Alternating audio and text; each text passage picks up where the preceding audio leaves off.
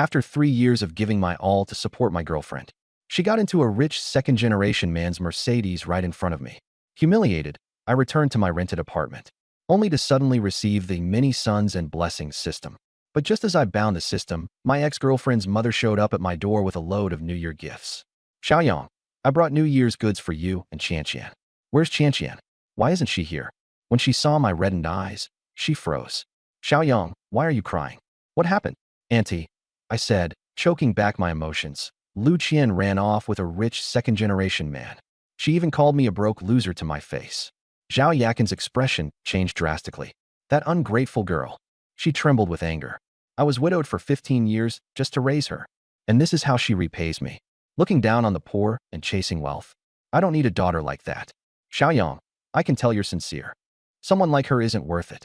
Auntie, it's cold outside. Come in so we can talk. She stepped inside and bent down to set the New Year's goods down. Her cashmere coat highlighted her mature curves. At 42, she looked barely over 30. This place is really small. It's unfair to you. It's because I have no abilities, I mumbled. Don't say that. You're hardworking and reliable, far better than those rich second-generation brats. She's the one with no vision. She doesn't know how to cherish what she has. The distance between us was close. I could see her long eyelashes clearly, smell her gardenia fragrance. My heartbeat quickened. Zhao Yakin's cheeks flushed red, and her gaze darted away. She took half a step back and leaned against the wall. Xiaoyang, I brought you cured meat, tang yuan, and black sesame filling. For New Year. Auntie, I interrupted her. She paused, looking up at me. My gaze was steady. Lu Qian and I broke up. Starting today, we have nothing to do with each other. She nodded, her eyes complicated. I understand. I need to ask you something. Her heart skipped a beat. Go ahead. I stepped closer, nearly face to face with her. These past 3 years, were you good to me because I was Lu Qian's boyfriend, or because of me? Her cheeks flushed even more. She wanted to step back, but the wall was behind her. Xiaoyang, I'm your auntie. Not biologically related. I moved half a step closer. Lu Qian and I have nothing to do with each other anymore. And you're not my mother-in-law either. Her body trembled slightly, and she lowered her head, her long eyelashes fluttering. Don't be like this. Yakin Jia, I said hoarsely. I like you. Not just today, but for 3 years now. Her eyes brimmed with tears. I held her cold hands. I have nothing, constantly being sneered at for being poor. But I have a genuine heart. Is there a place for me in your heart? Tears fell from her eyes. Her voice quivered. Yes. I wrapped my arms around her waist. She leaned into my embrace. From now on, you're my woman. Her lips were gently sealed with a kiss. You're mine now. She blushed deeply. You're so overbearing. I'm not a kid. I'm your man now. And Qianqian, she hesitated. She thought I was poor, but I'll give everything to you. She relaxed in my embrace, a sense of peace washing over her. Xiaoyang, I'm not leaving tonight. A voice suddenly echoed in my mind. Ding. The many sons and blessings system activated. Target. Zhao Yakin, 42 years old. Score. 90. Do you wish to bind? Yes. Binding successful. She blushed deeply. Don't look at me. Our eyes met. The kisses didn't stop. I lifted her into my arms. She wrapped her arms around my neck and buried her face against my shoulder. Be gentle. I will. Darkness filled the night outside the window. I woke up to see her peacefully sleeping in my arms. Her wavy brown hair was scattered, her cheeks rosy. At 42 years old, after 15 years of widowhood, she was now mine. Just a few hours ago, I had been nothing more than a heartbroken loser who got cheated on. With just 620 yuan to my name, I didn't even have the confidence to face home. Now, everything had changed. System, is she pregnant? Successful pregnancy. Status, perfect. It worked. First-time reward of 20 million yuan has been deposited into your account. 20 million. Previously, I had earned 7,000 yuan a month, sent 1,000 yuan back home, and spent the rest on Lu Qian. Now, 20 million sat in my account. Open the beginner's gift pack. Rewards. 1. Eye of Insight. See a woman's true nature. 2. BMW X5M Thunder Edition. 3. Beauty Pills times 3. Rejuvenate by 10 years. The Eye of Insight. What a divine skill. A BMW X5M, a 2 million yuan luxury car. The Beauty Pills, reverse aging. I looked at the sleeping Zhao Yakin. At 42, she already seemed very young. But if she took the pill, she would surely become even more stunning. I retrieved a beauty pill, its soft pearl-like glow emanating a faint fragrance. Gently opening her mouth, I slipped the pill inside. Within seconds, Her brows furrowed slightly, then relaxed. Her skin's radiance improved, fine lines disappeared, as if time had reversed by a decade. I was stunned. She now looked like a freshly graduated university student.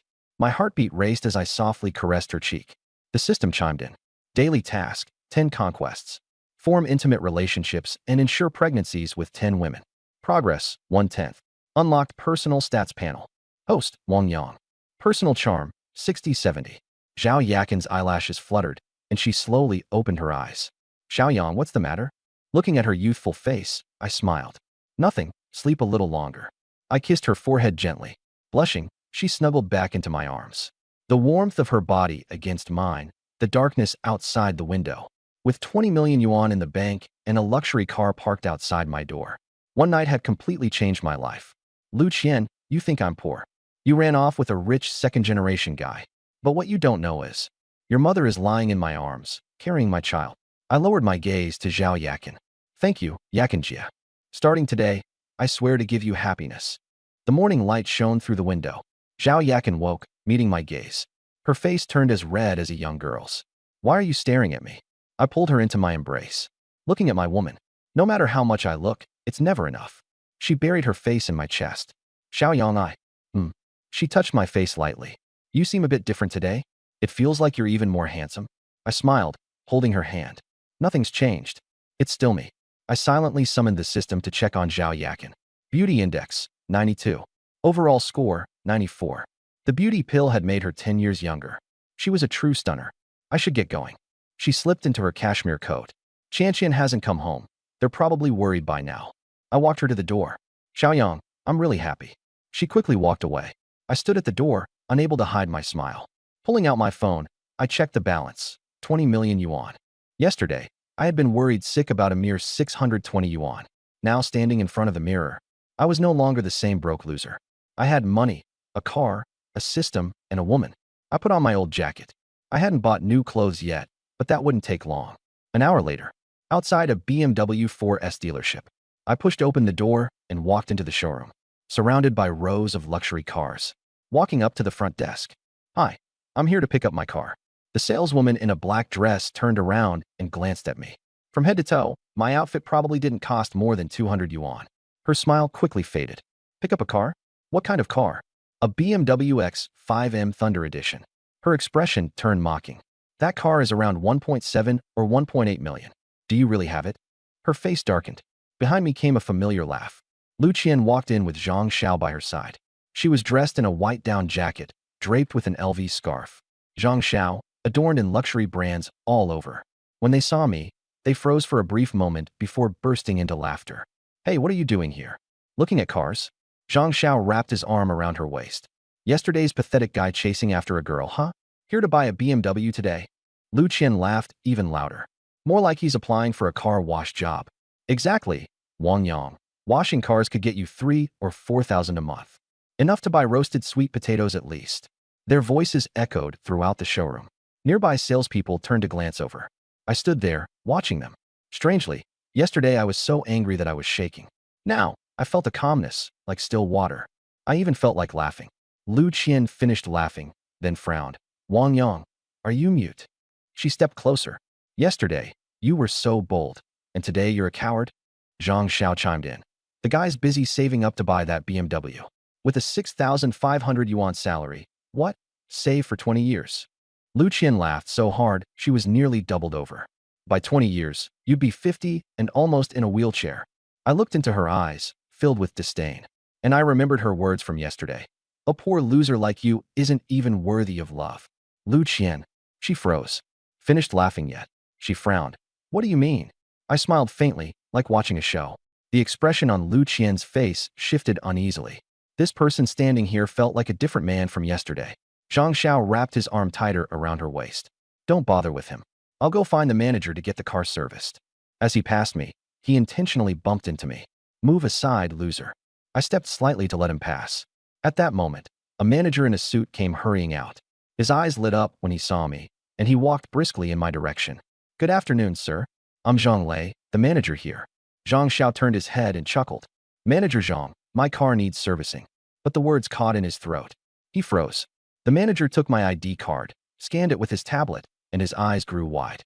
Mr. Wong, your X5M Thunder Edition Black Knight is ready. The inspection is complete. The tank is full. It's waiting for you to pick it up. The showroom grew dead silent. Lu Qian's laughter froze on her face. Zhang Xiao nearly dropped his car keys. I nodded, lead the way.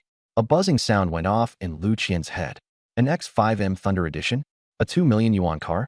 Zhang Xiao's face turned green. Manager, there must be a mistake, right? He earns 6,500 yuan a month. How could he afford this? Manager Zhang glanced back at him calmly. This gentleman is a VIP. He paid in full for the car.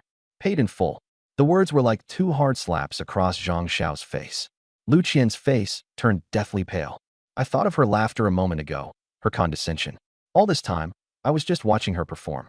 Like watching a clown. Zhang Xiao looked like he wanted to leave, but his ego wouldn't let him. After mocking me as poor, leaving now would only disgrace himself further. So he stood there, frozen, helpless, as I was led to the back of the showroom. There it was, a matte black BMW X5M Black Knight Edition. Its cold sheen, laser headlights, and overbearing presence screamed dominance. Manager Zhang enthusiastically introduced its features. I ran my hand over the car's surface, a small smile playing on my lips. I opened the door and sat inside. The leather seats, carbon fiber trims, the floating touchscreen display, perfection. Lu Qian felt dizzy as she stood there. Yesterday, she had mocked me, calling me dirt under her shoes, telling me I'd never amount to anything. And today, I was in a 2 million BMW. She had become the joke. I got out of the car, taking long strides back toward Zhang Xiao and Lu Qian. I reached into my pocket and pulled out a bundle of crumpled cash. The 2,000 plus yuan Zhang Xiao had tossed in my face yesterday. Recognize this? Zhang Xiao's face changed colors. Yesterday, you threw this in my face. Today, I'm returning it to you. With a swift motion, I flung the money at him. Bills scattered everywhere. Zhang Xiao clutched his face, his complexion as red as a tomato. This money's for you. Buy yourself some new underwear. Stop walking around exposing your ass and embarrassing yourself. I returned his insults, word for word. Zhang Xiao trembled with rage. He wanted to lash out, but when our gazes locked, he backed down, scared. I turned to look at Lu Qian. She stood stiffly in place, frozen. I didn't say anything to her. I only gave her a cold glare before walking back to the BMW. The engine roared to life. I shifted gears and released the handbrake. As the car window rolled down, I called out to Lu Qian. She shivered. Yesterday, you told me this was all I'd ever be. I smiled. Take a good look and see where I'm going. The window rolled back up, and the BMW disappeared down the street corner. Lu Qian stood in the same spot, trembling. Tears rolled down her face, not out of regret, but from anger, humiliation, bitterness. Wang Yang, you lied to me, she screamed, gritting her teeth. You had money all along, and you lied to me. Nearby, salespeople cast contemptuous glances her way. Yesterday, she mocked others as poor. Today, she accused them of deception. Serves her right. Zhang Xiao crouched down, picking up the scattered bills one by one, stuffing them back into his pocket. Lu Qian looked at him, her insides churning with disgust. This man, just now, hadn't dared to say a single word. I drove the car down the city streets. The sunlight poured in, warm and comforting. Blissful. That moment when I threw the cash. When I saw Zhang Xiao's dumbfounded face. It was exhilarating beyond words. I pressed lightly on the accelerator. The engine roared, the car surging forward with powerful force. This was the kind of car a real man deserved to drive. Drivers around cast me envious glances. Some whipped out their phones to take pictures. Others slowed their own cars to steal a longer look. Just yesterday, I was crammed on a bus, admiring luxury cars I could never afford. Today, I was behind the wheel of the road's king, an X5M in its top configuration. The black X5M instantly accelerated to 120 kilometers per hour, feeling steady, as if gliding on air. Then I eased off the gas. No rush, it was mine to drive. I pulled up at a scenic overlook. The cold wind swept across the hill. The matte black body gleamed under the light, paired with the striking rims and laser lights. Breathtaking. I took out my phone to snap a few shots, thinking of sending them to Zhao Yakin. But I decided against it. I'd drive to pick her up tonight and surprise her instead. The scent of new leather filled the interior. My phone buzzed. Zhao Yakin had messaged. Are you done with work? I'll cook dinner tonight. I smiled and replied. All done. I'll come pick you up tonight. The engine purred back to life, and the X5M disappeared into the shimmering light. After half an hour of cruising the highway, I pulled back into my old apartment complex. The sleek black BMW stood out like an alien craft in this rundown neighborhood. Elderly folks gathered around, gawking. "Young man, is this your car?" "Yes," I nodded. "You're going places, kid." I smiled and headed upstairs. The stairwell was decrepit, the smell of mildew heavy in the air. I stepped into my tiny, shabby rental flat. Walls peeling, creaky bedboards, cabinets stripped of paint. It wasn't the room that had changed, it was me. I glanced at my bank account balance, 20 million yuan. Thinking of the cash I had flung at Zhang Xiao earlier, I couldn't help but grin. Dialing Mom's video call. Half a year without seeing her, Mom seems much older. Silver hair, wrinkles, and a well-worn cotton coat. "Have you eaten?" Mom asks with concern. "Just now, Mom."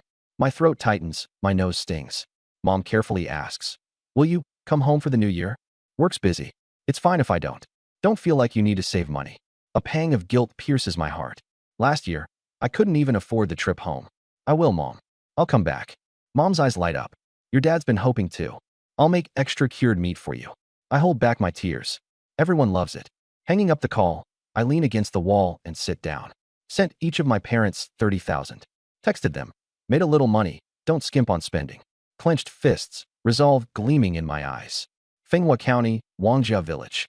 The cold winds of the 12th lunar month. Thick with the atmosphere of Chinese New Year. Our home, the most ordinary blue brick tile roof house in the village. Under the eaves, strips of cured meat hang. Mom ends the video call, her phone trembling in her grip. A WeChat notification pops up. Wang Yang transferred 30,000 yuan.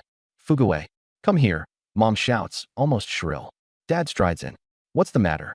"Xiaoyang sent 30,000. 30,000. Dad freezes. Where'd he get that kind of money? Could he have taken the wrong path? Mom's eyes redden. Xiaoyang's honest. It can't be anything bad. She opens the message. Mom and Dad partnered with some friends on a project, earn some money, buy some treats for Grandpa and Grandma. If it's not enough, tell me to.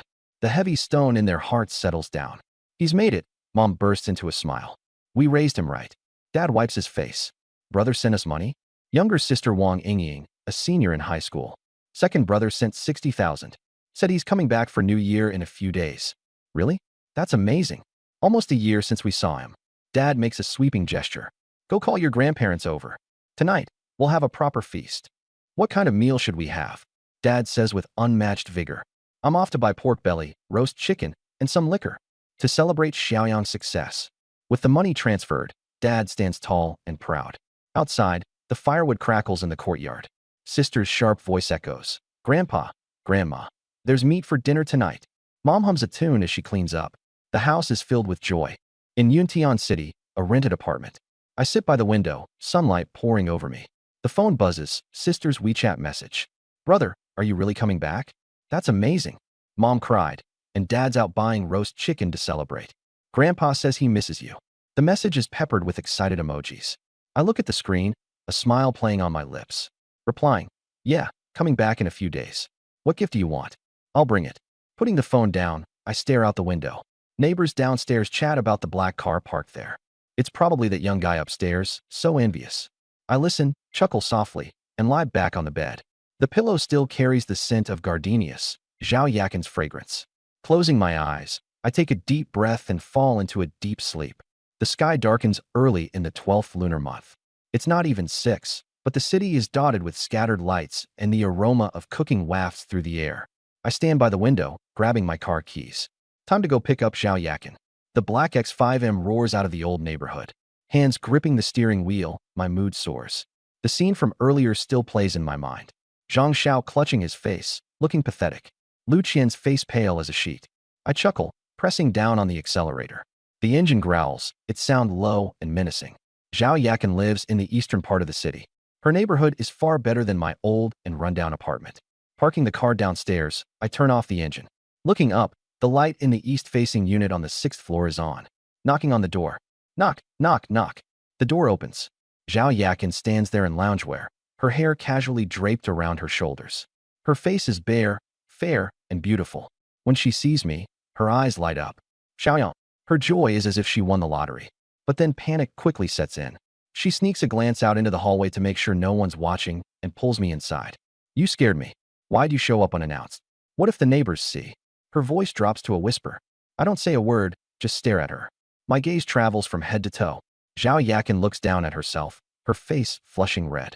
Her loungewear is loose, but does little to hide her curves. What? What are you looking at? She mutters softly. I smile, my gaze unwavering. Quietly, I marvel. This beauty pill is truly magical. I gave her one last night, and tonight the effects are even more pronounced. Her skin is flawless and radiant. The fine lines at the corners of her eyes have vanished. She looks like she's in her 20s. Then, scanning her figure again, my throat bobs slightly. Zhao Yakin turns redder under my gaze. She wants to avoid it but stands rooted in place, as if nailed down. I step closer, and our breathing intertwines. Yakinjia. She looks up, meeting my eyes. What is it?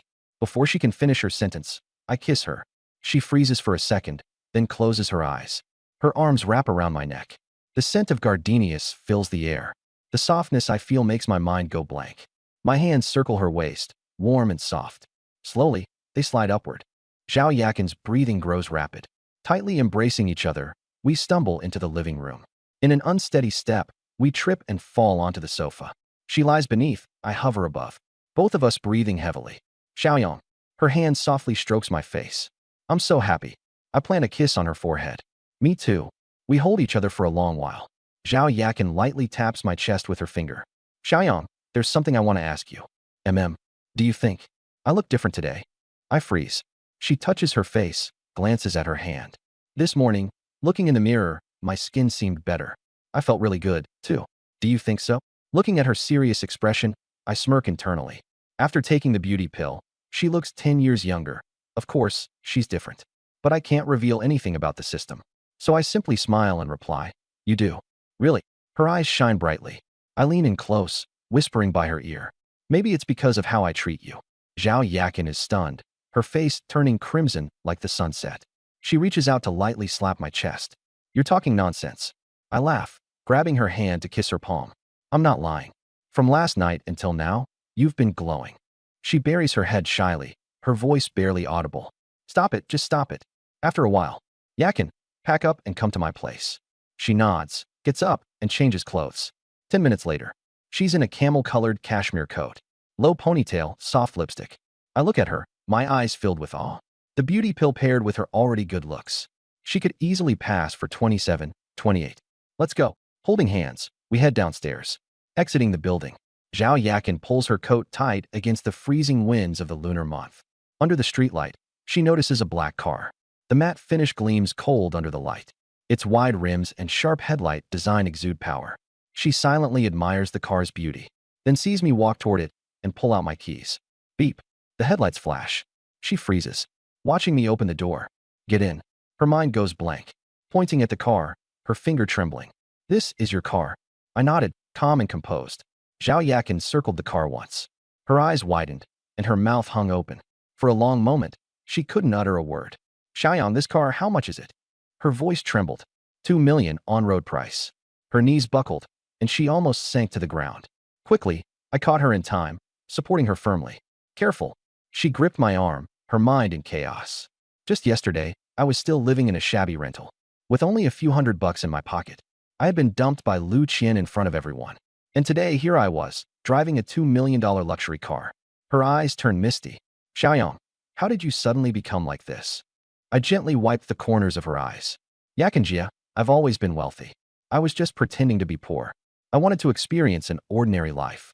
But I realized that if you don't show your wealth, people won't respect you. They step on you, call you names, humiliate you. I don't want to pretend anymore. Zhao Yakin looked at me, stunned. There was shock in her eyes, but also concern, pride, and a bit of relief. Thinking of Lu Qian, who only loved wealth and abandoned me. She should have been the one sitting in the passenger seat. But instead, she pushed herself away from it. You look down on him, but I got him. She thought to herself. What are you thinking about? She snapped out of her thoughts and smiled. Nothing, let's go.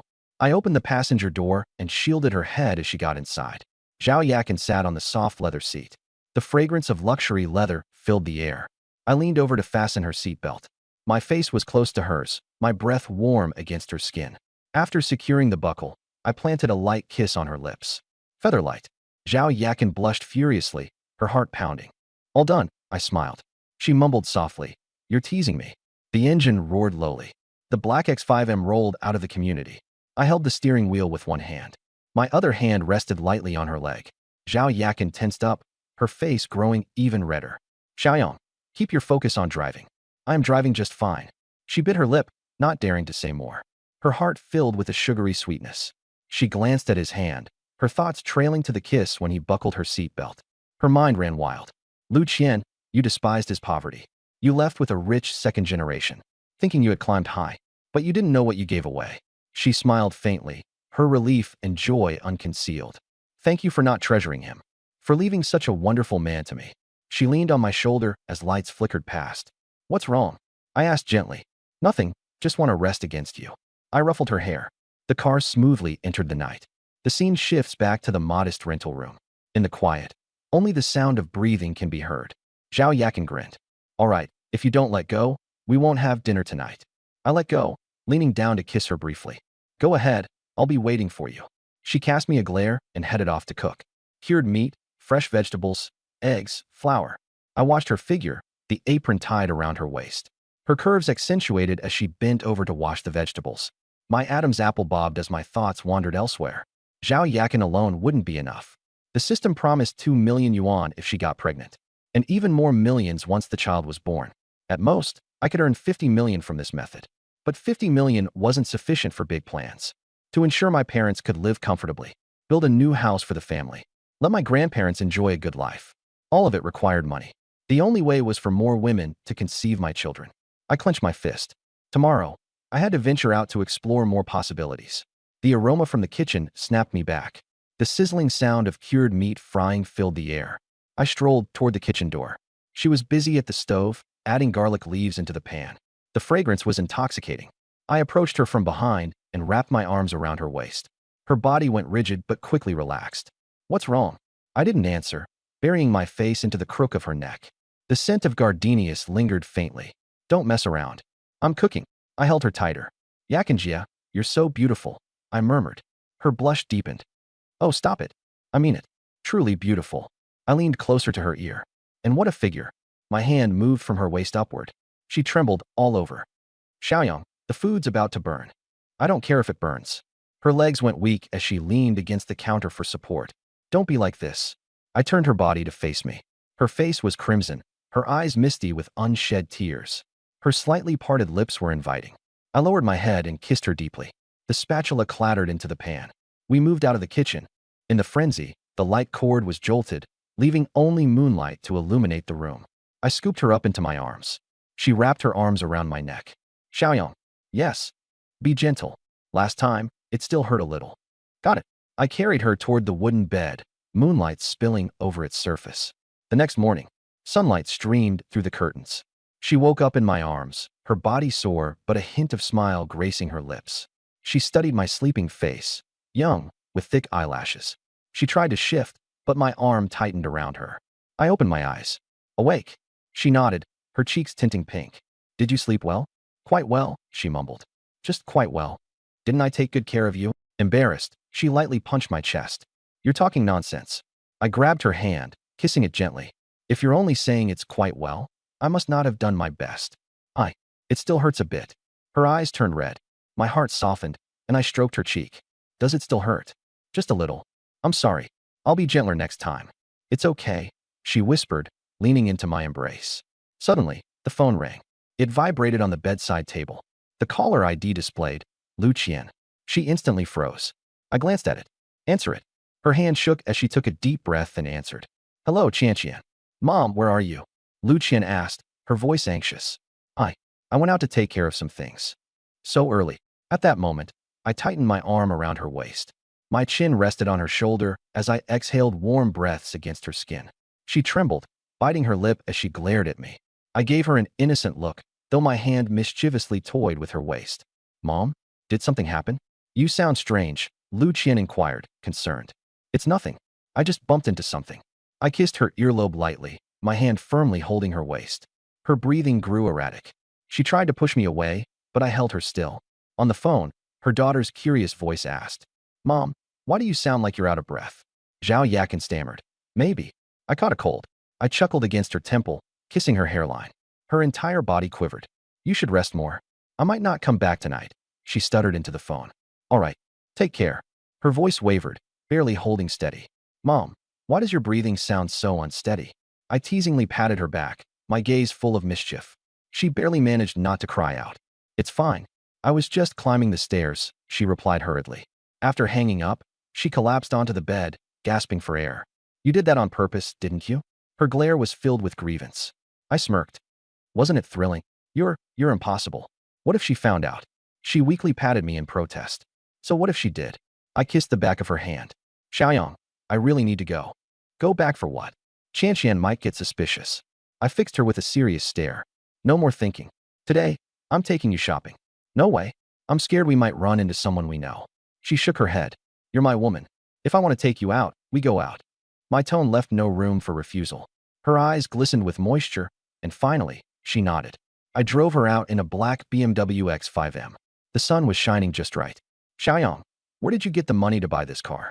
She gently tugged at my sleeve. "You've suffered enough in the past.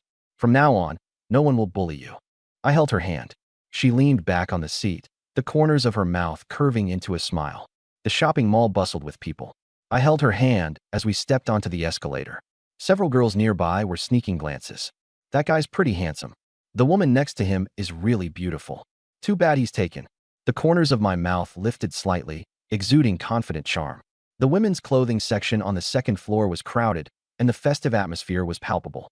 Red lanterns and Chinese New Year decorations filled the space.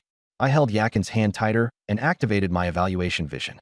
The women passing by were scanned one by one. Appearance, 72. Figure, 70. Compatibility, low. Appearance, 80. Figure, 78. Chaotic personal life, not qualified. Appearance, 65. Figure, 68. No value. A bit of disappointment settled in my heart. Not many reached the standard. Apart from Yakin, the others were all up to chance. I withdrew my gaze and focused, leading her straight to the women's clothing section. It was winter, so the first task was to buy her a warm-down jacket. Racks were filled with various brands. I pulled her directly into the warm feathers specialty store. The lighting inside was soft, and the selection of down jackets was colorful. There weren't many customers, and it was fairly quiet. As soon as we stepped in, a sweet voice greeted us. "Welcome. Looking for something in particular?" I glanced up, my footsteps halted. A young woman approached, probably in her early 20s. She was wearing a black uniform that accentuated her perfect curves. Around 165 centimeters tall, with fair skin and an oval face. Big eyes, a straight nose, and soft pink lips. Her appearance was pure and sweet, exuding effortless comfort. Her high ponytail was neat and tidy, with a hint of youthful innocence, fresh out of college. Her name tag read Su Xinqing, and she quickly stepped forward. First, her eyes landed on Yakin, who was gentle and attractive. Then, she looked at me, pausing for a moment. I was tall, with well-defined features. Though wearing an old jacket, I carried a distinct air. Not stunningly handsome, but the kind of charm that grew on you. She thought to herself, "This man, quite good-looking." My gaze fell on her, and suddenly, a system notification rang in my head. Ding. Target detected. Su Xinqing, 23 years old. Comprehensive score, 87. Excellent physical condition, no medical history. Qualified for childbearing. Fine now. My heart raced as I froze. Shock. Excitement. Joy. Who would have thought coming to buy clothes would lead to the second target? Without hesitation. Bind. Bind immediately. Ding. Binding successful. Target. Su Xinqing. The many children and prosperity system has recorded. Suppressing my excitement, I activated the evaluation vision.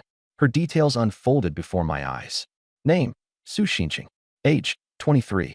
Appearance, 88. Figure, 85. Number of critical hits, 0. Comprehensive score, 87. Pregnancy qualification, eligible. Satisfaction flickered in my eyes. At 23, she was in her prime. Her appearance scored a pure and sweet 88. Her figure at 85 was curvaceous and stunning. Even her uniform couldn't conceal it. Critical hits, 0, spotless and pure. My thoughts aligned. Never been ridden, pristine. She hadn't been in a relationship, an untouched, complete maiden. Her personal life was impeccably clean. Her physical condition and compatibility were top-notch. Perfect, simply perfect. Su Xinqing blushed under my gaze. Why is this guy staring at me? She quickly composed herself, flashing a polite smile. Our shop specializes in down jackets, both long and short styles. They're particularly warm, and we just got our new arrivals. Would you like me to show you a few? I shifted my gaze, wrapping my arm around Yakin. Pick out a few down jackets for my girlfriend. Something warm and good-looking that suits her. As soon as I said it, Yakin's face turned beet red. Her eyes widened as her heart skipped a beat. It was the first time someone had openly called her girlfriend. Previously, with her late husband, they had been an old married couple. After becoming a widow, no one dared to think of her that way. Yet, I acknowledged her straightforwardly, neither evading nor disparaging her. Shyly, she clung to my sleeve tighter, her ears flushed red. Quietly, she leaned closer to me, accepting the title. Watching this, Su Xinxing smiled even sweeter. Such a lovely couple. She carefully studied Yakin's figure and temperament. Full-bodied, gentle, and mature, with fair, smooth skin. She immediately had an idea and pointed to a beige long coat on display. "Ma'am, this piece is one of our best sellers. The length reaches the calves, offering excellent warmth. The beige color complements fair skin, and the style is gentle and elegant, perfect for you."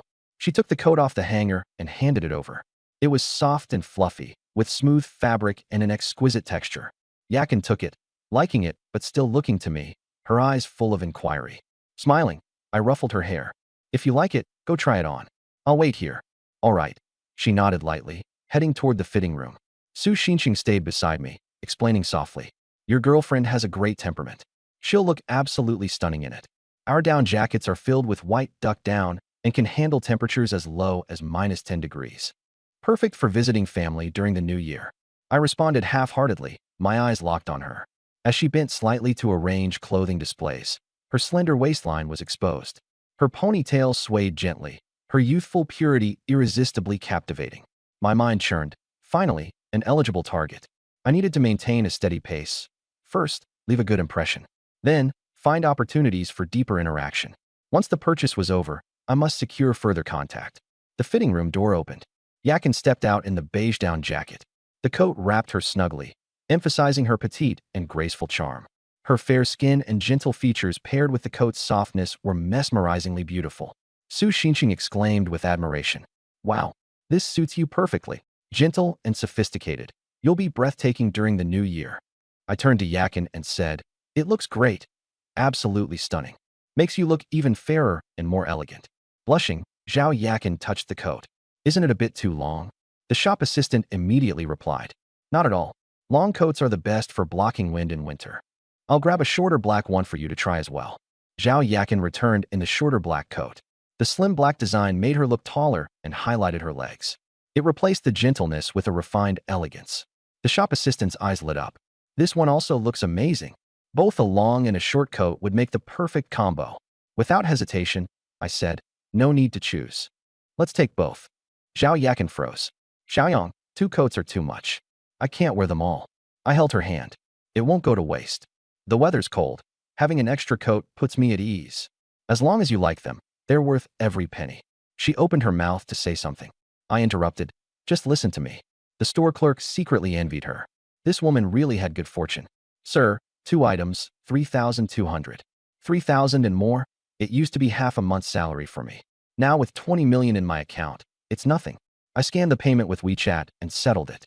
The clerk followed the standard procedure, saying, "Add me on WeChat. I'll notify you about new arrivals." My eyes lit up. "Sure." She froze. "Really?" Adding her. Her hand holding the phone trembled slightly. Her profile picture was a selfie, quite innocent looking. Her name was Heart Clear. After we added each other, I put my phone away. She sneaked a glance at me, her face a little flushed. I held Zhao Yakin's hand and continued shopping. "Let's check out sweaters and pants, too." She nodded. "Whatever you say." I picked out 2 merino wool undershirts, light camel and off-white. Then grabbed 2 pairs of thermal pants. "You're even choosing thermal pants for me," she muttered softly. I laughed. "If I don't, who will?" She came out after trying them on, looking stunning. "I'll take them all," I told the clerk. She tugged at me. "One set is enough." I squeezed her hand gently. "You'll rotate them. Be good." In a store for bottoms, I selected fleece-lined jeans and a wool pencil skirt. Zhao Yakin's eyes became red as she tried them on. She had been widowed for 15 years, never buying this many new clothes. Every Lunar New Year, she wore washed and reworn old clothes. Now, someone cherished her, carefully picking out items, afraid she might get cold. She held 7 or 8 shopping bags in her arms.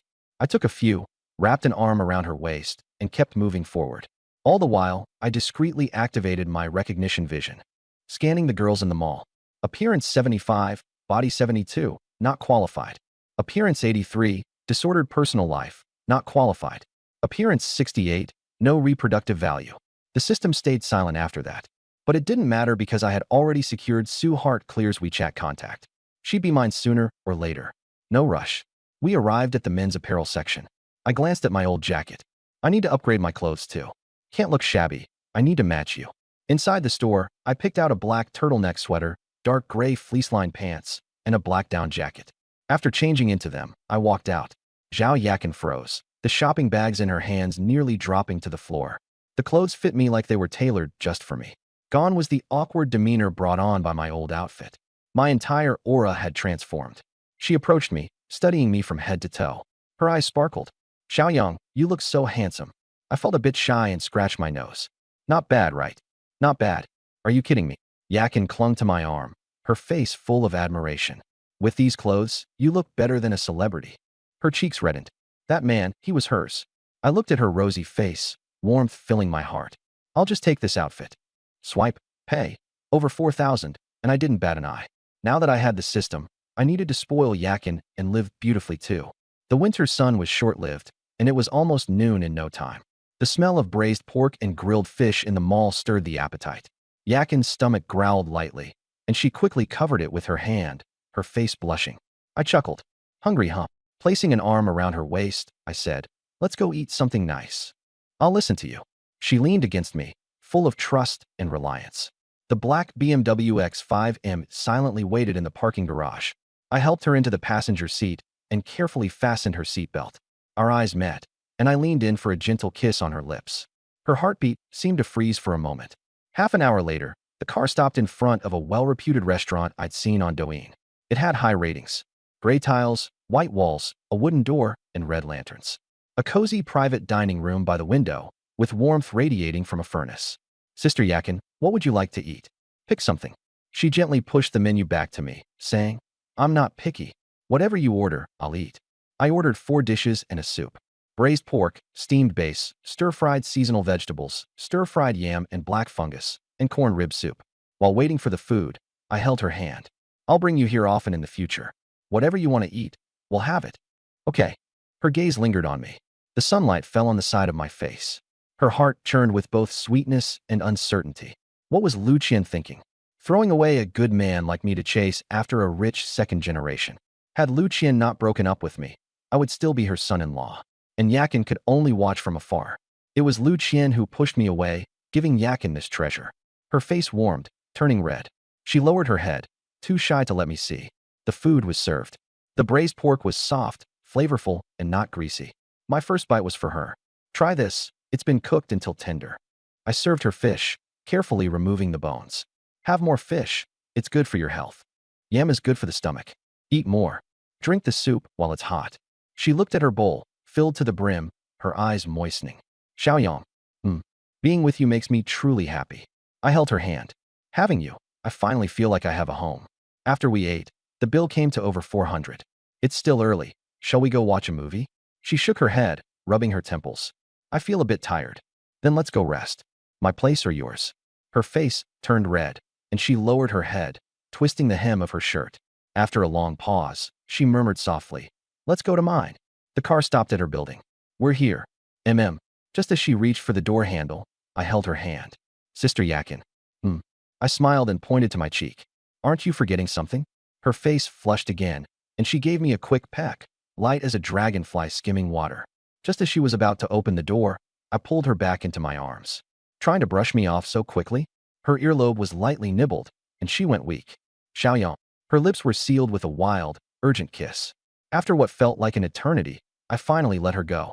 Her eyes were teary, and her face was flushed as if she had a fever. Go rest upstairs. She glared at me in mock anger, quickly entering the building.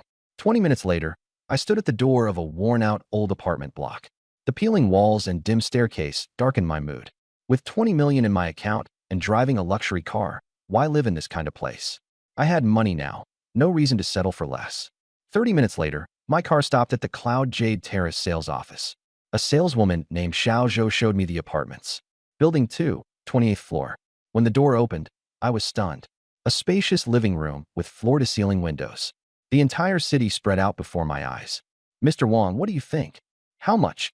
8.2 million, including full renovations. Year-end discount. Pay in full, just 8 million. I did a quick calculation. With 20 million in my account, I could afford it. Let Yakin have one child. Then let Sue Hart Clear have another. With more openings activated, money would just roll in. 8 million, it was worth it. I turned to look at Xiao Zhou. She was watching me nervously, waiting for my decision. I'll take this one. Zhou Zhou froze, her eyes widening in disbelief. Mr. Wang, you're taking it? Yeah. She got so excited that she almost leapt up. Taking a deep breath, she steadied her voice. This is the best unit in the building, with the best view. I'll calculate the price immediately. She pulled out a tablet, her fingers moving swiftly across the screen. Mr. Wang, are you financing or paying in full? I curled the corner of my lips into a sly smile. What? Do I not look like someone with money? Her face turned red. No, I was just asking about the process. I pulled out my bank card and placed it on the table. Full payment. Swipe it. She stared at the card, completely stunned. 8 million, paid in full. Her mind was in turmoil. So young, dressed so simply. Who exactly is this guy? Please wait a moment, Mr. Wang. I'll go handle the paperwork. The sound of her high heels echoed in urgency as she hurried off. I gazed out the window. Sunlight bathed the city in a warm glow. I felt immensely satisfied. 20 minutes later, Zhou Zhou returned. She handed back the card with both hands, bowing low. Mr. Wang, the paperwork is done. The property deed will be mailed to you within 7 business days. I took the keys, feeling their weight in my hand. All right, you can leave now. I'll stay here for a while. Once the door closed, the room fell silent. I headed into the master bedroom and flopped onto the grand bed. My whole body sank into the mattress. So comfortable. 100 times better than the stiff wooden bed in my old rental. Staring at the ceiling, my eyes grew damp. 25 years. This was the first time I'd lived in such a house. First time lying on such a soft bed. This is what life should feel like. Lu Qian said I was poor, said I lacked ability. And now? This house alone could buy her several Mercedes-Benz S. I turned over, burying my face in the pillow. Damn, this feels good. I pulled out my phone and opened a game. Dusk slowly cloaked the city. The sea of lights outside sparkled like a galaxy. I played 3 matches, not caring about wins or losses. Before, losing would ruin my mood for half a day. But now, lying in this plush bed, my mindset was entirely different. At 7:30 in the evening, hunger struck. I couldn't be bothered to go out. I ordered the most expensive food delivery. A deluxe sashimi platter. Grilled eel, lobster porridge. 1,200 yuan, no hesitation. Waiting for the food, I scrolled through Douyin. I only watched short videos featuring beautiful women, swiping past everything else. Overfiltered? Swipe. Heavy makeup? Swipe. Scan for quality at a glance. Looks 78, messy personal life, not qualified. Looks 85, history of abortion, not qualified. Looks 80, health issues, not qualified. After 20 minutes of browsing, my hand was sore. Not a single one passed. These days, there are plenty of beautiful women, but clean ones? Rare. I thought of Su Xian Chung. That girl from the down jacket store. Looks 88. Body 85. And clean. Such a rare find. I've got to make that happen. The doorbell rang. Your delivery. I took the 3 large bags. The sashimi was plump, the eel glossy with oil, the lobster porridge fragrant and inviting. I sat down and started eating. The salmon melted in my mouth. Pure bliss. The grilled eel, tender and sweet. Goddamn, this is living. I snapped a photo and posted it on my WeChat moments. Caption, late night snack. A 280 square meter luxury apartment. 1,000 yuan takeout meal. A city illuminated by endless lights. Back when I was stuck in that shabby rental, I ate 10 yuan boxed meals. Now I have 20 million in savings, a luxury home, fancy cars, gourmet feasts. This life? Absolutely euphoric. At Zhao Yakin's home, she was stir-frying cured meat with garlic shoots. The door opened, and Lu Qian walked in. Mom, you're home. Lu Qian scrutinized her mother's face carefully. Mom, why do you look younger? Your skin looks so smooth. Zhao Yakin coldly replied. Come here. Why did you break up with Xiaoyang? Lu Qian flared up. He earns 6,500 yuan a month, has no house, no car. In 3 years, he hasn't given me anything nice. Why should I waste my youth on him? The more she spoke, the angrier she got. I found Zhang Xiao now. His family's in construction materials. He drives a Mercedes. This new year, we're meeting each other's parents and talking marriage. Enough. Zhao Yakin's voice thundered. You're shallow and heartless. Xiao Yang is honest, filial, and devoted to you. Abandoning him will be the biggest loss of your life. Lu Qian's tears flowed freely. Go ahead, keep defending that broke loser. She slammed the door shut on her way out. Zhao Yakin stood there, tears streaming down her face. Lu Qian stormed out into the biting cold, her tears freezing on her cheeks. She took a taxi to a budget hotel. Lying on the bed, she opened her WeChat moments. And then she saw Wang Yang's post. Late night snack. Salmon sashimi, tuna, grilled eel. The backdrop was a floor-to-ceiling window. A high-rise night view, dazzling and exquisite. She held her breath. Zoomed into the image. It had to be at least the 20th floor or higher. That meal alone must have cost over 1,000 yuan. Wang Yang had money now? That couldn't be right. Yesterday, he was still living in that shabby rental. But the BMW, the dealership manager's attitude, and paying in full for the car, her hands began to tremble. If he was truly rich. She texted her best friend, Chen Xuemiao. Can you probe Wang Yang for me? See if he's really made it big. Don't let him know it's me asking. Chen Xuemiao replied with an okay. Meanwhile, at Chen Xuemiao's rental, she was curled up on the sofa binge-watching dramas. Having just showered, she wore a nightgown. Seeing Lu Qian's message, she opened Wang Yang's moments. Sashimi, lobster porridge, luxury high-rise night view. A thought flickered in her mind. Wang Yang had always been quiet, but his looks weren't bad. Better than those greasy older men. Lu Qian dumped him and even called him a broke loser. And now she wants to probe him? Chen Xuemiao smirked. She sent Wang Yang a message. Wang Yang, are you there? I have something to ask you. She added a shy emoji. On the 28th floor of Yunqi Terrace. I was finishing my last sweet shrimp when my phone buzzed. Chen Xuemiao? Lu Qian's best friend. And she sent a shy emoji. How interesting. Back then, as Lu Qian's boyfriend, I wouldn't dare even glance at her. Now that Lu Qian dumped me, her best friend is reaching out? I smirked. This kind of woman? Obviously short on money. Here I am, in a 280 square meter luxury apartment. A sea of lights framed by the window. If opportunity knocks, why not open the door? I replied. Yunqi Terrace, Building 3, Unit 2801. Just come over. Chen Xuemiao froze. Yunqi Terrace? A top-tier luxury residence? The kind that starts at 7 or 8 million minimum. Her heart raced. She looked at the message and couldn't help but smile. So direct, huh? She quickly got up to do her makeup. Earth tone eyeshadow. Killer red lipstick. Her hair blown into loose waves. A black knitted short dress with a deep V neckline. Black stockings and sky-high heels. A white down jacket thrown over to cover it all. An hour later, she arrived. The security guard stopped her. Which unit? 2801. No record of visitors. Call for confirmation. She dialed me on voice. I told the guard to let her through. The door opened. Our eyes met. She wore a black dress, deep V cut with black stockings. Her makeup was exquisite, irresistibly seductive. I activated my recognition system. Looks, 92. Body, 86. Critical hit count, 0. Overall score, 93. Pregnancy suitability, pass. Passed. And 0 critical hits. My heartbeat accelerated. She was the kind of woman who could bring me tens of millions. Aren't you going to let me in? She blushed. Come in. I stepped aside. As she entered the room, she froze in awe. Floor-to-ceiling windows overlooked a sea of city lights. A crystal chandelier illuminated marble flooring. On the dining table sat an unfinished Japanese spread. Salmon sashimi, grilled eel, and lobster porridge. Have you eaten? I picked up a piece of salmon sashimi. I'll eat. She couldn't resist anymore. She ate, sneaking glances at me. 8 or 900 bucks for premium takeout. Ordered without a thought. Did you buy or rent this place? She finally asked. Of course it's mine. Her gaze shifted, now filled with greed. A glimmer of material desire shone in her eyes. What do you actually do for a living? You want to know? I pulled out my phone and opened my banking app. Balance, 11,800,000.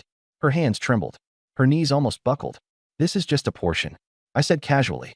Wang Yang, how didn't I notice how amazing you are before? She bit her lip. Her eyes turned red. I lifted her chin. She didn't pull away. Instead, she leaned closer. Just say it. What do you want? Give me 100,000 a month. Bold move. You'll have to bear my children, I said seriously. And I must be your only man. She was stunned. I don't. 120,000. 15. That's the upper limit. 15 a month. She wouldn't need to work for 30 years. She gritted her teeth. Fine, I agree. Her eyes sparkled as she looked at me. Her expression brimmed with contentment and pride. Those peach blossom eyes smoldered with desire. Her deep V neckline revealed smooth, fair skin. Her inner heat was ignited. Chen Xuemiao's heart pounded wildly under my gaze. Her legs became weak. She'd never dated before, but she understood that look. Biting her lip, she gathered courage. She stood and straddled my lap directly. My breath caught. I cupped the back of her head and kissed her deeply. Smooth lips met uncharted fervor. In her first kiss, she fumbled nervously, but I kissed her hard and passionately. Her body trembled, claws gripping my shoulders tightly. When I let her go, she collapsed into my arms. Tears glistened in her slightly reddened eyes. Her cheeks burned crimson like fire. I scooped her up and carried her into the bedroom, laid her gently onto my $20K bed. Outside, the city lights stretched endlessly. The room was enveloped in soft warmth. Chun Shuimiao trembled between nerves and anticipation. Her long legs and black stockings curled. Her short dress was disheveled, omitted for 3,000 words. The night stretched long. Finally, everything quieted down. Chun Shuimiao lay sprawled on the bed, utterly drained. Her entire body felt numb. Even her fingers refused to move. She tilted her head to look at me. Totally worth it. I held her close. Get some sleep. In the morning, I woke up still holding her. Quietly, I asked the system, did last night achieve pregnancy success? Unsuccessful. Please continue your efforts. A bit disappointing, but it didn't matter. My hand slid from her waist upward. She stirred, groggy, blushing as she opened her eyes. Awake. MHM. Her soft voice begged me not to touch her. I kissed her forehead. You're mine. If I want to touch you, I will. 2 hours later, sunlight crept to the center of the bed. Holding her, still limp in my arms, I asked, hungry? MHM, it's nearly noon. From now on, live here. Don't go back to that rented place. Her surprise was apparent. Live here? What? You don't want to. I do. Smirking, I transferred 300,000 yuan. Here. What is this for? Her breath almost stopped as she stared at the numbers. 2 months' living expenses. Tears welled as she planted a kiss on me. Little enchantress, I'll deal with you again tonight. Her face reddened. Who's dealing with who is still up in the air? I raised a brow. Still got backbone, huh? She quickly shook her head. Deal with me. Deal with me. After a while, she mentioned she needed to go pack up her things. I nodded. Come straight back after. Once she left, I leaned against the headboard, scrolling through transaction logs. Chun Shuimiao now officially mine. A girl with over a 90 clean rating. I remembered her trembling legs earlier, barely able to walk straight. The system's robotic voice chimed. Relationship stabilized. Please continue efforts for pregnancy success. I chuckled. No rush. Even without pregnancy, a few million was enough to last me comfortably. Lying there, I thought, who's next? Su Xinqing. Picking up my phone, I sent her a text. Are you free today? Her reply, I have work today. How much do you earn in a day? Take the day off, I'll triple your pay. A moment of silence. I transferred her 500 yuan. Enough. Her response was swift. Plenty. So generous. Where are you? I'll pick you up. She sent her location. Getting up, I took a shower and changed. Black turtleneck, dark gray slacks. Overcoat, long black down jacket. In the mirror, I looked sharp and spirited. Driving my black X5M, I headed out. 20 minutes later, I parked near the bus stop. Sent her a message. I'm here. Where are you? Coming. I'm nearby. Waiting in the car, I pondered. Chun Shuimiao was secured. Shouldn't the tenfold pursuit quest now be 2 down? The system's robotic tone interrupted my thoughts. 2 achievements unlocked. Reward distribution underway. Reward. Physical enhancement. 1 used. Excitement welled up inside me. 5 or 6 rounds last night nearly drained me dry. With physical enhancement, wouldn't that be unstoppable bliss? System, I teased, you're late with the reward. Got any compensation? Compensation issued. Longevity pills times 3. Each pill extends lifespan by 10 years. Usable by self or others. I held my breath. 3 pills, 30 more years of life. Still reveling in euphoria, I caught sight of Su Xinqing. Sweater white as milk. Pale blue jeans. High ponytail swaying gently. Her pure face radiated innocence. About 22 or 23, fresh out of college. Unblemished, untouched by the world. I honked the horn. She turned, eyes landing on the matte black vehicle. Paused half a second, hesitating. Switching to Wang Yang's TikTok-style inner monologue. I honked again, letting the window slide halfway down. Recognizing me, her eyes lit up. She rushed over nervously, smiling. Mr. Wang. Get in. She reached for the back seat door. Sit up front. Her movements froze. Face instantly flushed. Sliding into the passenger seat, I reached over, fastening her seat belt. Getting close. Really close. She panicked, cheeks burning deeper red. The faint fragrance of my body wash reached her nose. I didn't pull back immediately, staring into her timid eyes. Frozen in place, she didn't avoid my gaze. What do you want to eat? I finally sat upright and started driving. Anything's fine. I'll take you somewhere nice.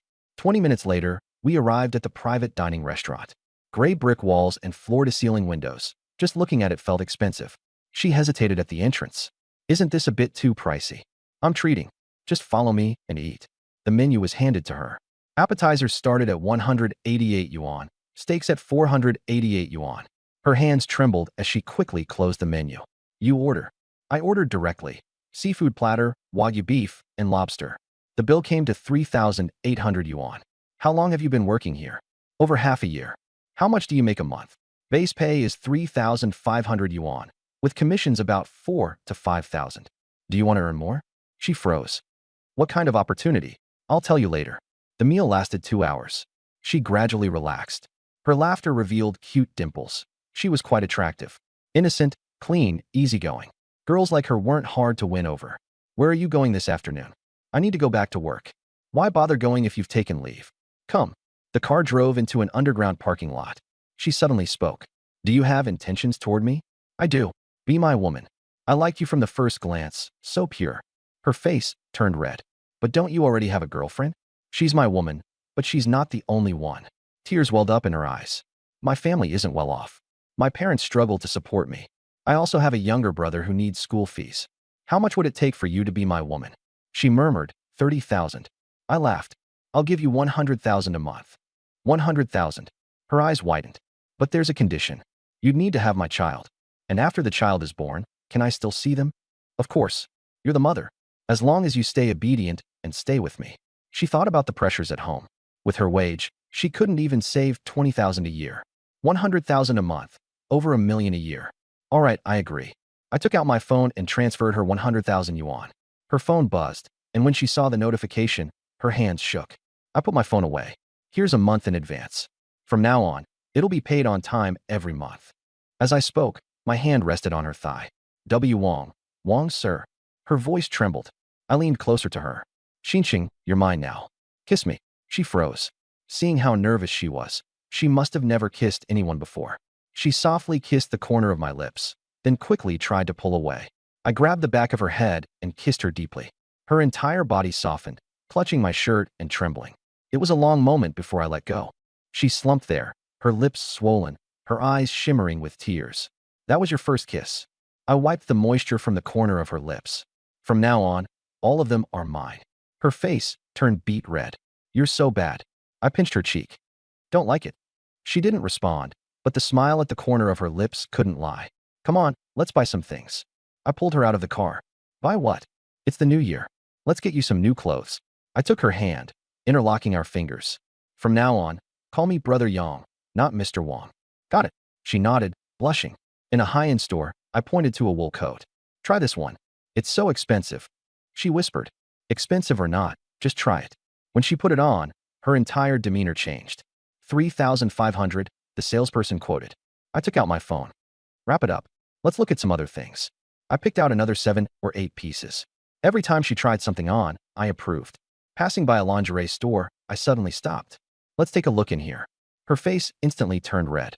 See this. I pulled her in. Pointing to a black lace nightgown, I asked, do you have her size? I don't want to try it. She murmured, her voice as soft as a mosquito. I leaned close to her ear. Be good. Try it. I want to see. She came out wearing the black lace nightgown. A deep V-neck, the hem ending mid-thigh. She looked stunning. This one, I decided, and picked out 2 more. The 3 totaled over 4,000 yuan. All packed up. At a jewelry store, I selected a diamond necklace. The original price is 68,000, but now it's 59,008, the salesperson said. She gasped. That's too expensive. Wrap it up. I paid on the spot. I put it on her. The diamond rested perfectly at her neckline. Beautiful. Her eyes welled up as she stood on her toes and kissed my cheek. Back in the car, she sat there in a daze, hugging all her shopping bags. 7 or 8 outfits, 3 sets of lingerie, a 59,000 yuan necklace. Thank you, she whispered. I pulled her into my arms. Don't mention it. Having my child is the best return you can give. Her face flushed red as she buried it in my chest. I'm taking you somewhere. Where? You'll see when we get there. 20 minutes later, the car stopped at the Cloud Sky International Hotel.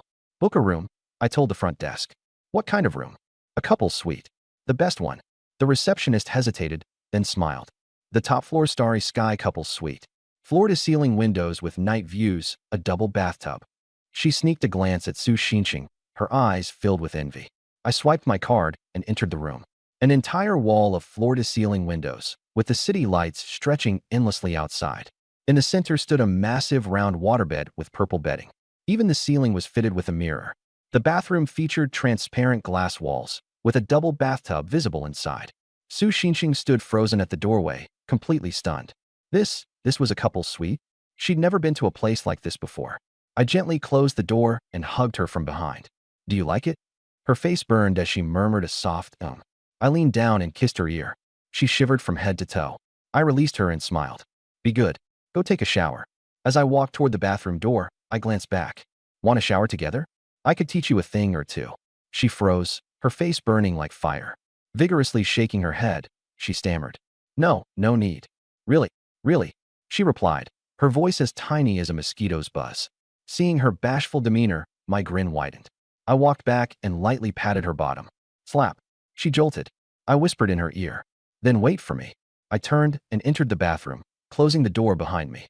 Standing under the shower, hot water cascaded down my body. I looked down at myself. No more belly fat. My abs were defined, my shoulders broader, my chest firm. My whole physique had become strong and commanding. 10 minutes later, I stepped out wearing just a towel. Su Xinqing looked up and froze. I stood at the doorway, droplets of water trailing down my shoulders. Broad shoulders and a slim waist. My Apollo's belt disappearing beneath the edge of the towel. She couldn't look away. What are you staring at? She flinched and quickly turned her gaze. Nothing. I sat on the edge of the bed, the waterbed rippling under me. Turning slightly, I fixed my gaze on her. Afraid to look at me? No. Then look at me. She slowly lifted her head and quickly averted her gaze. I grabbed her chin. Look at me. She was forced to meet my gaze, her heart pounding wildly. Do I look good? Her face turned even redder, and she nodded lightly. You look good. Leaning against the bed, I picked up my phone. Go take a shower. Now. Yes, we'll talk more after you're done. She grabbed her bag and walked into the bathroom. I scrolled through my phone, and a message popped up in the group chat. The class monitor was organizing a high school reunion. I noticed Su Qing's name. She had sat in front of me in high school, always sporting a ponytail and a white shirt. I had secretly liked her for 2 years. Staring absent-mindedly at her profile picture, someone tagged me. At Wangyang are you going? I replied with 2 words, I'll go. Just as I was lost in thought, the bathroom door opened. I looked up, frozen in place. Su Xinqing emerged wearing a black lace nightdress.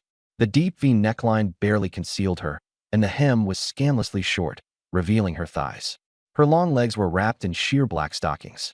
Her damp hair fell over her shoulders, and water droplets glided down her collarbone. Clutching the hem of her dress nervously, she avoided my gaze.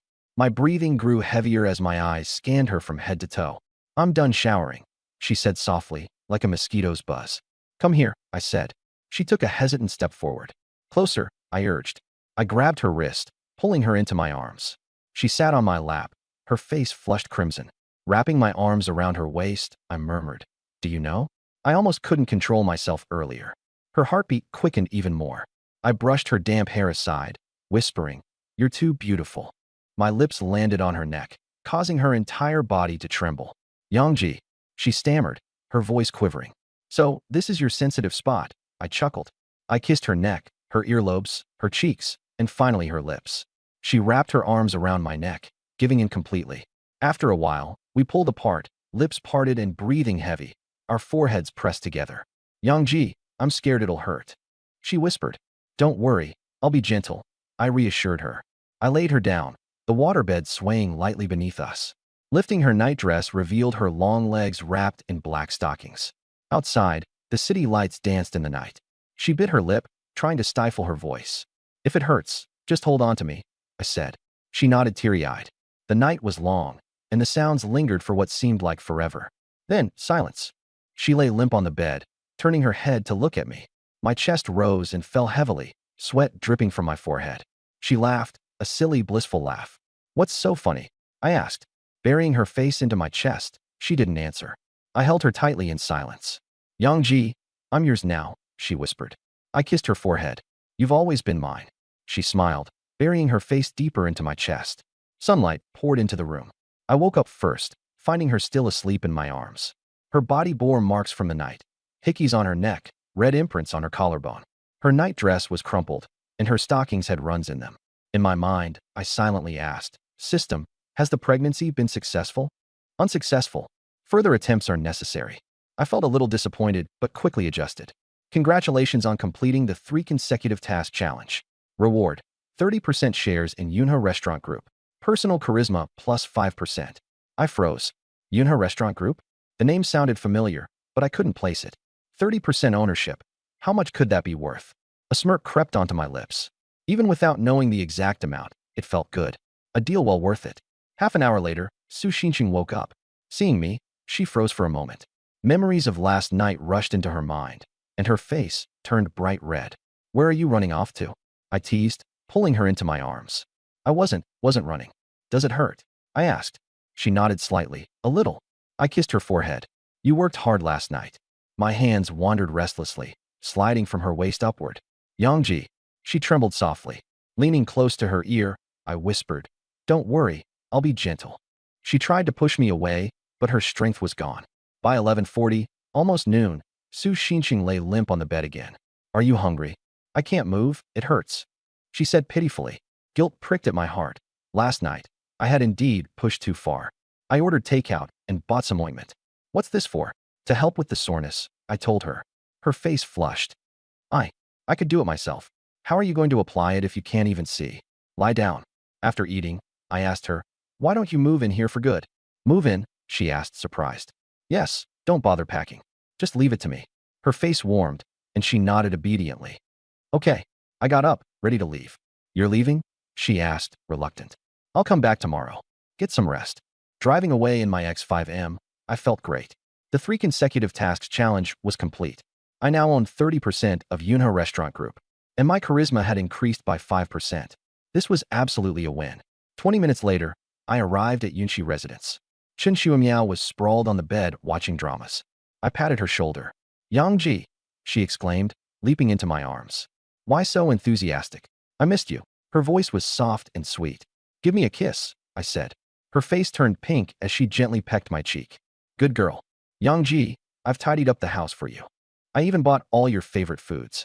Warmth flooded my heart. You've worked hard. Suimia, I want to have a child with you. Her face instantly turned crimson. I want that too. Silently, I asked the system, will it work this time?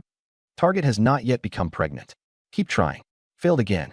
That one time with Zhao Yakin must have been sheer luck. My phone rang. A call from Lu Qian. Chen Shuimiao panicked. Answer it, I said with a smile. Suimia, does Wang Yang even have money? Lu Qian mocked on the other end. I gestured for her to play along. No, he doesn't have any money, she replied. Lu Qian laughed mockingly. I told you. Pretending to be some big shot. She hung up.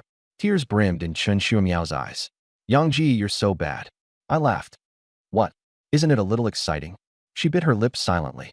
Seeing her like that, I rolled over and pinned her down. I didn't do well just now. Let's go again. She gasped, but her protest was swallowed by my kiss. Meanwhile, Lu Qian tossed her phone aside, laughing smugly. That faker, renting cars, borrowing houses, posting on his moments to show off. She recalled seeing me at the dealership with the black X5M and had momentarily believed I'd struck it rich. Good thing I stuck with young Master Zhang. He's so much better. The door opened, and Zhang Xiao entered carrying a black bag. Lu Qian immediately put on her sweet voice. Young Master Zhang, what about that bag you promised? Zhang Xiao smirked, grabbing her waist. Serve me well, and you'll get it. He opened the bag. It was filled with whips and candles. Lu Qian's face went pale. What is this? Something to make you feel real good, Zhang Xiao sneered. I don't want this. She edged back nervously. You don't want it? Zhang Xiao bellowed. She remembered what her friends had warned her. Rich second-gents have bad tempers. Don't piss them off. Gritting her teeth, she relented. Kneel, Zhang Xiao ordered, pointing to the ground. Trembling all over, Lu Qian slowly knelt. That's a good girl. Zhang Xiao pinched her chin. If you want to stay with me, you'd better behave. She nodded, tears streaming down her face. She thought about what Chen Shuimiao had said. Does he even have money? Good thing Wang Yang was still just a broke loser. Otherwise, she'd be kicking herself to death. The next morning, I woke up feeling sore all over. Last night, I had spent the entire evening helping Chen Shuimiao. System, do we have a child yet? Not pregnant. Keep trying to. Still no success. This probability is ridiculously low. Conception is not guaranteed. Don't rush to. Consolation prize. 1 million credited to your account. Thanks. Chen Shuimiao woke beside me. Yangji, why are you staring at me like that? Nothing, just thinking. I reached out and patted her head. My phone buzzed with a message from Zhao Yakin. Xiaoyang, the water pipe burst. Can you come take a look? On my way. I'm heading over to Yakinjia's to check on her broken pipe, I told Shuimiao. She looked reluctant. You're leaving already? Be good. I'll take you out for Japanese tonight. Her eyes lit up. Really? That's awesome.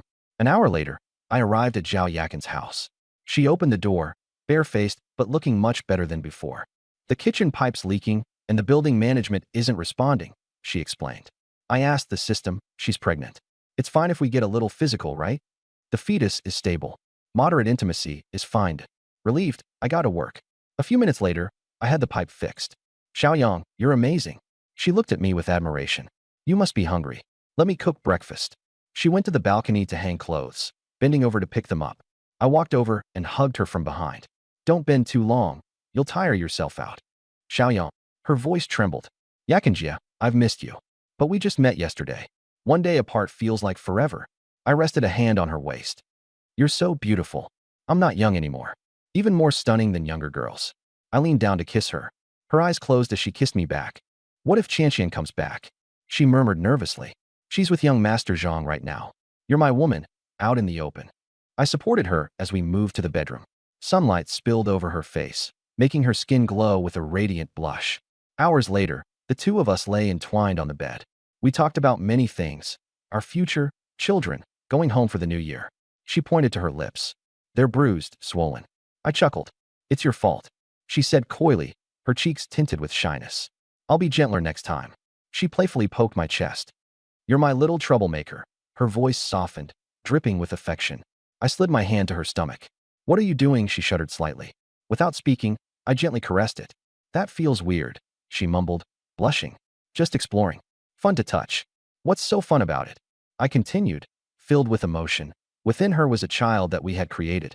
I was going to be a father soon, and even sooner, I'd get my hands on 50 million. Seeing her flushed face, I spoke. Yakinjia, come home with me for the new year. You're home. Yeah, to meet my parents. Her face instantly paled before reddening, shaking her head. Xiaoyang, I can't. I need to visit my mother. Her health's been getting worse. I stayed silent for a moment, then pulled her closer. All right, go ahead. You're not mad, are you? What's there to be mad about? She's your mother. It's the right thing to do. Then we'll have to wait until after the new year to meet. After the new year, it is. You won't escape. I pulled out my phone and transferred 100,000 yuan to her. She stared at me, shocked. Xiaoyang, this. Take good care of yourself. Buy delicious food and new clothes. Her eyes grew red as she buried her face in my chest. Dusk fell as I left her home. The streets were decorated with red lanterns, festive warmth in the air. Driving along the riverside road, the nightscape outside the window was beautiful. But suddenly, I spotted a woman by the river. She wore a dark coat and stood by the guardrail, unmoving. As I drove, something felt off. Her foot was on the rail. Her body leaned precariously forward. I slammed on the brakes and bolted out of the car. She had already climbed atop the railing. Hey! I grabbed her arm and yanked her down. We both tumbled onto the ground. Let me go? Let me die. She struggled desperately. Pressing her shoulders, I finally saw her face clearly. It was so familiar. It was Wen Yulan, the woman who had helped me 3 years ago. Wenjia. She looked at me, dumbstruck. Wenjia, it's me, Wang Yang. Wang Yang. Yes, it's me. What happened to you? What's going on? She collapsed into my arms and began sobbing uncontrollably. I froze, letting her cry. Her trembling body soaked my shoulder with tears. As her sobs quieted, she suddenly let go, blushing with embarrassment. I'm sorry, Wenjia, there's no need for apologies. The wind's cold. Let's go somewhere warm. 20 minutes later, we were seated in a bar, tucked into a dimly lit corner. I ordered 2 drinks, and she fixed her hair, wiping away the remnants of her tears. Her makeup had smudged, but her natural beauty still shone through. The black form-fitting dress outlined her figure elegantly. Wenjia, what happened? My husband cheated on me, she rasped out. 5 years of marriage, and he's been sleeping with his intern for half a year. She took another sip of her drink. The house and car are under his name, and he's drained the savings.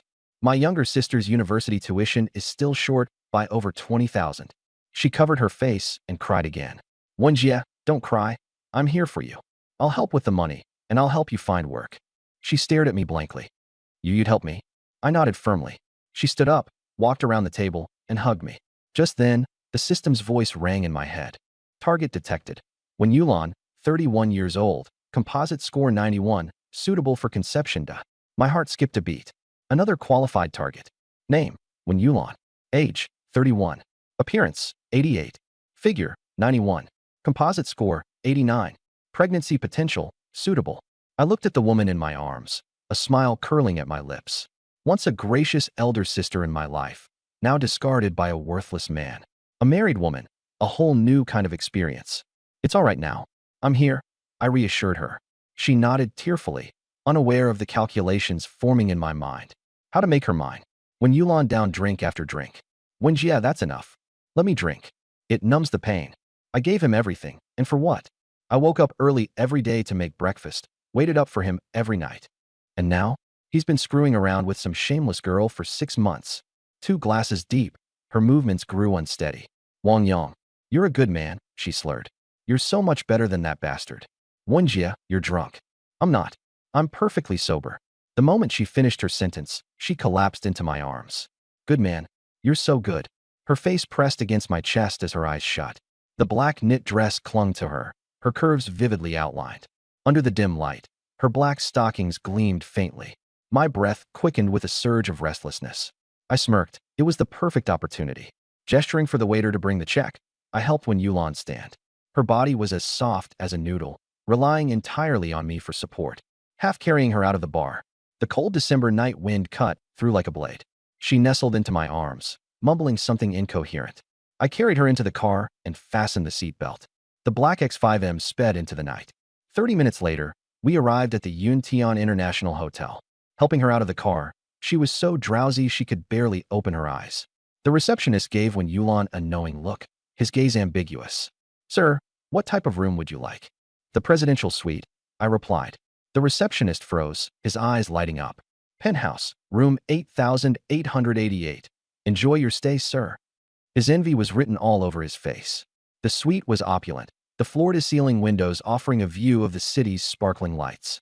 I laid her down on the bed. Her long, black-stockinged legs curled up, her dress crumpled. Just as I was about to take a shower, she grabbed my wrist. Don't go. Her voice was soft, laced with drunkenness. I'm not going. Just taking a shower. I'll be right back. 10 minutes later, I came out, a towel wrapped around my waist, and stopped in my tracks. She was lying on her side, her dress riding up. Her black stockings were wrinkled, a high heel dangling off her toe. Her neckline was loose, revealing a hint of purple lingerie.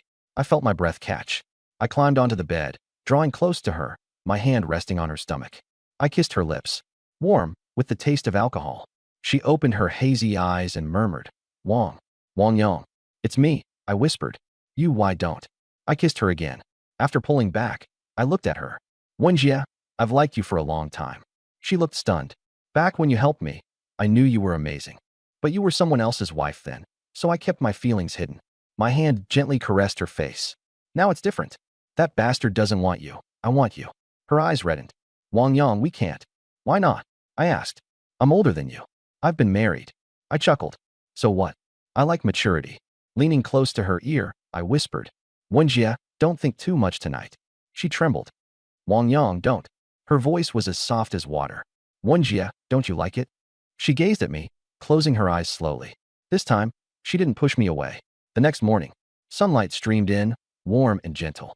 Wen Yulan woke up to find herself resting against my chest. Her head throbbed, and her body ached. Lifting her head, she saw it was me. At first, she panicked, but then she relaxed. Ding. Target Wen Yulan successfully impregnated. Reward of 20 million has been deposited into your account. I was elated inside. Success. Her face flushed, and she lowered her head, flustered. Xiaoyang, let's just treat last night as a one-night stand. Forget about it. She tried to get up, but her legs gave out. I pulled her back into my arms and kissed her. When I let go, she was weakly leaning against me. Wenjie, you were amazing last night. Her face turned even redder. 5 years of a cold marriage, swept away in a single night. Wenjie, don't think about running. Stick with me, and you won't regret it. She nodded lightly. 2 hours later, Wen Yulan leaned into my arms, as soft as water.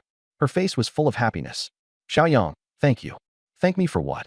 Thank you for showing me that I can still feel so happy. I held her tightly. Wenjie, Divorce that useless husband as soon as possible. She froze for a moment.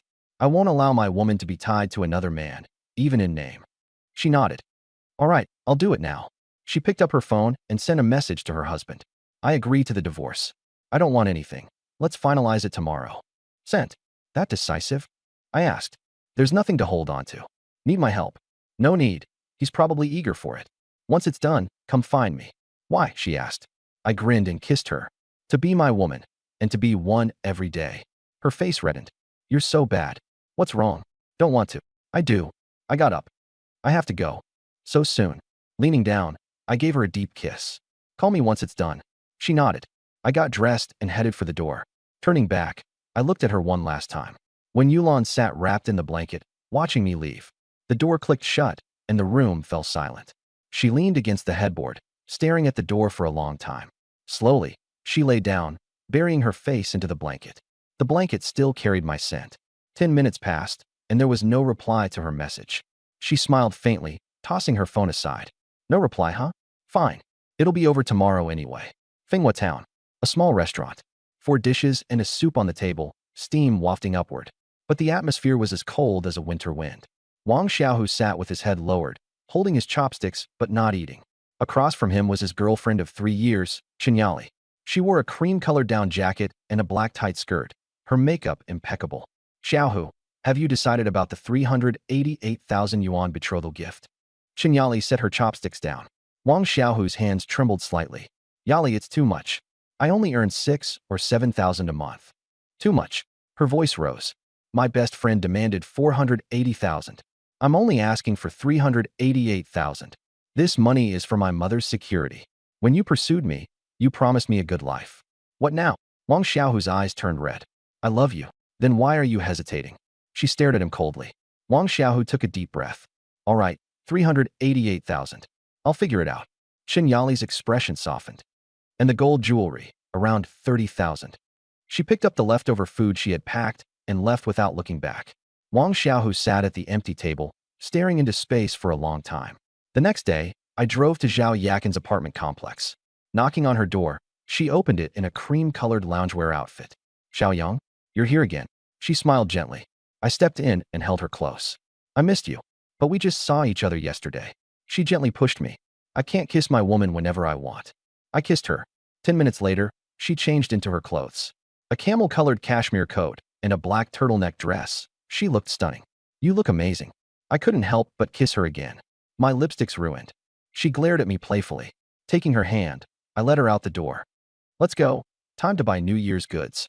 The mall was bustling, filled with the festive spirit of the approaching New Year. Zhao Yakin held onto my arm. Several men passing by couldn't help but steal glances at her. I wrapped my arm around her waist possessively. Stopping at the entrance of a gold store, I said, let's get some gold, something for my mom, and for you. For me. Her face reddened. You're my woman. I pinched her cheek. Inside the store, a saleswoman enthusiastically approached us. She brought out several bracelets for her to try on. I'll take them all, I said. Zhao Yakin was stunned. All of them?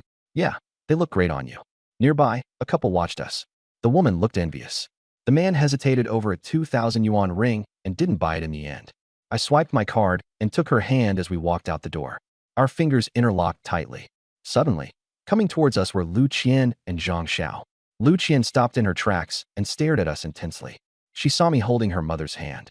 Her face changed drastically, and she rushed over. Zhao Yakin, what the hell are you doing? That's the man I dumped.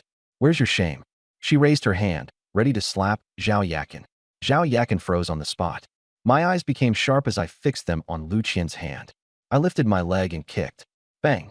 The kick landed squarely on her stomach. Lu Qian flew backward, fell to the ground, and slid over a meter away. Clutching her stomach, she curled up on the ground, groaning in pain. The surrounding crowd was stunned. Zhang Xiao stood nearby, motionless. Through her tears, Lu Qian glared at me. How dare you hit me? I looked at her coldly. So what if I did? Want to try laying a hand on her again? She wanted to curse me out, but the pain muted her voice. She turned her pleading eyes toward Zhang Xiao for help. Zhang Xiao stood there with his hands in his pockets, a smirk on his face. Lu Qian's heart sank entirely. Zhao Yakin finally spoke, her voice icy. Lu Qian, that's enough. I raised you for over 20 years, and you want to hit me? Lu Qian sneered. You think you deserve to call yourself my mother? Being with Wang Yang. Do you even have any shame? Zhao Yakin was trembling all over. He treats me well, cherishes me. And you? You dumped him for being poor. She pointed at Zhang Xiao. Does he treat you well? Does he see you as a person? Zhang Xiao's expression shifted. Zhao Yakin continued. I've seen the marks on your neck. You kneel and grovel before him. Then come home and boss me around. Lu Qian started sobbing. And what does he see you as? A plaything. I taught you to have self-respect and dignity. Look at what you've become. Lu Qian squatted on the ground, covering her face and crying. She snuck a glance at me. I held several heavy bags in my hand, all marked with the logo of a jewelry shop. Lu Qian froze. She suddenly thought of that BMW X5M on her social media feed. She thought of that upscale takeout spread, that luxury apartment complex. She had assumed it was all fake. But now, watching me walk out of the jewelry store, the bags weighing heavily, the gold couldn't possibly be fake. She panicked. Could it all be real? The car? The house? By Zhao Yakin's side, her hand adorned with a new gold bracelet. And Lu Qian, kneeling on the ground. I couldn't feel more satisfied. Zhao Yakin protecting me publicly made my heart even warmer. I gripped her hand tightly. Lu Qian, trembling with anger, stood up and pointed at Zhao Yakin. You're not my mother. Zhao Yakin hesitated, letting the words settle.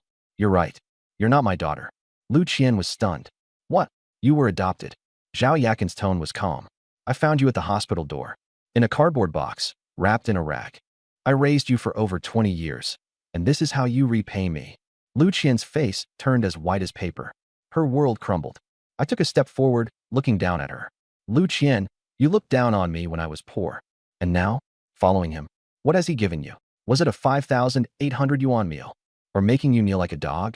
Zhang Xiao's face turned dark. I shook the gold bracelet in my hand. Your mother's with me. Gold, clothes, whatever she wants. And you? Have nothing. I wrapped an arm around Zhao Yakin. Let's go. Zhang Xiao said coldly. Stop. I turned around. Think you can just leave after hitting my woman? I laughed. Your woman? Even hitting a dog requires looking at its owner. My dad's the police chief's friend. Getting you locked up would take minutes. Suddenly, I heard a system notification in my mind. Ding. Reward. Plus 100 favorability with City Government Secretary General Chao Yun. Secretary General of the city government? That's several ranks above a police chief. Mocking, I sneered. A police chief? That's nothing impressive. Go ahead. Call him. Let's see who takes action first, him or you. Zhang Xiao's face turned a deep shade of anger, but didn't take a step forward. I turned and walked off decisively. Lu Qian rushed after me. Wang Yang. She fell to her knees. The crowd gasped. I was wrong. I know I was wrong. She reached for the hem of my pants, but I avoided her grasp. 3 years of love, and you're this heartless? I chuckled. 3 years of love. You said poor men don't deserve relationships. They'll always be crushed beneath others. And now you want to talk about love with me? Her sobs grew louder. I'll do anything you want. Let's start over. I pulled Zhao Yakin closer. And what about her? Lu Qian glanced at Zhao Yakin and clenched her teeth. She can be with us too. I raised an eyebrow at her. What do you mean? Lu Qian's voice trembled. You can make my mom your woman too. I'll be the lesser one. Both of us, serving you together. The crowd exploded. Holy crap, has she lost her mind? With her mom? Together? Lu Qian knelt, her face flushed red. She's not my real mom anyway. She said I was adopted. No blood relation. She raised her teary eyes to me. Wang Yang, is that okay? I'll be the lesser one. I'll obey you no matter what. I looked down at her, the woman who had dumped me for being poor, now kneeling, begging me, even wanting to serve me together with her mother. The satisfaction was indescribable. I couldn't help but laugh. Lu Qian, do you know what you look like right now? She looked at me, confused. Like a dog. Lu Qian's face turned ghostly pale. No, even a dog is better than you. At least a dog has some dignity. Tears streamed down her face like rain. I wrapped an arm around Zhao Yakin and turned to leave. Lu Qian scrambled to her feet and chased after me. Wang Yang, don't leave. I was wrong. You can hit me, curse me, anything. I turned back, expression cold. Let go. She clung to me tightly. I raised my leg as if to kick her. Startled, she let go immediately. I walked away with Zhao Yakin in my arms, taking large strides. The onlookers exchanged whispered comments. Serves her right for chasing wealth. Regret won't change anything now. Zhang Xiao gave her a hard kick on her backside. Shameless piece of trash. She was knocked into a pillar. Staggering up, she hung her head and followed after Zhang Xiao. After a few steps, she looked back. But Zhao Yakin and I were long gone. The sun shone brightly. I drove with one hand on the wheel, a smile on my lips. Zhao Yakin sat in the passenger seat, holding the bag filled with gold. Her face was beaming with happiness. What are you smiling about? She shook her head, gazing out the window. The image of Lu Qian kneeling replayed in her mind. More than 20 years of raising her. And she turned out to be nothing but an ungrateful wolf. She turned her head to look at me. The sunlight fell on my face. What are you thinking about? I figured it out. Some people aren't worth it. I held her hand tightly. Then don't think about them. The car stopped at the entrance of a couple's restaurant. The doorway was covered with heart-shaped stickers. Zhao Yakin froze. I wrapped my arm around her waist. A couple's restaurant. Never been, have you? Her face flushed. When she was young, lack of money kept her away. After becoming a widow, no one brought her here. Xiaoyang, at my age? What age? In my eyes, you're more beautiful than any young girl. Her face reddened even more. Once inside and seated, the server complimented her, calling her beautiful, and said we were a great match. She couldn't help but feel a secret joy. At the next table, some young women stole glances at her. Even passing men turned to look. I held her tighter. Let them look. After all, you're mine. She replied sweetly. So overbearing. I planted a light kiss on her lips. But there are so many people. So what? You're my woman. She buried her flushed face against my shoulder. But the smile at her lips couldn't be hidden. After the meal, stepping outside, the sunlight was warm and mellow. Anywhere else you'd like to go? Just home. I'm tired. I took her back to her building. We kissed in the car for a while before she stepped out, her face red. She turned back to wave at me before quickly going inside. I waited until her figure disappeared before I started the car. Instead of looking for Su Xinqing, I went directly to a liquor store. Boss, do you have He Tianxia cigarettes? Yes. How many packs? 10 cartons. The shopkeeper was startled. 10 cartons. And 10 cartons of 95s as well. The shopkeeper looked at my luxury car and understood. Also, give me 2 cases of Maotai Feitian. That'll be 58,600. I scanned the QR code and paid, filling the trunk with my purchases. Meanwhile, in an old residential area, Wang Xiaohu stood downstairs staring at the 4th floor's east apartment, Qinyali's home. He carried the cigarettes and liquor and climbed the stairs, knocking on the door. Chen's mother opened it, letting him in only after seeing the gifts he had brought. The living room was shabby. Chen's father was smoking, and Qinyali was playing on her phone. Everything she wore and used came from him. Have you prepared the bride price? Chen's mother asked. I've scraped together all 388,000 yuan, he said, presenting a bank card. Chen's father spoke. Living costs have risen. It's now 488,000. Wang Xiaohu froze, staring at Qinyali. She cracked sunflower seeds, not even looking up. What happened to 388,000? Raising a daughter all these years. What's another 100,000? Chen's mother said angrily. If you can't meet the price, then leave. Chen's father slammed the table. He looked at Qinyali. What do you say? Just find a way to gather more, she said indifferently. His heart turned cold. 488,000. I don't have it. Then why are you still here? Get lost. He stood in the doorway. Everything valuable on you, I bought. When I was sick, where were you? When my parents were ill, did you care? Qinyali's face turned red. I'm just listening to my mother. Fine. Wait for the fool who'll pay you 488,000. He slammed the door and left. Leaning against the wall in the hallway, his eyes were red. He got into his car and lit a cigarette. Memories of 3 years of frugality and his parents' sacrifices flooded back.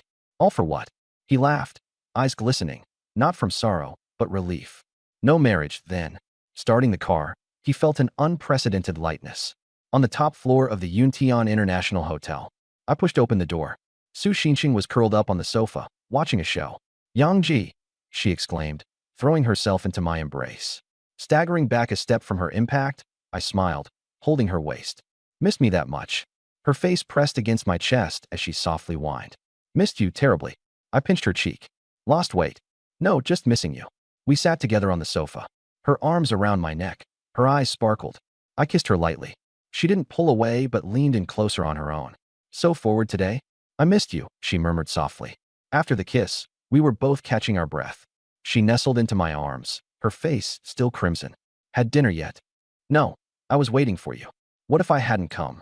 But you would come. I ordered seafood, lamb chops, pasta, and pizza.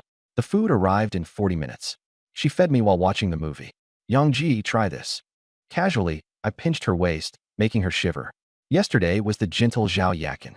The day before, the passionate Qin Suimia. Today, the pure Su Xinqing. Each one with their own unique charm. This is what life is like for someone with money. After the movie, she rubbed her full stomach. So full. I whispered by her ear. Time for me to eat, don't you think? Her face instantly flushed. Go shower first. Will it be okay after I shower? She nodded. There's a little surprise. I headed into the bathroom as her heartbeat quickened. She opened a box, taking out an outfit she'd discreetly purchased. Am I really going to wear this? It's so embarrassing. With only a towel around me, I came out to find the room empty. Xinxing. The door opened, and she stepped in. A white blouse, black pencil skirt, black stockings, and heels. She wore glasses and couldn't meet my gaze out of nervousness. Yangji, what do you think? I tilted her chin up. I like it. Pulling her into my embrace, I laid her down on the bed. Her long, stocking-clad legs curled up, the skirt riding higher. 2 buttons of her blouse were undone. This outfit is irresistible. Her face turned crimson. As long as you like it. I kissed her neck. She trembled, clutching the bedsheets tightly. Let it out. She shook her head. I patted her thigh. Will you call out? Yangji. Call me husband. Who husband? She whispered faintly. Husband. Can't hear you. Husband. This time, it was clear. The night was an endless entanglement. The next morning, she was still in my arms, hair disheveled, and her body marked by the passion of the night. System, was it successful this time? Not yet successful. Please keep trying. Still no success. Zhao Yakin, Chun Suimia, Su Xinqing. Only 2 had conceived. The reward money of 40 million was almost half spent. Buying properties, transferring money, buying gifts, the funds dwindled fast. I needed to ensure my parents lived comfortably, build a villa for the family in the village. Everything depended on getting more women pregnant. I sighed, looking at the sleeping Su Xinqing. Her face still carried a faint blush. I gently pinched her cheek. Yangji. Her eyelashes fluttered as she slowly opened her eyes, speaking softly and lazily. I smiled. Awake. She nodded, nestling into my arms. Xinqing. Why are you so disappointing? When will you finally give me a child? She froze, staring up at me. Yangji, that's not entirely up to me. I sighed again. Maybe it's because you're the one not doing enough. She muttered quietly. My gaze darkened as I pulled her back into my arms when she tried to escape. Trying to run? And no, she stammered. I bit her earlobe, and her resistance melted away. Yang, please. I just woke up. Seems like you need some discipline. I'm sorry. Too late. I flipped her onto the bed, pinning her beneath me. 3 hours later, Su Xinqing lay on the bed, completely spent, her entire body aching with exhaustion. Yang, you're too much. Her voice was hoarse and frail. Leaning against the headboard, I smiled smugly. Still think it's not my fault. I won't say it again, never again, she quickly relented. Good girl. I stroked her hair gently. Suddenly, the system notification sound rang. Congratulations to the host. Su Xinqing has successfully conceived. A reward of 20 million has been credited to your account. My eyes lit up. Finally succeeded. I hugged Su Xinqing tightly in my arms. Yang, what's going on? She asked, looking up at me. Xinqing, you're incredible, I said, grinning. She froze, confused. Leaning down, I kissed her hard. Stay here for the next few days.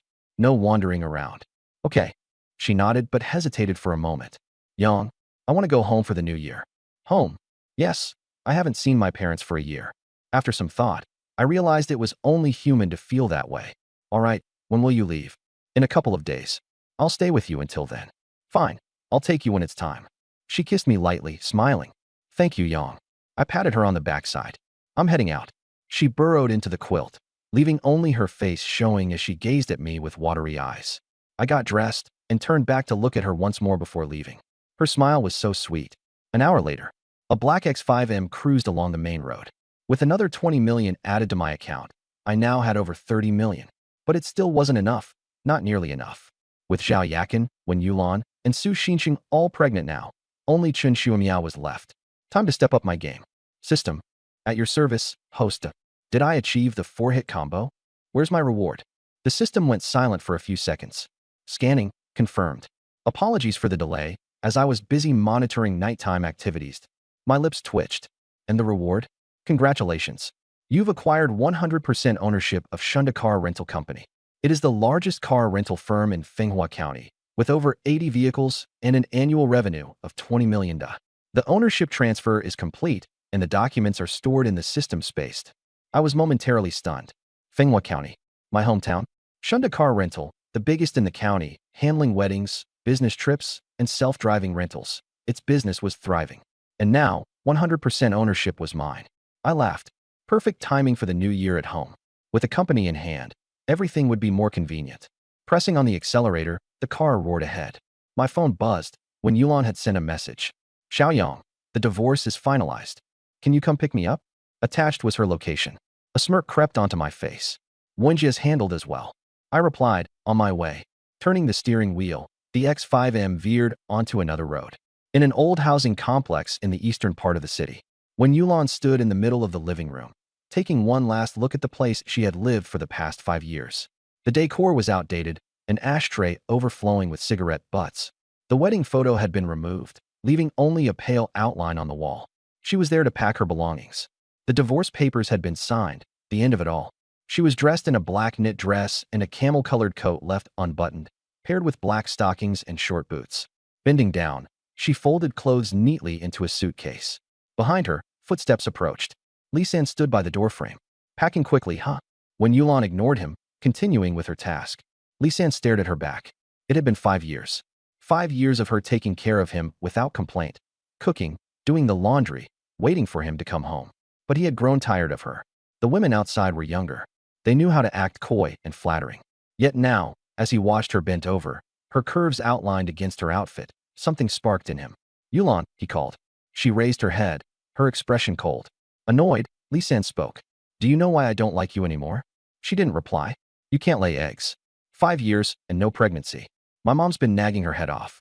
The one outside? She's 3 months along already. The problem's you. When Yulan's face paled, her grip on the clothes tightening until her knuckles turned white. Lisan, do you know why I can't get pregnant? He froze. Because you're the one who's incapable. Lisan's face turned beet red. That woman out there? She's lying to you. She's taking your money while fooling around with someone else. I have proof. Rubbish. Don't believe me? Go check her prenatal records. Were they done at the People's Hospital? Lisan raised his hand to strike her. She didn't flinch, staring at him coldly. His hand froze midair, and he didn't dare to lay it down. Gritting his teeth, he stormed out. When Yulan watched his retreating figure, her heart calm. Her thoughts wandered to Wang Yang, the man whose eyes held nothing but her. From now on, follow me. I'll make sure you're never wronged. His words echoed in her ears, and a faint smile touched her lips. She continued packing, bending down to retrieve clothes from the drawer. The black dress hugged her frame tightly. Her slender waist and round hips were perfectly shaped, while her legs, wrapped in black stockings, appeared straight and enticing. Lisan reappeared. This time, he stood in the doorway, his eyes glued to her. 5 years of marriage, and he had never truly noticed her beauty. Today, it struck him like a thunderbolt. His gaze burned with intensity as he stepped into the room, closing the door softly behind him. When Yulan turned to look at him, her brows furrowing. Ignoring him, she resumed her packing. Lisan moved closer, step by step, until he wrapped his arms around her from behind. When Yulan stiffened instantly and began to struggle. Lisan, let go. He leaned close to her ear, breathing heavily. Yulan, I regret it. Are you insane? Let me go? You're disgusting. His hands became unruly, sliding around her waist as he licked her neck. Her eyes reddened with anger. If you don't let go, I'll scream for help. Who'll hear you? This is my house. He turned her around, pressing her against the cupboard and pinning her hands down. Let's remarry, Yulan. You're so much prettier than that other woman. In your dreams. Her phone rang. The screen lit up. Xiaoyang. Lisan's face darkened. He grabbed the phone and smashed it to the ground with all his strength. The screen shattered. You're having an affair. Who the hell is Xiaoyang? We're divorced. I'm free. Divorced or not, you're still mine. He tossed her onto the bed and pounced on her. Downstairs. I parked the car and called her, but no one answered. My face darkened as I sprinted up to the 4th floor. The door was ajar, and from inside came cries. Let me go, you beast. Followed by heavy breathing. My mind buzzed, and I kicked the door wide open with one savage blow. The living room was empty. The sounds were coming from the bedroom. I charged over and kicked the door open with all my might. The scene before me made my vision blaze red. When Yulan was lying on the bed, her clothes in disarray. Her black stockings were torn, exposing her thighs. She was struggling desperately, pushing against the man on top of her. Lisan was pressing her down, pinning her wrists. With the other hand, he was tearing at her clothes. I rushed over, grabbed Lisan, and yanked him off. A punch landed squarely on his face. He crashed into the wall and slid to the floor, clutching his nose and screaming in pain. I kicked him hard in the stomach. He curled up on the floor, groaning in agony. I grabbed him by the hair and threw another punch. You want to die? Lee San's face was covered in blood. When he saw me, he froze. You, who are you? I punched him again. I'm her man. Lee San was stunned. Her man? When Yulan's man? I stepped on his face with my foot. Did you touch her just now? No. I didn't do anything. I pressed down harder. When Yulan is mine. If you dare touch her again, I'll kill you. Lee San trembled with fear. I won't dare anymore. I turned towards the bed. Yulan was sitting there, her eyes red. Xiaoyang. I pulled her into my arms. She leaned against me, trembling as she cried. I patted her back. It's okay now, I'm here. She cried even harder. When she finally stopped crying, I wiped her tears. Can you walk? She nodded. I draped my jacket over her shoulders. Glancing back at Lee San, I saw him cowering in the corner, his face bloody and shaking all over. I'll spare you today. Next time, I'll finish you.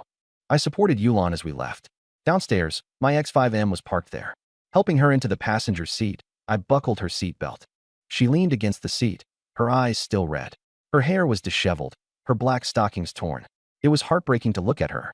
I started the car and drove out of the neighborhood. She gazed out the window, silent. After a while, she turned to look at me. Xiaoyang. I glanced at her. Her eyes were full of gratitude and affection. She unfastened her seatbelt and leaned over. The next moment, she kissed me. Not a light kiss, but a trembling, passionate one with warmth. My grip on the steering wheel tightened. The car swayed slightly, but I steadied it. She didn't stop, cradling my face as she continued to kiss me. I felt my heart stir. Finding a safe spot, I pulled over. As soon as the vehicle stopped, she climbed onto my lap. The driver's seat was cramped, making it all the more intimate. I wrapped my arms around her waist as she held my face. Our kiss deepened, her tears even slipping into my mouth, salty. My hand slid down, brushing against her thigh. She shivered slightly, but didn't pull away. Instead, she pressed closer. I kissed her cheeks, then her neck. She tilted her head back, letting out soft sounds. I don't know how much time passed before it ended. She rested against me, panting. Her face was flushed, her eyes tearful, her lips slightly swollen. I looked down at her. You're pregnant. Leaning too long might be tiring. I held her up gently. Her face turned red. Chun Shuimiao kissed my cheek with a loud moi. Brother Yang, you're playing favorites. I chuckled, ruffling her hair. All right, I'll hold you too. Pulling her close, she traced circles on my chest in a playful manner. The room was warm and cozy.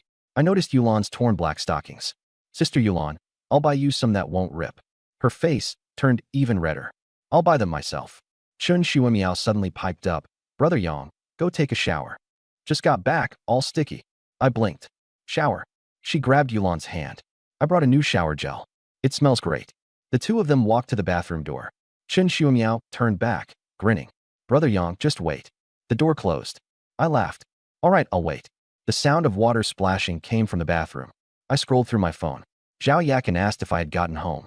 I replied, yes, I'll be back once I'm done. Su Xinqing said she missed me. I replied, I'll see you tomorrow morning. Putting my phone down, I listened to the noises from the bathroom. They seemed to be chatting happily. The sound of water stopped. Chun Shuimiao shouted, Brother Yang, close your eyes. What's with the surprise? Quick, don't peek. I closed my eyes. I heard footsteps and the sound of towels. Sister Wen's hair isn't dry. I'll blow dry it myself. He's happy to help. All right, you can open your eyes now. I opened my eyes and was stunned. When Yulan was wearing an off-white loungewear set. Her black hair hung loose, still damp. Her face was flushed as she nervously clutched the hem of her dress. Chun Shuimiao was in pink bunny pajamas. With her twin ponytails, she looked as sly as a little fox. One was gentle, the other playful. My heart melted. When Yulan lowered her head. Don't look at me like that. I'm worried about getting the bed wet. Chun Shuimiao spun around. Do I look good? You bought me this new sleepwear, hee. I said, you look great. When Yulan asked softly, what about this set? Do you like it? I pulled her waist gently. I like all of it. Chun Shuimiao leaned closer. Brother Yang, pillow fight. I laughed. I moved Yulan aside, worried she might get hit. Grabbing a pillow, I joined in. Chun Shuimiao hit Yulan lightly first. I tossed the pillow at Chun Shuimiao. She dodged with a giggle. The room was filled with laughter. We were a chaotic mess. 2.5 hours later. The bed was a disaster. The blanket was on the floor, and pillows were scattered everywhere. I lay in the middle. On one side was Yulan. Her loungewear was wrinkled, her hair a mess, and her face buried in a pillow. On the other side was Chun Shuimiao. Her bunny hood was askew, her forehead soaked with sweat, completely exhausted. When Yulan uttered weakly, Xiaoyang, You're too intense. Chun Shuamiao grumbled. I shouldn't have provoked you. I leaned against the headboard. Do you admit defeat? When Yulan nodded. Chun Shuamiao gave me a thumbs up. I admit it. Brother Yang is too strong. I laughed. Not even close. My waist ached slightly. I internally cursed the system. This so-called enhancement is useless. Ding. Hidden achievement. Warm-hearted patriarch. Reward, golden physique. Stamina increased by 300%. Eternal endurance. My eyes lit up. Eternal endurance? Triple stamina? System, does this mean I'll never get tired again? Correct. Peak stamina, forever. I broke into a grin. Now there's nobody I'd fear. When Yulan's hand started tracing circles on my chest, Chun Shuamiao's little foot brushed against my leg. I smirked. Aren't you both tired? When Yulan kept her eyes closed, her fingers continuing to draw circles. Tired, but lying in your arms is comfy. Chun Shuamiao mumbled, her foot still moving mischievously. Let me rest here. Brother Yang, it's harder for you, facing us both. I pulled the two of them closer with a chuckle. Then rest a bit longer. When Yulan shifted in my arms, finding a comfortable position, Chun Shuamiao's foot grew even bolder. A few seconds passed. When Yulan's hand slid to my waist, giving a gentle pinch. Chun Shuamiao's foot moved from my calf up to my thigh. I thought you were tired. When Yulan blushed and tried to pull her hand away, I caught her hand, refusing to let go. Chun Shuamiao tried to pull her foot back, but I grabbed her ankle. If you still have energy, shall we go another round? When Yulan's eyes widened. Again, Chun Shuamiao panicked. Brother Yang, I can't take it anymore. I was wrong. Too late. I scratched Wen Yulan's waist, and she laughed as she nestled into my arms. Xiaoyang, I really can't take it anymore. Chun Shuamiao tried to run away, but I pulled her back. Why are you running? Give me a shoulder massage. She tried to say something, but a quick tickle made her collapse onto the bed, laughing uncontrollably. The laughter went on for a long while. As darkness fell, the three of us lay sprawled on the bed. When Yulan was so tired she couldn't lift her arms. Chun Shuamiao fell asleep instantly. With one in each arm, I closed my eyes with a deep sense of satisfaction. The next morning, sunlight poured in, warm and golden. When Yulan was sleeping soundly, her hair a mess, Chun Shuamiao was curled up in a ball, the hood of her bunny pajamas tilted sideways. I gently patted Wen Yulan on the shoulder. She opened her eyes groggily. Then, I tapped Chun Shuamiao. Yangji, what are you doing? The sun's shining on your back already. When Yulan blushed and buried her face in the pillow, Chun Shuamiao snuggled into my arms. Morning, Yangji. I ruffled Wen Yulan's hair. Xiaoyang, stop. Why? You won't even let me touch you first thing in the morning. My legs are sore from running too much last night. Chun Shuamiao nodded in agreement. I can't even straighten my back. I kissed Wen Yulan on the cheek, then pecked Chun Shuamiao on the lips. I'll be nice to you today. Let's go shopping. Shopping? For clothes and stockings. When Yulan hesitated. I think I'll pass. Chun Shuamiao held her hand and pouted. Sister Wen, come on. Yang Ji's paying. Unable to resist, when Yulan nodded. An hour later, at the mall entrance, when Yulan wore a cream-colored coat and a black turtleneck sweater, Chun Shuamiao sported a pink down jacket over a white sweatshirt. I had one of them on each arm. As soon as we walked in, every head turned toward us. A group of guys chatting suddenly fell silent. A couple, where the man stared, dumbstruck, left the girlfriend pinching him angrily. On the escalator, a middle-aged man was caught staring until his wife snapped him out of it with a slap. Wow, those two women are stunning. The one on the left has this incredible presence, and the one on the right is so pure and adorable. And they're both with the same guy? How does that happen? I felt a thrill of pride. Chun Shuamiao tilted her head confidently, even winking at a few young men nearby. Meanwhile, when Yulan kept her head down, her face flushed. Sister Wen, don't be nervous. I'm not used to this. You'll get used to it eventually. When Yulan glanced up at me, I gave her a gentle pat on the backside. Relax a little. She shivered all over, her face turning an even darker shade of red. Xiaoyang, cut it out. Chun Shuamiao laughed so hard, she almost bent over. Sister Wen, you're just too cute. We drew attention everywhere we went. The envious and jealous stares of men filled the air. Money truly is a wonderful thing. We walked into a women's clothing store. The sales assistant greeted us warmly. What would you like to look at, sir and madams? I pointed to a cream-colored knitted dress on display. That one, let her try it on. The saleswoman's eyes lit up as she nodded enthusiastically. Chun Shuamiao pulled Wen Yulan toward the racks. Sister Wen, this would look amazing on you. Your figure is so good. You'd look beautiful in anything. Wen Yulan was pushed into the fitting room, while Chun Shuamiao chose a few outfits for herself and followed suit. I sat on the sofa, waiting. A few minutes later, when Yulan stepped out, the cream knitted dress hugged her figure perfectly. A slim waist, curvy hips, a proud chest. The hem reached her calves, with a slit revealing her fair, slender legs. Every man in the store was dumbstruck. Boyfriends accompanying their girlfriends couldn't help but stare until they were snapped back to reality by a pinch. Even the saleswoman was amazed. It's absolutely stunning. Like it was tailor-made for you. When Yulan looked shyly at me, I stood up, overwhelmed by her beauty. You look amazing. Her face turned even redder. Really? I wrapped my arm around her waist. Really? Stunning. Then, I gave her a soft kiss. The men nearby turned green with envy. At this moment, Chen Shuimiao also walked out. A black miniskirt showcased her long legs, and her double ponytails gave off a mix of purity and allure. The men's jaws nearly dropped. She spun around in front of me. Yangji, how do I look? I patted her on the backside. Beautiful. Her cheeks turned red, but her smile was radiant. These 2 pieces, take them. Let's keep looking for more. We picked out a few more outfits. In the end, we bought 7 or 8 pieces. I swiped my card, 23,000 yuan without blinking an eye. We stepped into a jewelry store. Bracelets, bring out some of the nicest ones. The saleswoman brought out 3 gold bracelets. Chen Shuimiao picked up a thin one and compared it against her wrist. Does this look good? Yes, it does. What about this one? They're all good. Then I'll take them all. All right, all of them it is. I personally put one on when Yulan's wrist. She froze, her eyes watering slightly. Suddenly, a sharp voice broke the moment. Oh, isn't this when Yulan? When Yulan's face turned pale. It was Li San's mother. Beside her stood a young pregnant woman. Li's mother approached, her tone dripping with scorn. Just divorced my son, and you're already latching on to someone else?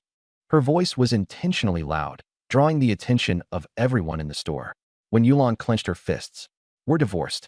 Whoever I'm with now is none of your business. None of my business? 5 years of not getting pregnant, and now you're off fooling around. The young woman caressed her belly smugly. Mom, don't bother with her. I wonder if this man knows she's barren. When Yulan's face went ghostly pale, her whole body trembling. Chen Shuimiao grabbed my hand. Yangji, let me handle this. She stepped forward, her smile delightfully sweet. 5 years without conceiving.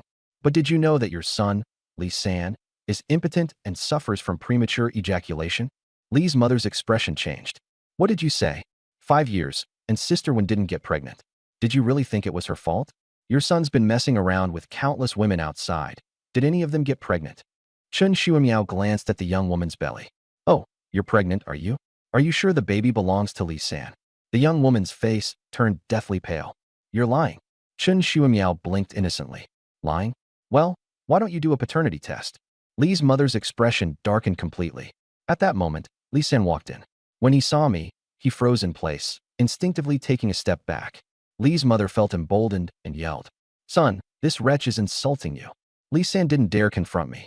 He could only direct his anger toward Wen Yulan, already with another man right after the divorce. Shameless. Chen Shuimiao sneered. Li San, wasn't it? You look like a clay pot, and you're impotent. Sister Wen stayed with you for 5 years. What a mistake.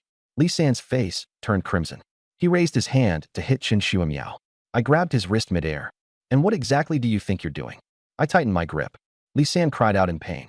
Let go, let go. I didn't release him. Instead, I squeezed even harder. He bent over, wailing in agony. Li's mother panicked. Let go of my son. I shot her a cold glance. She immediately backed away. Finally, I released Li San. He clutched his wrist, beads of sweat covering his forehead. He didn't even dare to look me in the eye. I stared at Li San. Did you forget what I told you last time? Li San trembled. I didn't forget. Take your mom and that woman with you, and get lost. He dragged the 2 of them away in disgrace. When Yulan finally broke down, tears streaming, Chen Shuimiao hugged her. Big sister Wen, men like that aren't worth it. I pulled both of them into my arms. When Yulan looked up, Xiaoyang, thank you. I wiped away her tears. No need to be polite. Chen Shuimiao smiled brightly.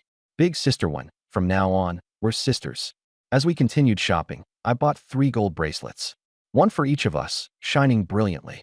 60,000 yuan, and I didn't even blink.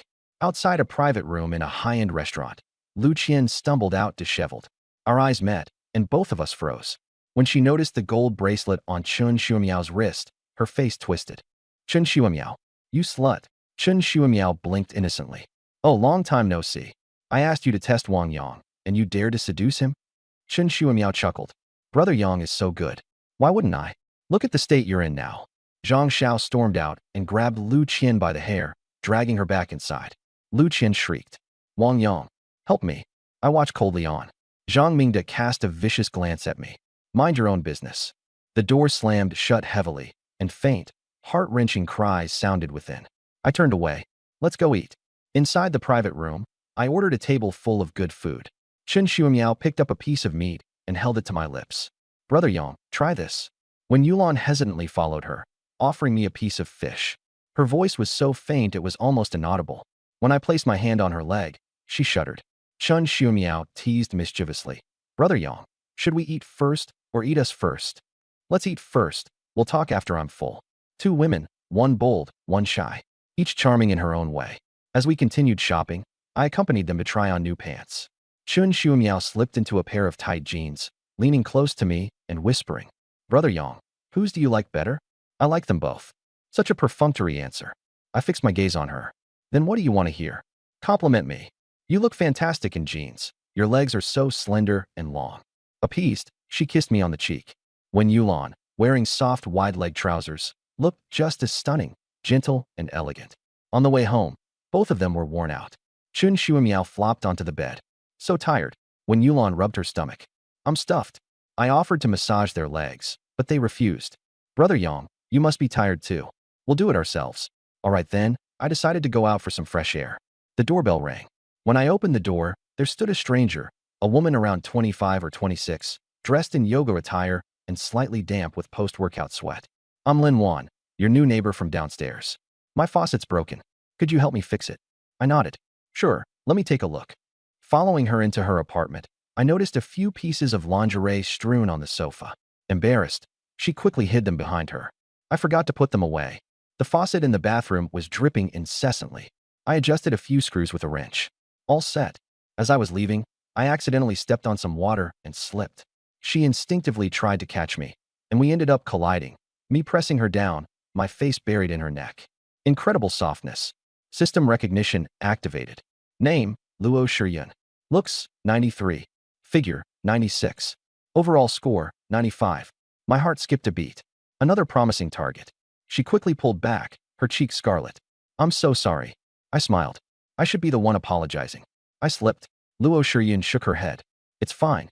We stood at the bathroom door, a subtle tension between us. I looked at her. Let's exchange WeChat. That way, you can reach out directly if something happens again. She paused, then nodded. Okay. After scanning to add her, I noticed her profile picture was a cat, with the display name, Shiyun. All right then, I'll head back. I slipped my phone into my pocket. Thank you. She escorted me to the door. As the elevator doors closed, I leaned against the wall, gazing at the newly added contact. Luo Shiyun, 26 years old. Looks, 93. Body, a sensational 96. The memory of her softness and faint fragrance lingered. This woman, I had to have her.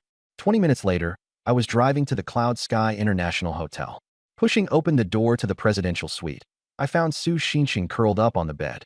As I walked closer, I noticed her staring blankly at the bedside table, wide awake. Brother Yang, you're here. She forced a smile. I sat on the edge of the bed and pulled her into my arms. What's wrong? It's nothing, she muttered softly. Hungry? Let's go eat. At the couple's restaurant, I sliced her steak and handed it over. Xinqing, tell me, what happened? She bit her lip. My family wants me to give them money, 400,000 yuan to buy a house for my brother. They even suggested I go on a blind date because some rich guy had his eye on me. My brows furrowed. Brother Yang, I didn't agree to it. Her eyes turned red as she clung tightly to my hand. I pulled out my phone and transferred 1 million yuan to her. Brother Yang, what's this? She looked at me in shock. It's for your brother's house. Tears rolled down her cheeks. I don't need your money. I never intended for you to pay. I held her close. I know. It just hurts inside. She rested against my chest. I know. I gently patted her back. After crying, she looked up, her tears still glistening and her eyes red but filled with a gentle smile. Thank you, Brother Yang. I kissed her forehead. No need to thank me. She leaned into my arms. In that moment, I knew. This woman would only ever belong to me. Then, unexpectedly, the system's voice echoed in my head. Su Xinqing's affection, 95, extreme devotion. Hidden reward triggered. Reward, master-level combat skills. Charm +5. A glowing screen appeared before me. Host, Wang Yang. Charm, 80, irresistible. Skills. Identification I. Master combat skills. My lips curled up in satisfaction. 80 charm points, plus master level combat skills now. If anyone dared to mess with me, I'd take them down without hesitation. Brother Yang, why are you smiling? Nothing. She blinked. You suddenly look even more handsome. I chuckled. I've always been handsome, haven't I? Her face turned red as she nestled into my chest. After dinner, we stepped outside into the neon-lit streets. I held her hand. Let's go for a walk. Under the soft, yellow glow of park lanterns, we sat on a bench. She rested against me, gazing at the stars. Brother Yang, the stars are beautiful. I looked at her instead. Her eyes were brighter than any star. I couldn't help but lower my head and kiss her. Brother Yang, there are people around. So what? Can't I kiss my woman? She closed her eyes and responded to my kiss. Then, footsteps echoed behind us. 6 or 7 thugs surrounded us. The bald-headed one leading them had a green dragon tattoo on his neck. Well, aren't you two lovebirds cozy, he sneered. Su Xinqing, terrified, hid behind me. The bald man stared at her with a disgusting grin. You're quite the catch, little lady. Not afraid to run into trouble. Coming out here at night? I spoke coldly. Get lost. His tone hardened. Still acting tough? This street belongs to us. Leave the girl. Let her come and play with us. The group of thugs laughed obscenely. Su Xinqing shook with fear, tears ready to fall. I turned back and reassured her softly. Don't be afraid. Then, I faced the bald-headed thug. This is your last chance. Leave. He scoffed. Oh, you don't know when to appreciate kindness, huh? Get him. A blonde thug launched a punch. I sidestepped, countering with a reverse punch. BM. He hit the ground. The second one, the third one. In less than a minute, they were all down on the ground. The bald thug's face turned pale as paper. I grabbed him by his collar. Who sent you? No one. A single punch slammed into his stomach. Talk. It was Zhang Mingde. Zhang Xiao sent us. Zhang Mingde? Him again. Tell him that if he messes with me again, he'll regret it. I turned back to Su Xinqing. She cried, trembling. Brother Yang, I was so scared. What's there to be scared of? I'm here for you. I held her close and took her back to the hotel. On the bed, she looked like a wounded kitten. Brother Yang, those people. Who did you cross this time? Don't think about it. I'll take care of it. But there were so many of them. I chuckled. Didn't you see how I handled them? I kissed her on the forehead. Be good, get some rest. She leaned into me and gradually drifted off to sleep. I stared at the ceiling. Zhang Mingde, this isn't over. Elsewhere, in an apartment, Zhang Mingde had just finished with Lu Qian. He lay sprawled on the bed, panting. Lu Qian's body was marked with bruises, handprints on her neck, bite marks on her shoulders. Zhang Mingde pinched her chin. Feeling wronged? Who'd want you besides me? Smile for me. She forced a grin, but it looked more like a grimace. He flung 2 stacks of cash at her. Here for you. Your performance with my friend last time wasn't half bad. Her face went ashen as she bent down to pick up the money. Suddenly, his phone rang. What? They were all taken down. Useless. All of you are useless idiots. He slammed the phone to the floor, face darkening as he sat at the edge of the bed. His gaze shifted to Lu Qian, and a sinister smile crept across his face. Lu Qian, do something for me. He handed her a bag of white pills. Go home and get your mom to drink this. She froze. My mom. Yes, Zhao Yakin. He thought of the woman he'd seen in a shopping mall. A beige coat, curves tempting. I won't agree. She's still my mom. Mom? Didn't she already say she doesn't treat you like a daughter? Wasn't she the one who told you that you were adopted? Lu Qian recalled those stinging words. Her face flushed red, then turned pale. If you do this, I'll buy you a car. 20,000 or under, your choice. Her eyes lit up. She thought about how her mom stole the man she'd set her sights on. Now her mom lived comfortably, while she groveled like a dog. All right, I'll do it. Zhang Mingde smirked, patting her cheek. That's my good girl. The next morning, when I opened my eyes, Xinqing's little face was right in front of me. She was lying on her side, propping her head up, watching me. How long have you been awake? Just now. I smiled. What are you staring at? Her cheeks flushed pink. At you. What's there to see about me? Brother Yang is the best to look at. I pulled her into my embrace, my hands softly stroking her back. Her body trembled slightly, but didn't pull away. Why are you so obedient today? She lifted her head and kissed me of her own accord. I was startled for a moment. So bold today? After breaking apart, I leaned toward her ear. Xinqing, are you wanting it? Her face turned completely red. No. No? Then why did you just kiss me? My hand continued to explore. If you want it, just say it. I don't mind at all. She buried her face in my chest, avoiding eye contact. I lowered my head and kissed her again, this time more passionately. 2.5 hours later, sunlight filled the room, making it bright. Xinqing lay motionless on the bed, too weak even to lift a finger. But her face glowed with happiness. I leaned back against the headboard, watching her. Still saying you didn't want it? Brother Yang, you're the worst. I pulled her back into my arms, and she nestled against me, soaking in the afterglow. Brother Yang, I want to go home today. Today? So soon. My parents are urging me to come back for the new year. All right, I'll take you. She kissed me lightly on the cheek. Thank you, Brother Yang. I gently patted her belly. Don't forget to go to the hospital for a checkup when you're back. She hesitated for a moment, then nodded in agreement. At the train station, the crowd surged. I held her hand and walked her to the security checkpoint. Her eyes turned red. Brother Yang, I'm going to miss you. I wiped her tears. Come back soon after the new year. She stood on tiptoes to kiss me before turning and walking into the security area. Watching her vanish into the crowd, I smirked. This woman, she's becoming more charming by the day. In the afternoon, I drove my X5M back to my neighborhood. From a distance, I spotted a familiar figure. It was Luo Shiyun, wearing an off-white down jacket and a tight black skirt. Her curvaceous figure was on full display, though her face looked weary. Miss Luo, what a coincidence. She forced a faint smile. Hello, not feeling well. It's nothing. She was about to head inside, but I caught up. About yesterday when I helped fix your bathroom. Fancy treating me to a meal? After hesitating, she nodded. Sure now. Going out to eat feels insincere. How about cooking at home? I'll go with you to buy groceries. She glanced at my X5M, hesitated briefly, then said, okay. The confined car space was filled with her faint, captivating fragrance. I took a deep breath, feeling a surge of joy. How long have you lived here? More than half a year. By yourself? Yeah. I just moved in too. Since we're neighbors, we should look out for each other. She relaxed slowly, sneaking glances at me. At the supermarket, I picked out various spices, vegetables, and meats. The shopping cart quickly filled up. So much. I smiled. The kitchen's empty. It's good to stock up. Her cheeks turned red. Indeed, I had noticed her barren kitchen last time. Suddenly, a little boy charged over with a toy gun. I reacted quickly, pulling her into my arms. The boy crashed into a shelf and began wailing. She only then realized she was in my embrace. Her face pressed against my chest, and she could hear my heartbeat. She froze. It had been so long since she had been this close to a man. Are you all right? Her face immediately turned red as she quickly pulled away. I'm fine. I smiled at the boy's mother. No problem, as long as he's not hurt.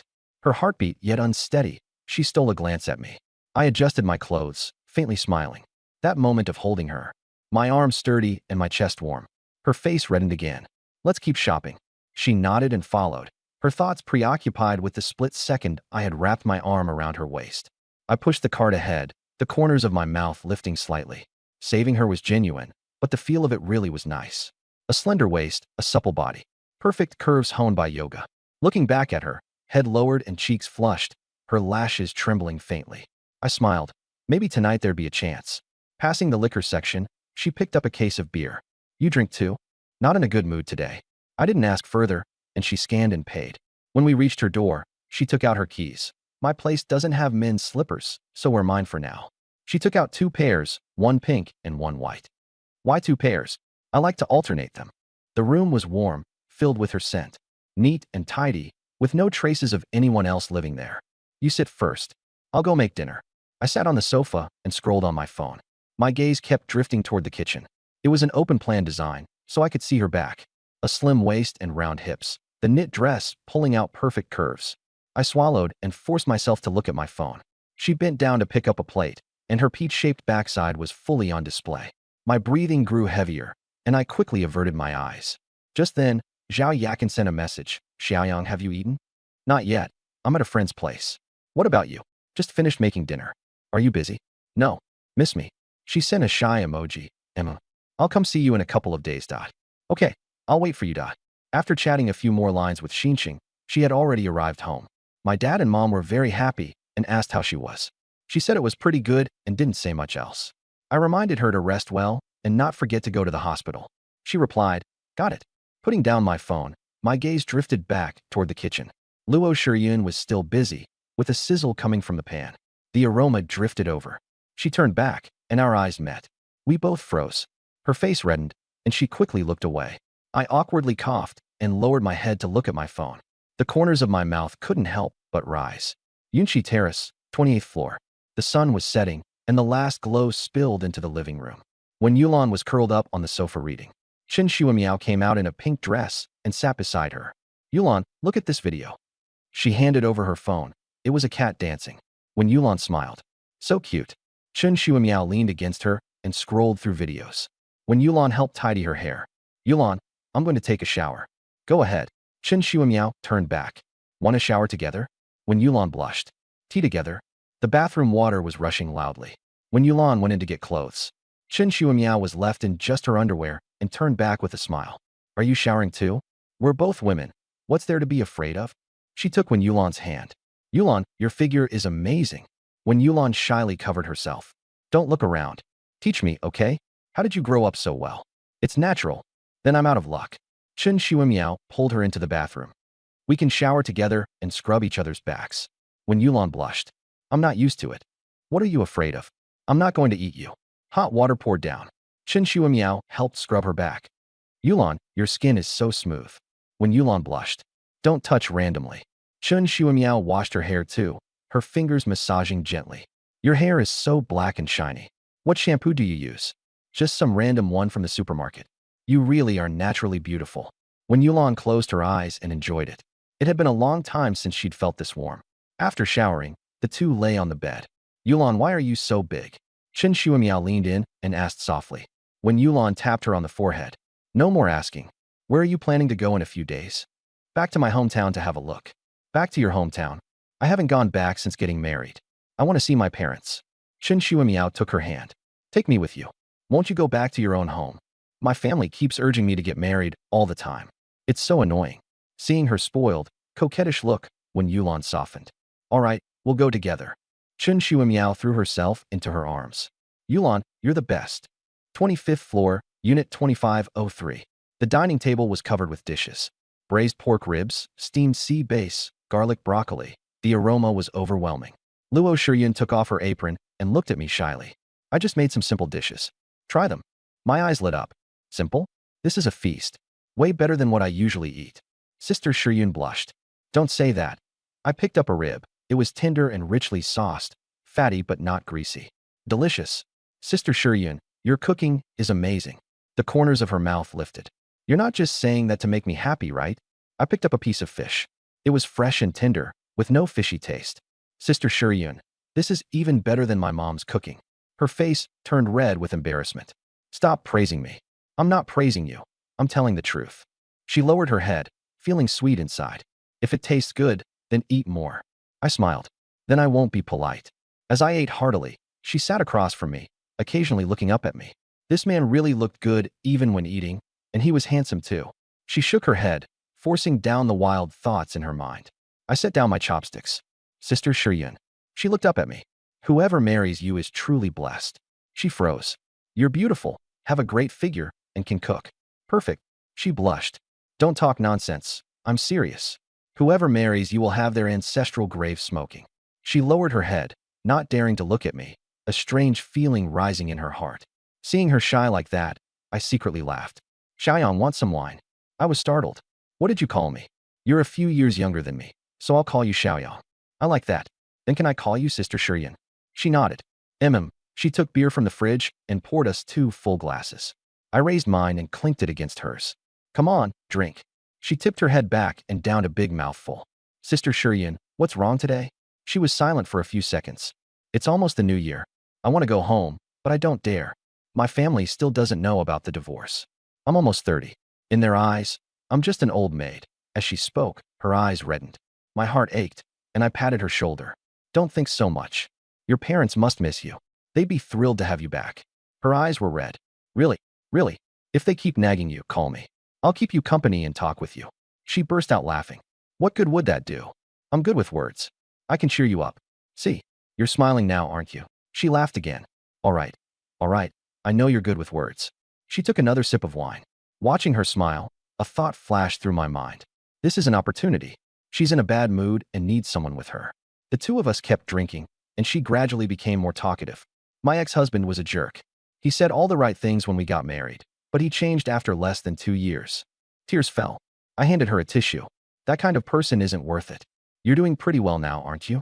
She wiped her tears and nodded. Getting divorced actually made life easier. What about you? Why are you alone? I'm not alone. I have a girlfriend. She froze for a moment, lowered her head, and felt disappointed. I laughed inwardly, not saying how many I had. One bottle after another. Her face grew flushed, and her eyes became hazy. Xiaoyong, I'm envious of women who have husbands who love them. I want someone to hold me while I sleep. The fire in my heart slowly began to burn. She suddenly stood up, her body swaying. I quickly caught her, and her whole body fell into my arms. A faint fragrance drifted into my nose, and she was soft like she had no bones. She pressed against me, her curves full and rounded. I looked down at her. Her face was red, and her lips were slightly parted. I wanted to help her sit on the sofa, but she clung to my neck and looked up at me. Her eyes were blurred and misty, bright with tears. Her face was so close I could feel each other's breath. Her lips brushed the corner of my mouth, soft and quick, as if by accident. My head buzzed, and I kissed her hard. She didn't push me away. Instead, she responded. Clumsy and unpolished, but real. I wrapped my arms around her slender waist and thought of how she had smelled when I carried her in the supermarket. I deepened the kiss. When we finally broke apart, she fell asleep in my arms. I looked at her and wanted to carry her to bed. My phone rang. The screen showed, Zhao Yakin. Yakinja missed me. Xiaoyong saved me. Her voice was full of fear. Yakinja, what's wrong? Lu Qian's voice came through the phone. Mom, stop struggling. Yakinja. The call was cut off. I kept dialing, but no one answered. I put Luo Shiyun on the sofa and rushed out the door. Zhao Yakin was lying on the sofa, her whole body burning hot. Her face was flushed red, and her breathing was rapid. Sweat had soaked through her loungewear. Lu Qian sneered. Mom, you're so tender right now. When young Master Zhang comes, do you think he'll like it? Zhao Yakin cried. I'm your mother. Mother? Did you think of that when you snatched Wang Yang from me? Lu Qian shouted angrily. Did you think of that when you took him to buy that gold bracelet, smiling so happily? The doorbell rang. Zhang Mingde had arrived, followed by a bald man and a blonde-haired man. Lu Qian's face went pale. Young Master Zhang, didn't you say you were coming alone? It's more lively with more people. Slap. He slapped Lu Qian to the floor. Are you going to do this today or not? Your mom is lying there, and the drug's already been put in. You've got no way back now, understand? Lu Qian gritted her teeth and got back up. Understood. The three of them entered the living room. Zhang Mingde looked at Zhao Yakin. Damn, she's fucking gorgeous. The bald man's eyes lit up. This woman's way too hot. The blonde-haired man rubbed his hands together. She's much better than girls in their early 20s. Zhang Mingde looked at Lu Qian. You come too. Don't want to? Then you don't want the car anymore. Lu Qian clenched her teeth. I'm in.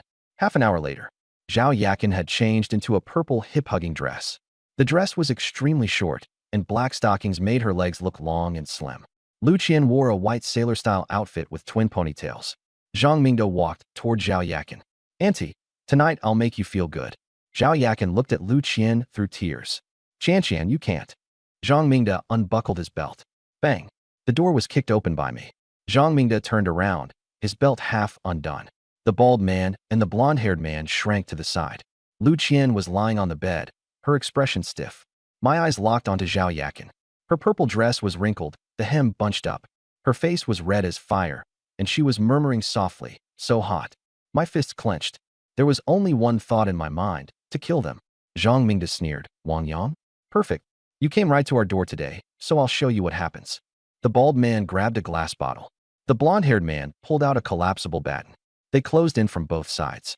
The bald man grabbed a beer bottle, and the blonde one pulled out a collapsible baton. Lu Qian sat up on the bed and looked at me with a complicated expression. Fear, panic, and an emotion I couldn't put into words. I didn't look at her. I stared hard at Zhang Mingde. Go.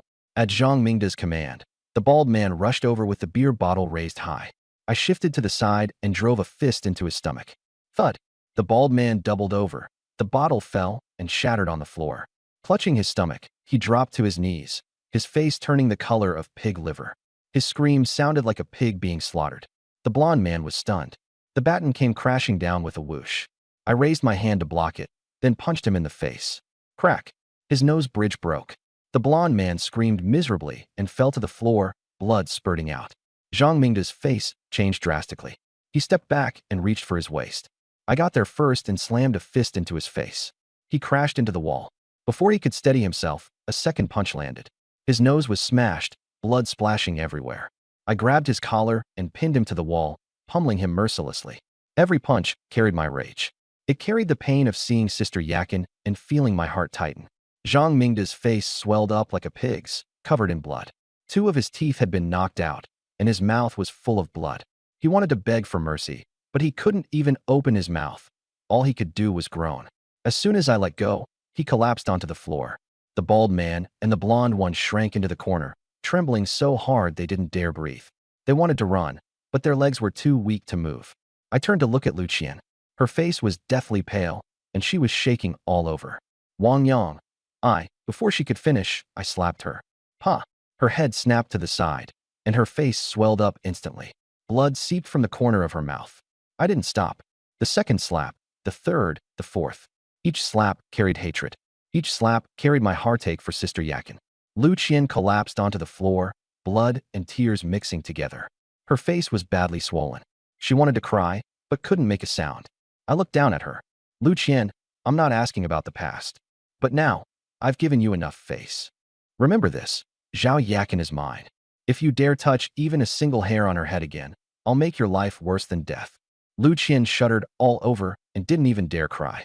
I turned to Zhang Mingda. His face was swollen like a pig's head, his mouth full of blood, and he was trembling nonstop. When he looked up and met my eyes, he was so frightened he immediately lowered his head. Get lost. Those three words were as cold as ice. Zhang Mingda, as if granted amnesty, scrambled to his feet.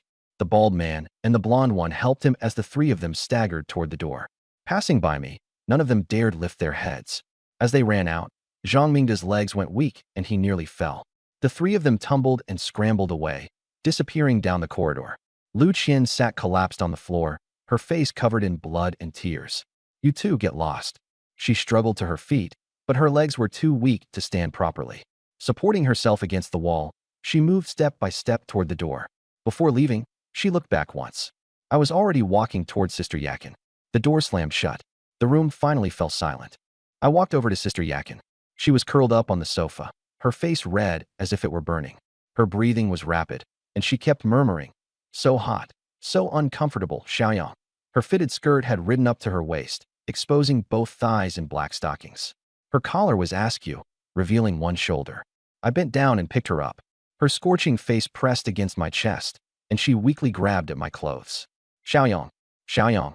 I hurried into the bedroom and laid her on the bed. I locked the living room door and shut the bedroom door. Sister Yakin's hair was disheveled, her face completely flushed. Her gaze was hazy as she whispered, "So hot, so uncomfortable, Xiaoyang." Looking at her, the fire in my heart burned even fiercer. But I held myself back. She wasn't fully conscious. I couldn't take advantage of her. I asked the system, "If I want her like this, will it hurt the baby?" Ding. Detecting. The pregnancy is stable, and the embryo is healthy. Moderate intimacy will not cause harm and may help relieve discomfort. I breathed a sigh of relief and sat by the bed, gently touching her face. She rubbed against my palm like a little cat. Xiaoyang, Xiaoyang. I lowered my head and kissed her forehead. Yakin, it's me. I'm here. She opened her eyes in a daze, watery and soft. Xiaoyang, I feel so awful. Save me. I leaned close to her ear and said, "Sister Yakin, look at me. Who am I?" She froze, then said, "Xiaoyang, you're Xiaoyang. Call me husband." Her face flushed even redder, and she bit her lip in hesitation. "Husband." Her voice was as soft as water. My desire flared up instantly, and I lowered my head to kiss her. She responded to me, her hands wrapping around my neck. "Take me, husband. Take me." My hand slid to her waist. "Sister Yakin, don't rush." "Husband, I can't take it anymore." I looked at her and leaned down over her. "Don't be afraid. Your husband is here." The night was long. Outside the window, the city gradually grew quiet. Inside the room, the sounds went on and on. By the time the sky at the horizon began to pale, Sister Yakin had finally quieted down. She curled up in my arms and fell into a deep sleep. Her face was flushed, and the corners of her lips were slightly raised. I kissed her forehead and closed my eyes. Tonight wasn't over yet. Zhang Mingda and Lu Qian, none of them would get away. On the other side, in a budget hotel room, Zhang Mingda sat by the bed, his face swollen like a pig's head. A bandage was stuck across the bridge of his nose, and the split at the corner of his mouth made his words sound slurred. "Fuck, that brat can really fight." The bald man clutched his stomach. "Young Master Zhang, my stomach still hurts." The blonde-haired guy stuffed tissues into his nose. "That punch almost broke my nose." Zhang Mingde gritted his teeth. If I don't kill him, my surname isn't Zhang. The bald man lowered his voice. Your dad and the police station chief are sworn brothers. Have him step in and find some excuse to lock that kid up for a few days. The blonde-haired guy chimed in. Once he's in jail, let's see how arrogant he can be. Zhang Mingde pulled out his phone and dialed. Uncle Zhou, I got beat up by someone. My face is swollen like a pig's head, and I can't swallow this anger. The voice on the other end said, Who hit you? Did you report it to the police? That guy's a troublemaker. He hit me and ran. I need you to step in and teach him a lesson. Don't act rashly.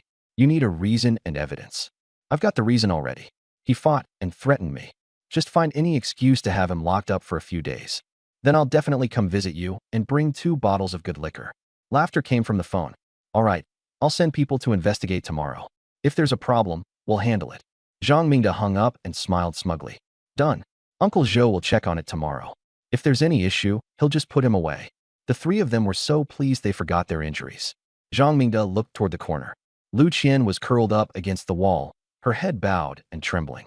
The slap mark on her face was clear, and one side of her face was swollen. Come here. Lu Qian looked up shakily. Young Master Zhang, I didn't mean to. I told you to come here. Didn't you hear me? Lu Qian slowly got to her feet and shuffled over, her legs shaking. Zhang Mingde pinched her chin. I got beaten like this, and I've been made a laughingstock. And you tell me you didn't mean it? Smack. Another slap. Get on your knees. Lu Qian slowly knelt down, and the pain from her knees hitting the floor made her suck in a breath. Remember this well. You messed up today, so don't expect things to go well for you. If you dare run or tell anyone, I'll make your mother suffer. I'll make all of you disgraced in Yuntian City. Lu Qian lay on the bed, unable to stop her tears. She thought of Sister Yakin, thought of me, thought of what she had done. But there was no turning back now. Outside the window, the night was deep. The next day, sunlight filtered through the curtains into the room. I woke up. Yakin was in my arms, and I couldn't help but smile. She was sleeping so soundly, breathing evenly. Her long hair was spread across the pillow, her skin pale and glowing. Her body was covered in kiss marks. Her neck, collarbones, and shoulders, densely packed. The purple hip-hugging skirt was long gone, and so were the black stockings. Only a thin blanket covered her, revealing her smooth shoulders. Her legs were wrapped around me like a little cat's. I brushed the stray hairs from her forehead. Her eyelashes fluttered, and she slowly opened her eyes. Xiaoyang. Her voice was hoarse, laced with languor. I kissed her on the forehead. You're awake. She nodded, burying her face in my chest. Last night. Was I really that embarrassing? I laughed. What's embarrassing? You were especially beautiful. Her face turned even redder. I wrapped my arms around her waist. Yakin, Zhang Mingde, and Lu Qian, none of them are getting away. She looked at me and nodded gently. I kissed her deeply. My hand slowly moved downward, and she covered it with hers. Xiaoyang, it's broad daylight. What's wrong with broad daylight? I still hurt. I withdrew my hand and held her tightly. Fine, I'll let you off today. Sunlight filled the room. I patted her on the butt. Get up. I'll take you out for some fresh air. In front of the mirror, she saw the kiss marks on her neck. It's all your fault. How am I supposed to go out like this? My fault, my fault. I'll be more careful next time. She found a scarf to cover them, then put on a turtleneck sweater and a coat. She looked beautiful. Just as we were about to open the door, there was a knock outside. Bang, bang, bang. I frowned and opened the door. 3 uniformed officers stood at the entrance. Are you Wang Yang? I nodded. Chiyun City Public Security Office. Someone reported you for fighting. Come with us. Yakin's face went pale, and she grabbed my arm. Xiaoyang, don't worry. I'll be back soon. Her eyes turned red. I'll wait for you. The interrogation room at the Public Security Office. The light was glaring. On the wall were the words, confess and you'll be treated leniently. Resist and you'll be dealt with severely. A tall, thin man came in and slapped a document down on the table. Wang Yang, you injured 3 people, Zhang Mingde, Li Chang, and Wang Hao. They were trying to do something to Zhao Yakin. I was acting in self-defense. All 3 say you started it first. Who would believe that? I stayed silent. Admit guilt, write a statement, pay compensation, and you'll be out after a few days. Don't refuse a toast only to be forced to drink a forfeit. I laughed. And if I don't, you've offended someone you shouldn't have. This case is mine to decide. I kept smiling. Yours to decide? Do you know who I am? Call the person behind you out. I'll talk to him. He froze. Then after a moment of silence, stood up. Just wait. A high-end hotel. Zhang Mingde leaned against the bed, with a bandage on the bridge of his nose. The bald, yellow-haired guy leaned over. Mr. Zhang, how's it going? Done. That brat's in the detention center. Uncle Zhou said he'll be locked up for at least 20 days. The bald guy's eyes lit up. Really, 20 days? Yellow hair laughed. By the time he gets out, Mr. Zhang will have already taken Zhao Yakin. Zhang Mingda grinned lewdly, remembering what Zhao Yakin looked like last night. But he shook his head. Wang Yang and that woman had an unusual relationship. He had to wait until Wang Yang was completely dealt with before making a move on her. Let's go. I'm treating tonight. The office of the deputy director at the public security office. Zhou Xiong was in his 50s, slick and greasy. The tall, thin officer came in. Director Zhou, Wang Yang won't plead guilty. He's very stubborn. He told me to find the person backing him. Zhou Xiong set down his teacup. Just a migrant worker from out of town. What kind of cards could he have? Handle it by the book. Minimum 20 days. Come on, let's go take a look. Interrogation room. I leaned back in the chair, not in a hurry at all. Zhou Xiong came in, crossed his legs, and took a sip of tea. The medical reports for those three are right here. What else do you have to say? Self-defense. 3 against 1. And you call that self-defense? Who would believe it? I smiled at him. What are you smiling at? Nothing. Director Zhou? I asked. He froze. Last chance. Let me go. Tell me what Zhang Mingda's been up to all these years. Otherwise, it'll be a huge problem. Zhou Xiong laughed wildly. You? A migrant worker from out of town. I've been in this line of work for 20 years. What haven't I seen? Go on then, show me what you've got. Make a phone call. Go ahead. I dialed Uncle Chao's number. Hello, Xiaoyang. Uncle Chao. I'm at the public security office. Vice Director Zhou Xiong has me detained. They're going to hold me for 20 days. There was silence on the other end. Who gave them the guts? I'm just letting you know. Wait there. I'm on my way. The call ended. Zhou Xiong sneered. Done acting. A migrant worker claims he knows the city government secretary general? Do you think I'm 3 years old? I smiled. Let's bet on whether I'm acting. If Uncle Chao doesn't show up within 10 minutes, I lose. You can hold me as long as you want. And if he does, you let me go and tell me about Zhang Mingda. Zhou Xiong clenched his teeth. Deal. I sat in the interrogation room, listening to the heavy sound of a teacup slamming onto the table.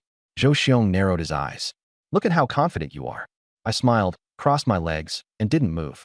The clock on the wall ticked away, and no one said a word. Yuntian city government. Chao Yun's face had gone green with anger. This seasoned bureaucrat, 48 years old, picked up the phone and started cursing. Your vice director dares to detain my man? Sun Tao on the other end was panicking. Secretary General Chao, I'll handle it right away. I'm heading over now. If anything happens to him, your bureau chief can forget about his job. Chao Yun hung up, threw on his coat, and left. Sun Tao was completely stunned. Sweat covered his palms. In 20 years, he had never seen Chao Yun this anxious. He grabbed his car keys and rushed out, calling Wu Neng as he went. Did you people arrest a Wang Yang? Wu Neng froze. What kind of police chief are you, anyway? Wang Yang is Secretary General Chao's man. Wu Neng went pale. Chao Yun, that was a big shot. After thinking it over, he decided not to tell Zhou Xiong. Let this kid run headfirst into the wall himself. Zhou Xiong, handle Wang Yang's case quickly. Someone upstairs is asking about it. Zhou Xiong snorted over the phone. Who are you talking about? Wu Ning hung up. In the interrogation room, I let out a soft laugh. Zhou Xiong was furious. The evidence is solid. You still think you can turn this around? Self-defense. Ever heard of it? He was so choked up by me that he couldn't say a word. Wu Ning came in and saw me leaning back in the chair, smiling. Zhou Xiong, is the evidence solid? Is the procedure compliant? 3 people identified him, and the proof is ironclad. Do those 3 have criminal records? Can this evidence even be trusted? Zhou Xiong's expression changed. Wu Neng turned to me with a smile. Mr. Wang, you've been wronged. Release him. Wu Neng ordered. No way. Zhou Xiong refused to budge. Suddenly, the sound of a car screeching to a halt came from outside. Sun Tao got out of the car and saw no sign of Chao Yun's vehicle, so he let out a sigh of relief. He straightened his collar, put on an air of authority, and walked in. Mr. Wang, sorry to keep you waiting. Zhou Xiong stared blankly, his legs going weak. Sun Tao looked at Wu Neng coldly. Who told you to arrest someone? Wu Neng's eyes darted around. It was Zhou Xiong acting on his own. Zhou Xiong, who gave you that authority? It was Zhang Mingda. Zhang Mingda? What's your relationship with him? Zhou Xiong couldn't answer. Cold sweat streamed down his face. Mr. Wang, I was wrong. I waved a hand. You've worked 20 years, and now you've finally seen it? The door opened, and Chao Yun came in. 49 years old, wearing a dark jacket, he swept his gaze around the room, exuding pressure. Sun Tao hurried forward. Secretary General Chao. Xiaoyang, are you all right? Uncle Chow, I'm fine. Chow Yun looked at Zhou Xiong. Zhou Xiong was pressed against the wall, trembling like a sieve. You're Zhou Xiong. Why, yes. I hear you were the one who arrested him. Zhou Xiong collapsed onto the floor. I was wrong. Zhang Mingde told me to arrest him. Chow Yun said to Sun Tao, handle this yourself. Zhou Xiong is to be immediately suspended and investigated. Chow Yun nodded, then turned to me with a smile. Xiaoyang, let's go. I'll take you home. I brushed the dirt off my clothes and glanced at Zhou Xiong, who was sprawled on the ground. A few hours ago, he had still been sitting there with his legs crossed, cursing me. Who do you think you are? Now he was lying on the floor like a dog with a broken back. I turned and walked out with Chow Yun. When we reached the doorway, I stopped and looked back. Zhou Xiong's face was deathly pale, his lips trembling nonstop. Wu Neng had his head down, the corners of his mouth secretly turned up. Sun Tao was drenched in sweat, his face ugly. I looked at Zhou Xiong and said, Director Zhou, you asked me why I wasn't afraid? Because the people behind me aren't someone you can afford to offend. After that, I turned and left. Sun Tao wiped the sweat from his forehead and said to Wu Neng, you're in charge of this. Make sure you get to the bottom of it. Secretary General Chow is waiting for the result. Wu Neng straightened his back. Don't worry. Not a single one of them will get away. Sun Tao glanced at Zhou Xiong, snorted coldly, and left. Wu Neng squatted down and looked at Zhou Xiong. Old Zhou, we've worked together for so many years. Zhou Xiong's voice trembled. Director Wu, can we slow this down a little? Wu Neng sneered. Did you think about the consequences when you were arresting people? Too late. He stood up and shouted. Someone come. Take him away. A black Audi A6 was waiting at the entrance of the public security office. I got in, and Chow Yun sat beside me. Xiaoyang, are you all right? Uncle Chow, I'm fine. I just sat in there for a while. Chow Yun patted my shoulder. If anything happens in the future, call me first. My people can't be bullied. I felt a warmth in my chest. Thanks to Uncle Chow. Chow Yun waved his hand.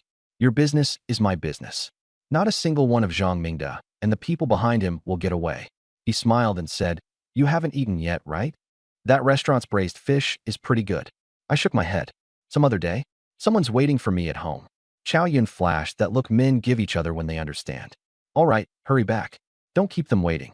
The car stopped downstairs at Sister Yakin's place. I hurried upstairs and rang the doorbell. Ding dong. A trembling voice came from inside. Who is it? Sister Yakin, it's me. The door flew open. Sister Yakin's eyes were swollen and red, and she threw herself straight into my arms. Xiaoyang, you're finally back. I thought. She was crying so hard she could barely catch her breath. I held her and took her inside. Thought I wasn't coming back? She nodded, tears soaking my clothes. They took you away, and I didn't know who to ask for help. I wiped the tears from her face. Sister Yakin, who could do anything to me? Her eyes were red as she glared at me. Don't do this again. You scared me to death. Looking at her tear-streaked face, my heart softened. All right, I won't let you worry again. She held my hand tightly, our fingers interlocked. Sister Yakin, have you been crying for a long time? Her face reddened. I was just worried about you. I lifted her chin. There were still tears in her eyes, and her lips were slightly parted.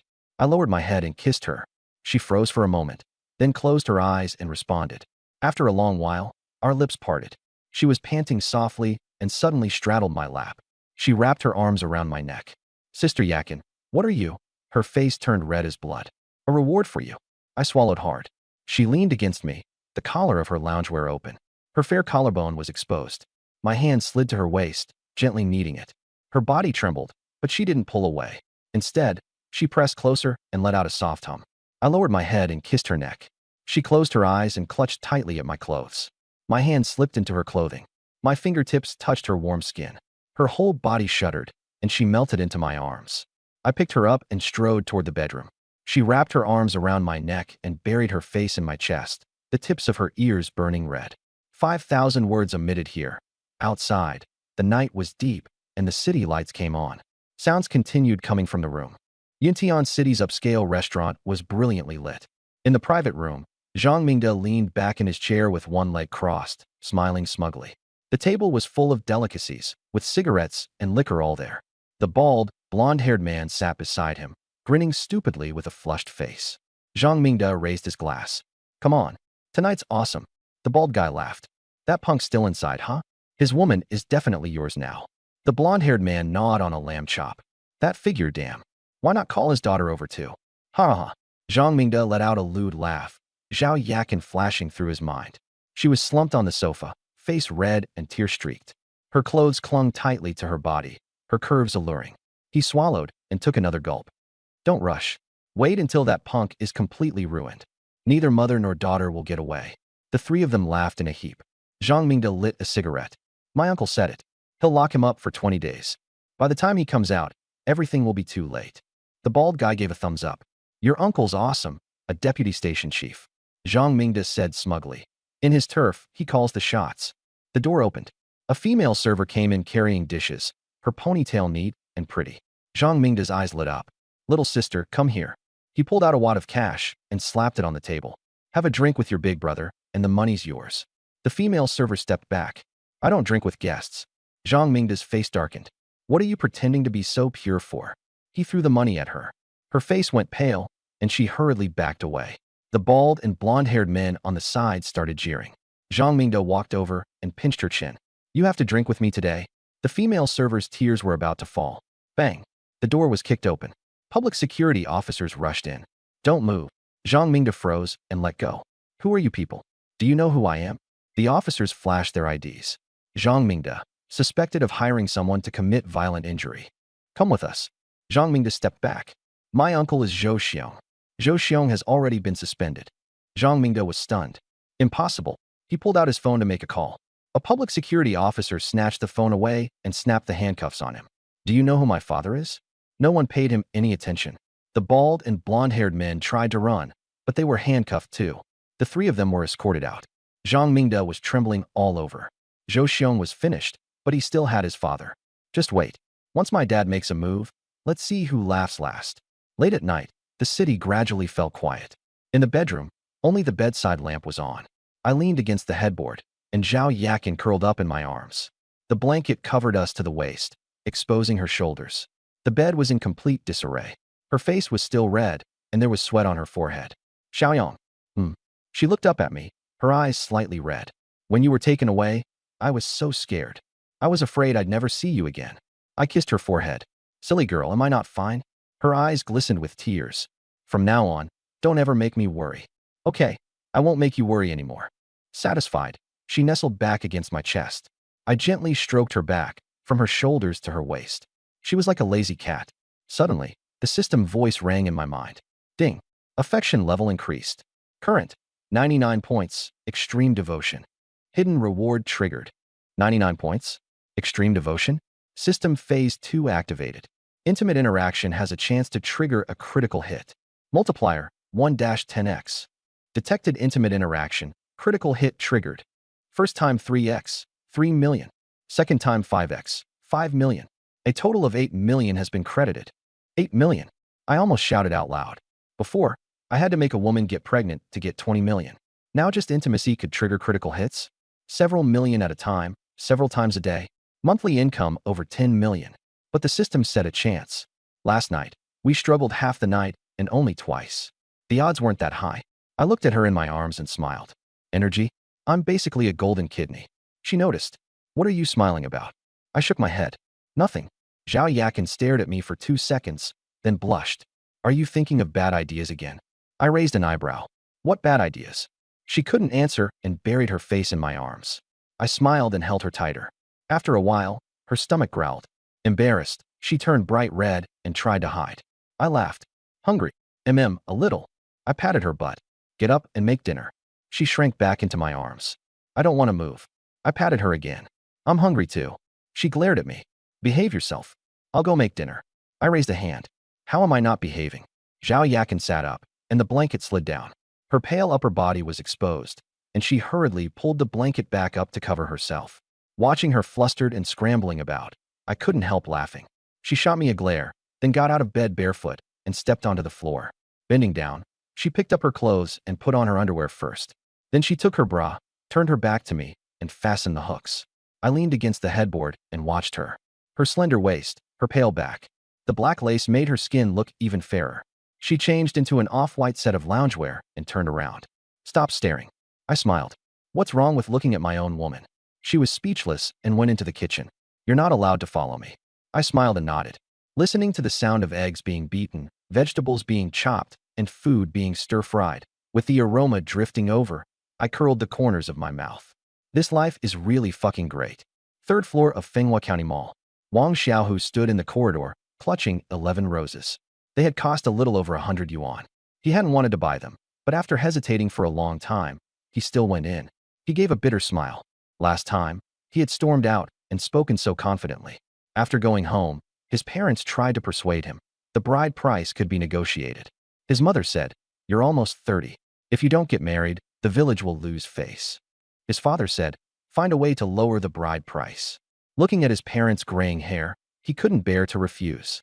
He took out his phone and opened Qinyali's WeChat. The chat box was still stopped at "Let's break up." She had replied, "Oh." Staring at that, "Oh," he couldn't bring himself to face it. He switched to Sun Lingling's WeChat. "Where is Yali?" "Third floor, Western restaurant by the window." Taking a deep breath, he tightened his grip on the flowers and walked toward the Western restaurant. He pushed the door open and went in. Looking for someone. In the third row by the window, he saw Qinyali. She was wearing a white wool coat, her makeup exquisite. Across from her sat a man, looking like a college student. The man leaned in and whispered in her ear. Qinyali laughed and punched him in the chest. The man pinched her chin and kissed her. Their tongues entwined, and saliva stretched into fine threads. Wang Xiaohu froze. The flowers in his hand drooped, and petals fell to the ground. "Qinyali." She opened her eyes and shoved the man away, hurriedly wiping her mouth. "Xiaohu, why are you here?" The man said, "I'm her cousin." Qinyali nodded. "Right, cousin." Wang Xiaohu sneered. "Cousin? Kissing your cousin like that?" He smashed the flowers to the ground.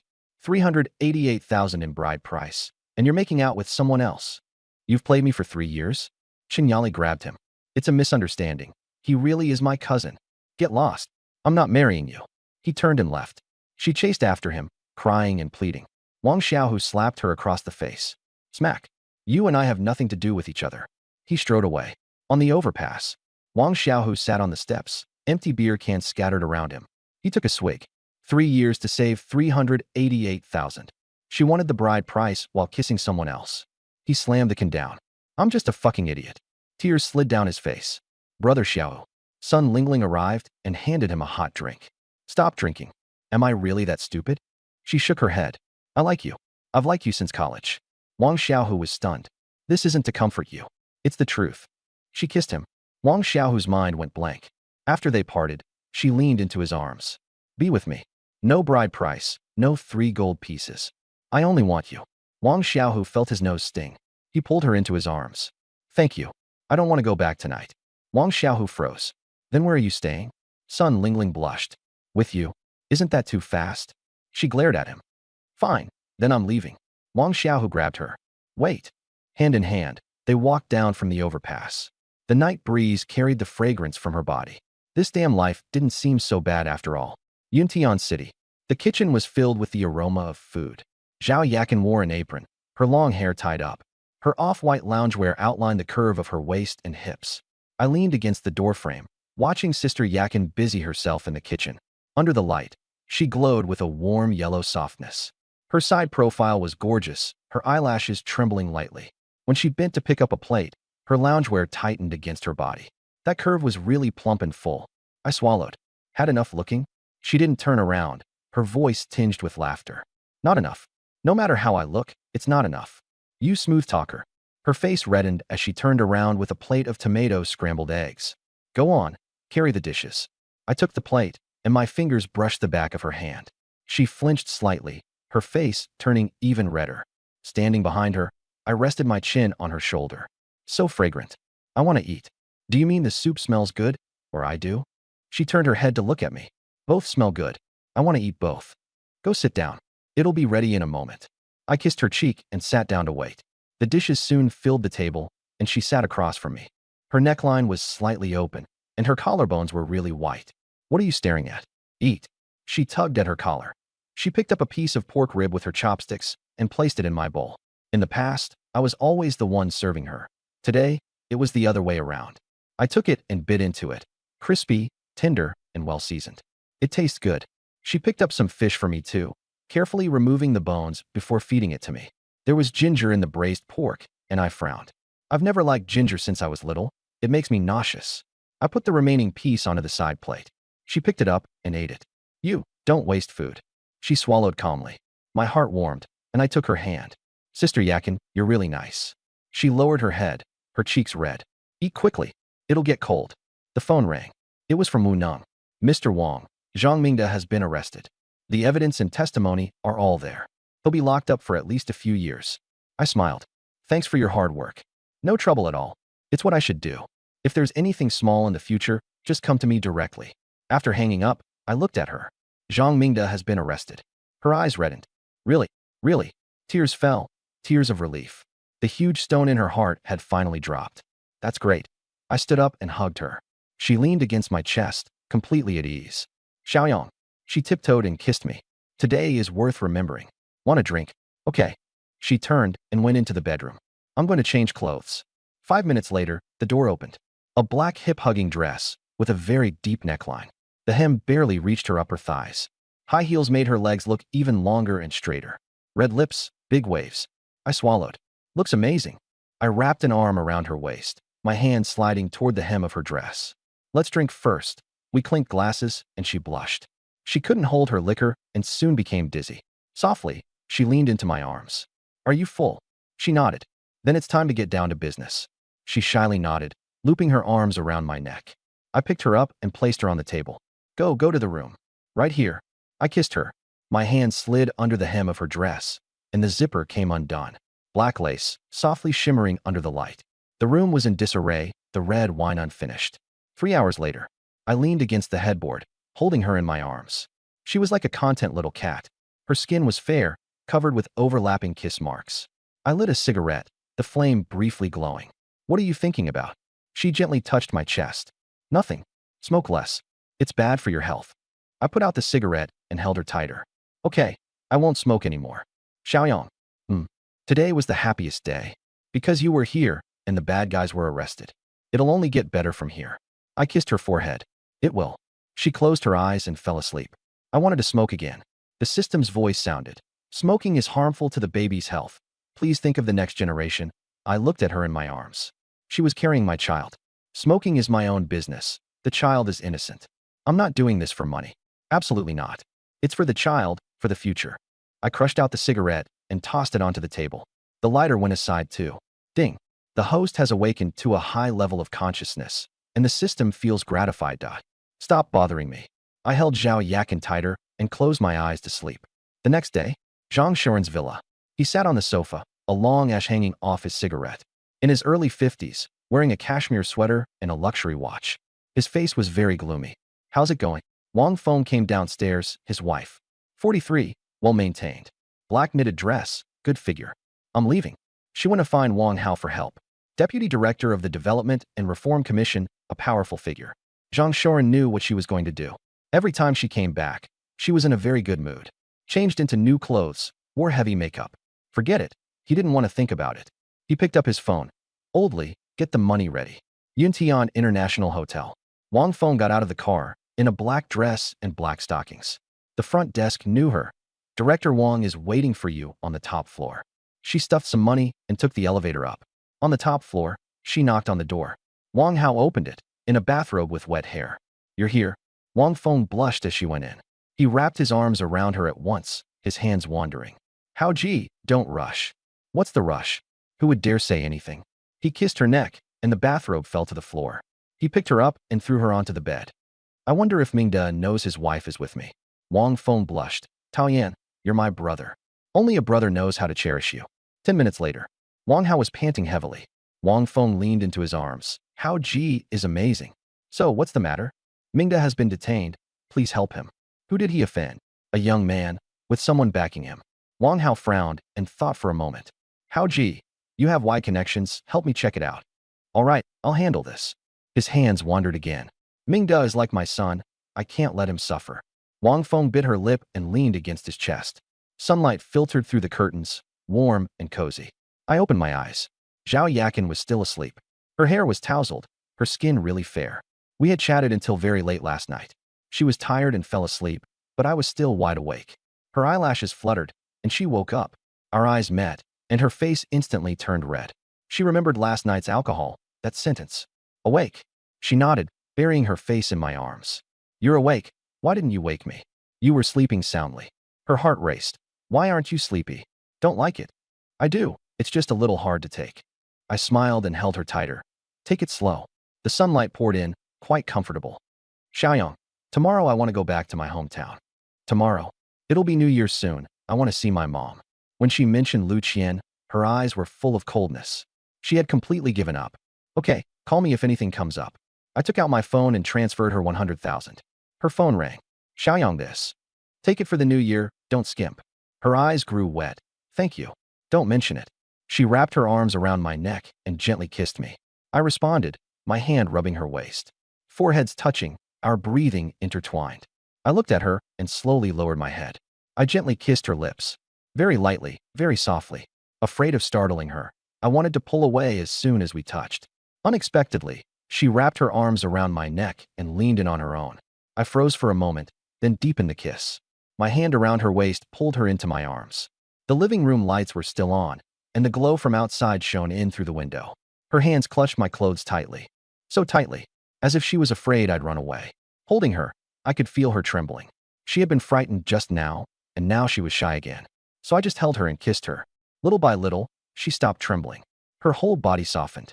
Our foreheads touched, our breathing mingling. Her face was flushed red, like a ripe apple. Shiryun, from now on, with me here, no one will dare bully you. She nodded, tears falling again. I know. Why are you crying again? I'm not. I'm just happy. She took the initiative and kissed me. This time she was even more forward, wanting to tell me all her feelings. So we just held each other and kissed. Nothing else, just overflowing love. Leaning in my arms, she started to feel a little sleepy. I helped her lean against the headboard and covered her with a blanket. Sleep for a bit. I'll stay with you. Don't leave. She grabbed my hand. I won't. I'm right here. The lights outside were warm and soft. So we just held hands and stayed quietly together. My hand fell to her waist. My fingertips hooked under that thin layer of fabric. She opened her eyes and looked at me, her eyes shimmering with tears. Wang Yang. Her voice was trembling, soft enough to melt. Shiryunjia, you're really beautiful. I said this in her ear. I thought that from the first time I saw you. Her face turned even redder, and she buried it in the pillow. I gently bit her earlobe. She shivered all over and let out a soft hum. My hand moved over her body, from her waist to her lower abdomen, from her lower abdomen to her thigh. Ready? She buried her face in the pillow. Then begged me. She froze and lifted her head from the pillow. I looked at her with a smile. If you beg me, then I'll start the game. Her face turned red enough to drip blood. Why are you so bad? Not begging? Then forget it. I pretended to get up. Don't. She grabbed me. Tears were gathering in her eyes. Please, her voice was so small, it was like a mosquito buzzing. Beg me for what? Please, start the game quickly. I no longer hesitated and lowered my head to kiss her. Shiryunjia, when you play the game, you have to relax a little. She nodded, but her body was still tense. My hand gently kneaded her waist, over and over. Gradually, she relaxed, her body going soft. I lightly pulled at that layer of fabric. She closed her eyes, her body arching slightly. I kissed her forehead, her eyes, the tip of her nose. The kisses were light and soft. Outside, the night was deep, with lights turning on one by one. Inside the room, the temperature kept rising. Wang Yang, the game is too slow. Beg me. Please, just play the game properly. Her voice was soft as water. I stopped teasing her. Her body trembled. Her fingers clenched the bedsheets, knuckles turning white. A soft sound came from her lips. It was like crying and like laughing. She wrapped her arms around my neck. Her nails left shallow marks on my back. Outside, the night grew darker and darker. In the room, the sounds went on and on. I patted her on the shoulder. Get up. If you don't, we'll be late. Zhao Yakin blushed and burrowed to the side under the blanket. I sat up and got dressed. She shrank into the blanket, showing only her head, looking at me with tears shimmering in her eyes. Are you leaving? I've got something to do. She softly answered and didn't ask any more, being very understanding. I kissed her forehead. I'll call you when I get there. Okay. I turned and left. As soon as the door closed, I heard her hugging the pillow and laughing. After leaving Zhao Yakin's place, I reached the underground parking garage of Yunshi Tai half an hour later. I didn't take the elevator and walked the stairs to get some exercise. When I got to the 24th floor, I paused for a moment. Luo Shiryun lived upstairs, thinking of how she had leaned against my chest when she was drunk and that gardenia fragrance. I smiled and kept going up. Suddenly, loud voices came from upstairs, a man shouting, a woman screaming. Let go of me. Let go of me. It was Luo Shiryun's voice. I rushed up. The door was ajar. A middle-aged man was grabbing Luo Shiryun, reeking of alcohol. She was wearing yoga clothes, a pink tank top outlining her curves, crying as she struggled. Lee Sudong, we're divorced. If you keep this up, I'll call the police. The man sneered. Call the police? The cops don't handle family matters. His hand slid from her waist downward and pinched hard. Luo Shiryun screamed and pushed him away. The man lunged again and hugged her from behind. Who are you dressing so tightly in those yoga pants for? His hand pressed against her chest. Lee Sudong, you bastard. I clenched my fists, rage burning through me. I strode forward and grabbed the back of his collar, yanking him backward.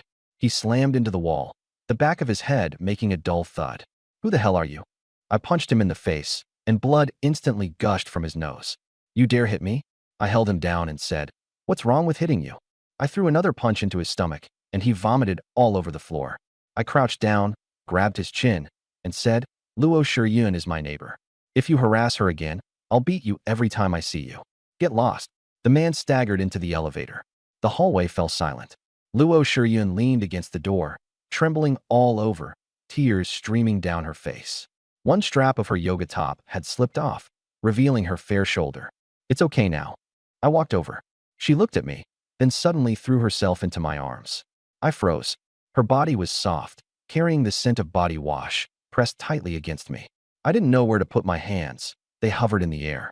She grabbed the hem of my shirt and cried in broken sobs. I gently put my arms around her back. Hey, why does he still come looking for me? It's fine, he won't come again. He always manages to find me. If he comes again, call me. I live upstairs. She looked up at me, then suddenly blushed. Realizing she was still wearing tight yoga clothes, she tried to pull away, but her legs were weak. I let go and stepped back half a pace. Leaning against the door, she gasped for breath, not daring to look at me. Thank you, you're welcome. She bit her lip. Do you want to come in and sit for a while? Sure. After entering the apartment, she got me a pair of slippers. When she bent down, her fair collarbones were exposed, and she quickly tugged at her neckline. I sat on the sofa, and she sat opposite me. Sunlight streamed in, and the living room was quiet. She lowered her head, her fingers twisting the hem of her clothes. I'll go pour some water. She fled to the kitchen. When she bent down to get the drinks, her yoga pants outlined a perfect curve. What do you want to drink? Coke or Sprite? Sprite. She sat back down, and we faced each other with the coffee table between us. Silence stretched for a long time. Wang Yang, thank you so much. Sunlight fell on her face, and she blushed, her lips lightly pressed together. She looked like a quiet flower. It's nothing, neighbors helping each other. You've helped me twice already. Then treat me to another meal. Her face grew even redder as she remembered what happened when she got drunk last time. Wang Yang, that night, did we? She didn't finish, her face burning red. Watching her like this, my heart started beating faster too. What do you think? She lowered her head and said softly, I don't know. I laughed. Nothing happened. You were drunk. I just covered you with a blanket. She let out a sigh of relief, but there was a hint of disappointment in her eyes. I didn't notice and took a sip of Sprite. You still need to eat. Promise me. I promise. She agreed without hesitation. I crossed my legs. Let's talk about your ex-husband. She hesitated for a moment. He was introduced by our families. At first, I thought he was an honest man. After we got married, he started drinking and hitting me when he was drunk. She clenched the hem of her clothes. The first time, he hit me because the food was too salty. The next day, he knelt on the floor begging for forgiveness, and I believed him. I clenched my fists. He kept hitting me for 3 years before I finally divorced him. He even came to insult me last month. Her voice trembled. My heart ached, and I stood up to sit beside her. I pulled her shoulder into my arms. When she smelled my scent, she burst into tears. She clutched my clothes tightly, like a lifeline. I gently stroked her thigh, my movements very light. She suddenly stood up. I'll go make dinner. Then she hurried into the kitchen. I watched her back and couldn't help but laugh. The smell of food drifted out from the kitchen. She brought the dishes to the table. Dinner's ready. Her voice was a little shy. I picked up a piece of pork rib. Tastes great. She blushed. She picked up a rib too, hissing from the heat. The sauce trickled down the corner of her mouth. I pulled out a tissue and leaned over. Gently, I wiped the corner of her mouth. My finger touched her lips through the tissue. Soft, warm. She froze, her face turning even redder. Be careful. It's hot. I sat back down. She didn't dare look at me. Thank you. By the time we were nearly done eating, it was already dark. I looked at her. Want to have a drink? She understood what I meant. She nodded lightly. Okay. She brought over 6 cans of beer. We clinked glasses. Sister Shiryun, if that bastard shows up again, call me. I live upstairs. I'll beat him so badly he won't dare come back. Her eyes turned red. Aren't you afraid of trouble? What's there to be afraid of? I've got you. She looked at me, her nose stinging. After the divorce, she had carried everything on her own. My words nearly made her cry. She took a big gulp of beer. Slow down. I tried to stop her. She had already swallowed it. Her face turned even redder, and her eyes were red too. As the alcohol kicked in, she tilted her head and looked at me. Wang Yang, why didn't I meet you sooner? I froze. If I had met you earlier, would I have suffered so much? Even meeting me now isn't too late, I said. She smiled. Yeah, not too late. I got up and sat beside her. She looked at me. Why did you come over? I gently stroked her cheek. She didn't dodge. Her eyes were sparkling. Sister Shiryun, I like you. She froze. I liked you the first time I saw you. Seeing you being bullied makes me feel terrible. I lifted her chin. Be my woman, okay? From now on, you've got me. I won't let you suffer anymore. She cried. I've been divorced, and I'm older than you.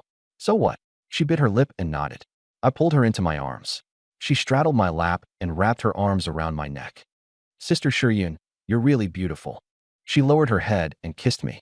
It carried the taste of alcohol, the taste of tears, and the desire she had suppressed for so many years.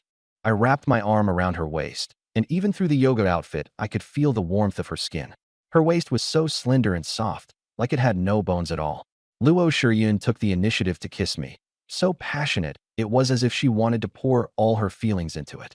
She wrapped both arms around my neck, pressing her body close to mine.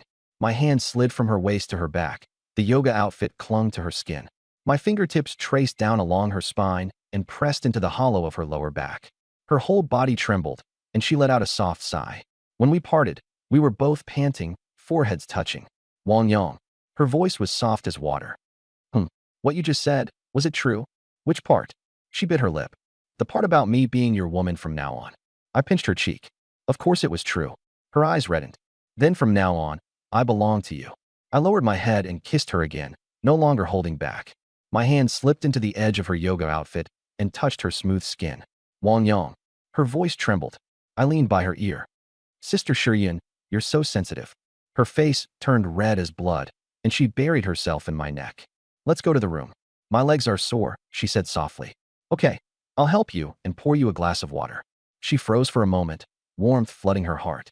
I helped her sit on the bed and went to pour some warm water. You were scared white just now. Drink some water. She took the cup, her fingers icy cold. Thank you, Wang Yang. If it hadn't been for you. I sat beside her and wiped away the tear tracks on her face. Don't mention it. I just happened to be here. She suddenly hugged me. Wang Yang, I've liked you for a long time. I started liking you the last time you helped me fix the water pipe. I smiled and hugged her tighter. I know. Me too. I leaned down and gently kissed her forehead. She looked up at me like a little deer. Slowly, I lowered my head and kissed her lips lightly. I had been about to pull away, but she wrapped her arms around my neck and took the initiative to respond. Shiryun, with me here, no one dares to bully you. She nodded. I know. Why are you crying again? I'm not. I'm happy. She leaned against my chest. I helped her lie down and covered her with a blanket. Tired, huh? Get some sleep. Don't go. She tightened her grip on my hand. I won't go. I'll stay right here. My hand slid to her waist, my fingertips hooking the thin fabric. Wang Yang. Her voice trembled. Sister Shiryun, you're really beautiful. Her face grew even redder, and she buried herself in the pillow. I lightly bit her earlobe, and her whole body trembled. My hand wandered over her waist and lower abdomen. Ready? Then try begging me. She stared at me in a daze, while I smiled wickedly. Beg me, and I'll start the game. You. How can you be so bad? Not begging? Then forget it. I pretended to get up. Don't. She grabbed me. Please, her voice was as soft as a mosquito's buzz. Beg me for what? She buried her face in the pillow.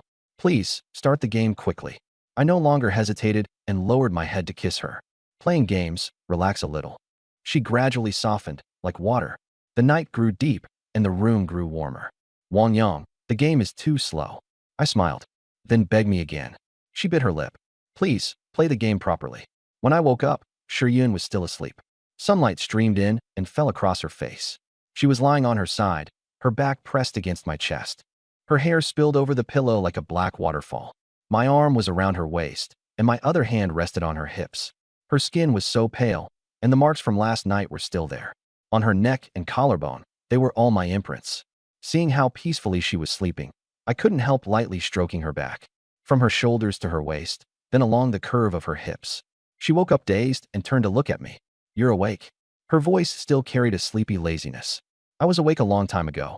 I was watching you sleep so soundly." I pinched her butt. She blushed and tried to hide. "Don't move." I held her tighter. Last night had been crazy, from the dining table to the sofa. In the end, we were messing around in the bedroom until after midnight. She suddenly frowned and let out a soft hiss. "What's wrong?" She said nothing, only blushing harder. "Still hurt?" I rubbed her waist. She nodded and buried her face in my arms. "My fault. I lost control." She shook her head, then nodded again. "Adorable. Sister Shiryun." She looked up at me, her eyes watery. "From now on, stay with me. I'll protect you. If your ex-husband comes again, I'll beat him up. If you want anything, just tell me." Her eyes turned red, and she bit her lip before nodding. Her voice was as light as a feather. I kissed her forehead. "I like you." Tears fell from her eyes. "I like you too." I held her tighter, and the sunlight was just right. Suddenly, the system voice rang in my head. Ding. Luo Shiryun did not conceive successfully. Keep trying to. Me.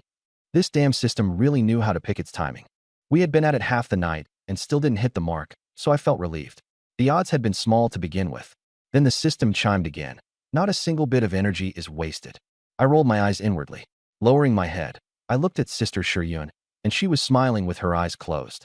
"Sister Shiryun, there's something I need to tell you." She looked at me. "I have other women." She froze, her fingers turning pale. I didn't explain. Anyway, she was already mine. After a long while, she suddenly kissed me. Her eyes were red. "I don't care. As long as you have me in your heart, that's enough." My heart softened, and I held her tighter. "You've always been there." "Xiaoyang, when are you going home?" "In a couple of days." "Why?" "My hometown is in Fenghua County too." "Really? Want to go back together?" Her face reddened. "Who wants to go with you?" I laughed and pinched her cheek. "So, do you want to or not?"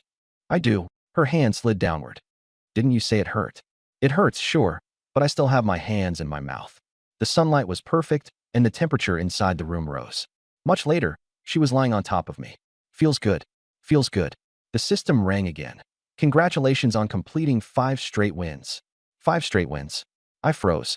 There really were 5 now. What incredible speed. "You have obtained 100% control of the Yuntian gang. Cash, 10 million. The Yuntian gang? An underground force?" A flood of information surged into my mind. Over 300 brothers, nightclubs, logistics, security. I smiled. I'd once been a poor kid, and now I had everything. "What are you smiling at?" Sister Shiryun asked. "Nothing. Get some sleep. I'm heading out for a bit." When I returned to Yongsatai, the house was quiet. I pushed open Shuamiao's bedroom door, and the bed was neatly made. Then I pushed open Yulan's bedroom door and froze. 2 people were lying together. Yulan was on her side, her nightdress rolled up. Shuamiao was lying on her stomach, with a strap sliding off her shoulder. The room had a strange smell, and both of them looked exhausted. I sat by the bed and patted Shuamiao's butt. She let out a sound and didn't wake up. I touched Yulan's face. She opened her eyes, and her face turned red. "You, when did you get back? What were you two doing last night?" Her face turned even redder, and she said nothing. Shuamiao woke up and lunged over. "Brother Yang, you're back." She wrapped her arms around my neck and kissed my face. Knocked backward by the impact, I smiled and put my arm around her waist. "You're awake." Chun Shuamiao nodded, her eyes sparkling. "I missed you." I slapped her butt.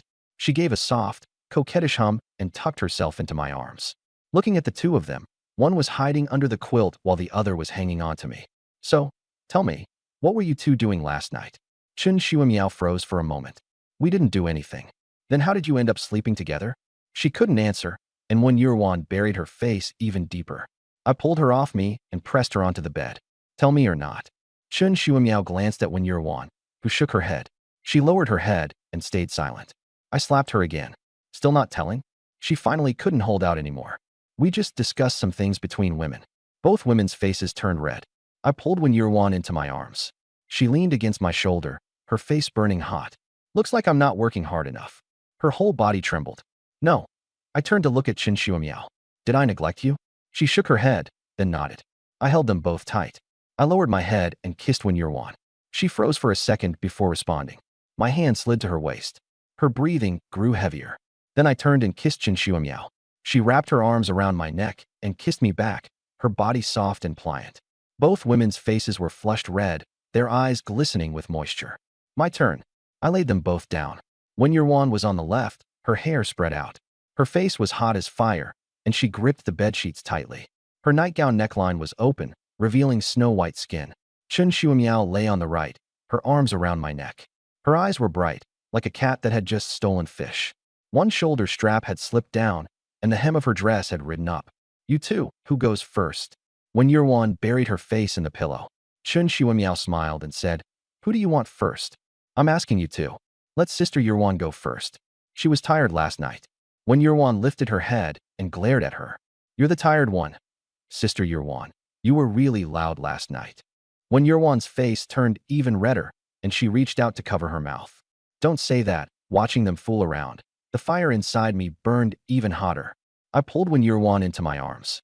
She lowered her head and didn't dare look at me, fingers tightly clutching the hem of her clothes. You two are going to have to serve me properly today. She trembled all over.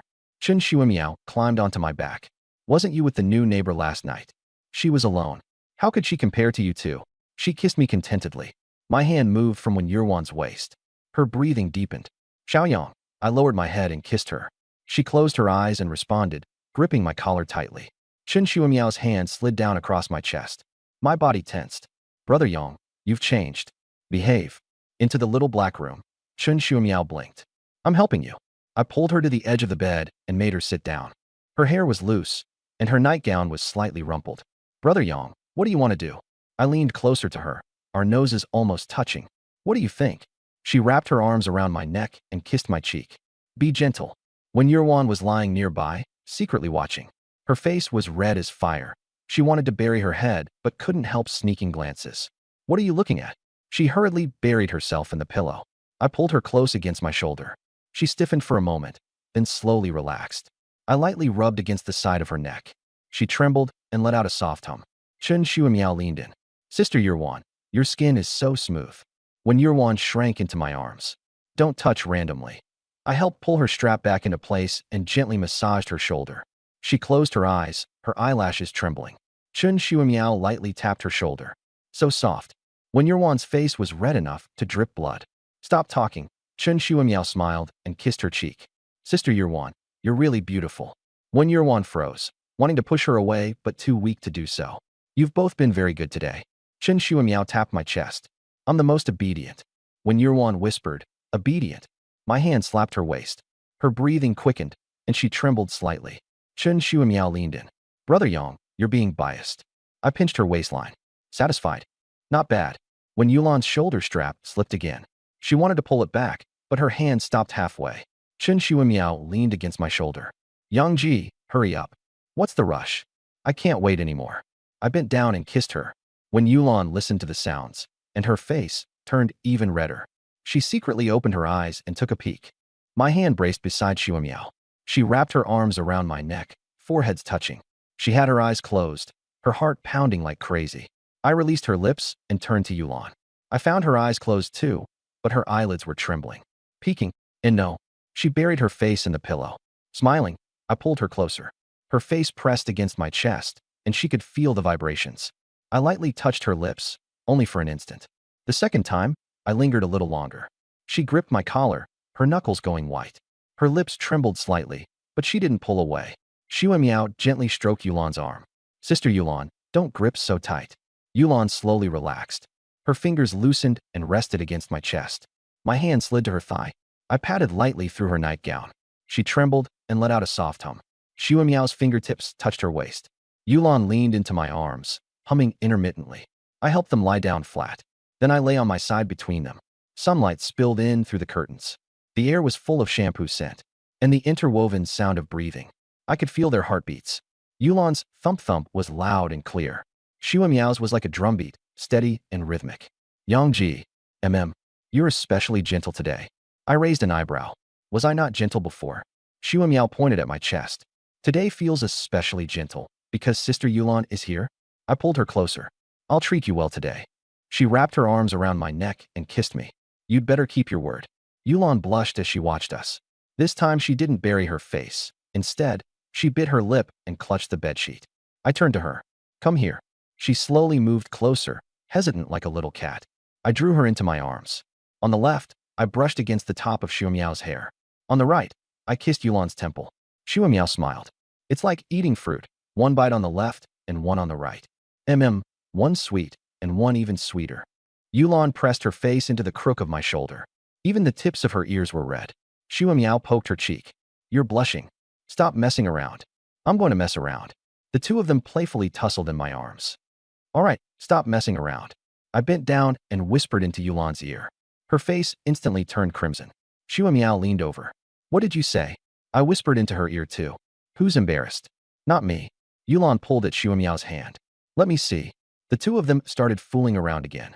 The sunlight grew brighter and brighter. Laughter and soft hums mingled together. The three of us nestled close, and none of us moved away. Xiaomiao yawned. I'm sleepy. Didn't sleep well last night? She blushed and looked at Yulan. Yulan also blushed and buried her face in the pillow. I pulled the blanket up to cover them. Sleep a little longer.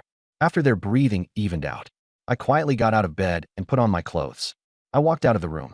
Meanwhile, the detention room at the public security office. Zhang Mingde sat in an iron chair. His face was swollen, and there was a band-aid on the bridge of his nose. Do you know who I am? He shouted toward the door. Let me out now, or you'll pay for it. The public security officers ignored him. My uncle is Zhou Xiong, the deputy director. Did you think it through before locking me up? Wu Ning walked in. His uniform was crisp, his expression calm. Director Wu, let me out quickly. My uncle Zhou Xiong is the deputy director. Wu Ning gave a faint smile. Your uncle? Zhou Xiong has already been removed from his post. Zhang Mingde froze. What? He abused his authority and is under investigation. You're counting on him? He can't even save himself. Zhang Mingde steadied himself. My godfather is Wang Hao, deputy director of the Yuntian City Development and Reform Commission. Wu Ning frowned. Wang Hao's status was indeed no ordinary matter. Zhang Mingde grinned wildly. Get it now? Let me go.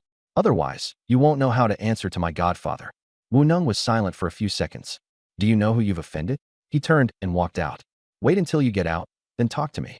Zhang Mingde roared from inside the door. Wu Ning, my godfather is Wang Hao, the director's office. Wu Ning closed the door. After taking a sip of cool tea, he dialed Sun Tao. Director Sun, something's gone wrong with Zhang Mingde's case. He says his godfather is Wang Hao from the Development and Reform Commission. There was silence on the other end for a few seconds. I understand. Handle it by the rules. The evidence against Zhang Mingde is solid. No one can save him. Wu Ning understood perfectly.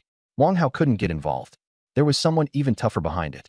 Understood, Director Sunday. He hung up. Wu Ning let out a long breath. He thought of Chao Yun personally coming to ask for the man. Zhang Mingde didn't know. Standing behind me is Chao Yun. I left home. Got into the black BMW X5M Black Warrior. The muted black body gleamed with a cold sheen in the sunlight. The engine roared. The sound was steady and powerful. I glanced at the rearview mirror. My hair was a bit long, and my bangs were almost covering my eyebrows. It's almost the new year. I should get it trimmed. I stepped on the gas. The BMW merged into the traffic like a beast. Half an hour later, it stopped in front of Xiao Ran Hair Studio. The shop was not large, but the decor was stylish. The floor-to-ceiling windows were polished to a shine. The Black Warrior gave off a strong presence. Passers-by all turned to look. A girl at the milk tea shop stood on tiptoe, staring at the car. I pushed the door open, and a wave of warm air mixed with shampoo fragrance hit me. A dyed-blonde young guy was playing on his phone on the sofa. The barber chair was empty. A girl, with her back to me, was tidying the shelves. Hearing the sound, she turned around. I froze for a moment. She was 18 or 19, not tall but well-built. Her black hoodie was half open, revealing a white camisole underneath. Jeans outlined her legs, and she wore white canvas shoes. Her ponytail was slightly wavy, and she had delicate features. Hey, boss, getting a haircut? Her voice was pretty sweet. I nodded and sat down. Just tidy it up. She smiled and wrapped the cape around me. Boss, you've got a great foundation. You'll definitely look handsome after the cut. Her fingers brushed the back of my neck, cool and soft. I silently said, System, identify. Name, Qin Xiaoran. Age, 19. Appearance, 89. Overall score, 89. A clean, innocent girl. How old are you? I asked. 19. Qin Xiaoran. What about you, boss? 25. Wang Yang. She blinked. Then can I call you Brother Yang? The scissors clicked. Brother Yang, is the car outside yours? It doesn't look ordinary, she said softly. You've got a really special vibe. I smiled. You're so young and already running a shop?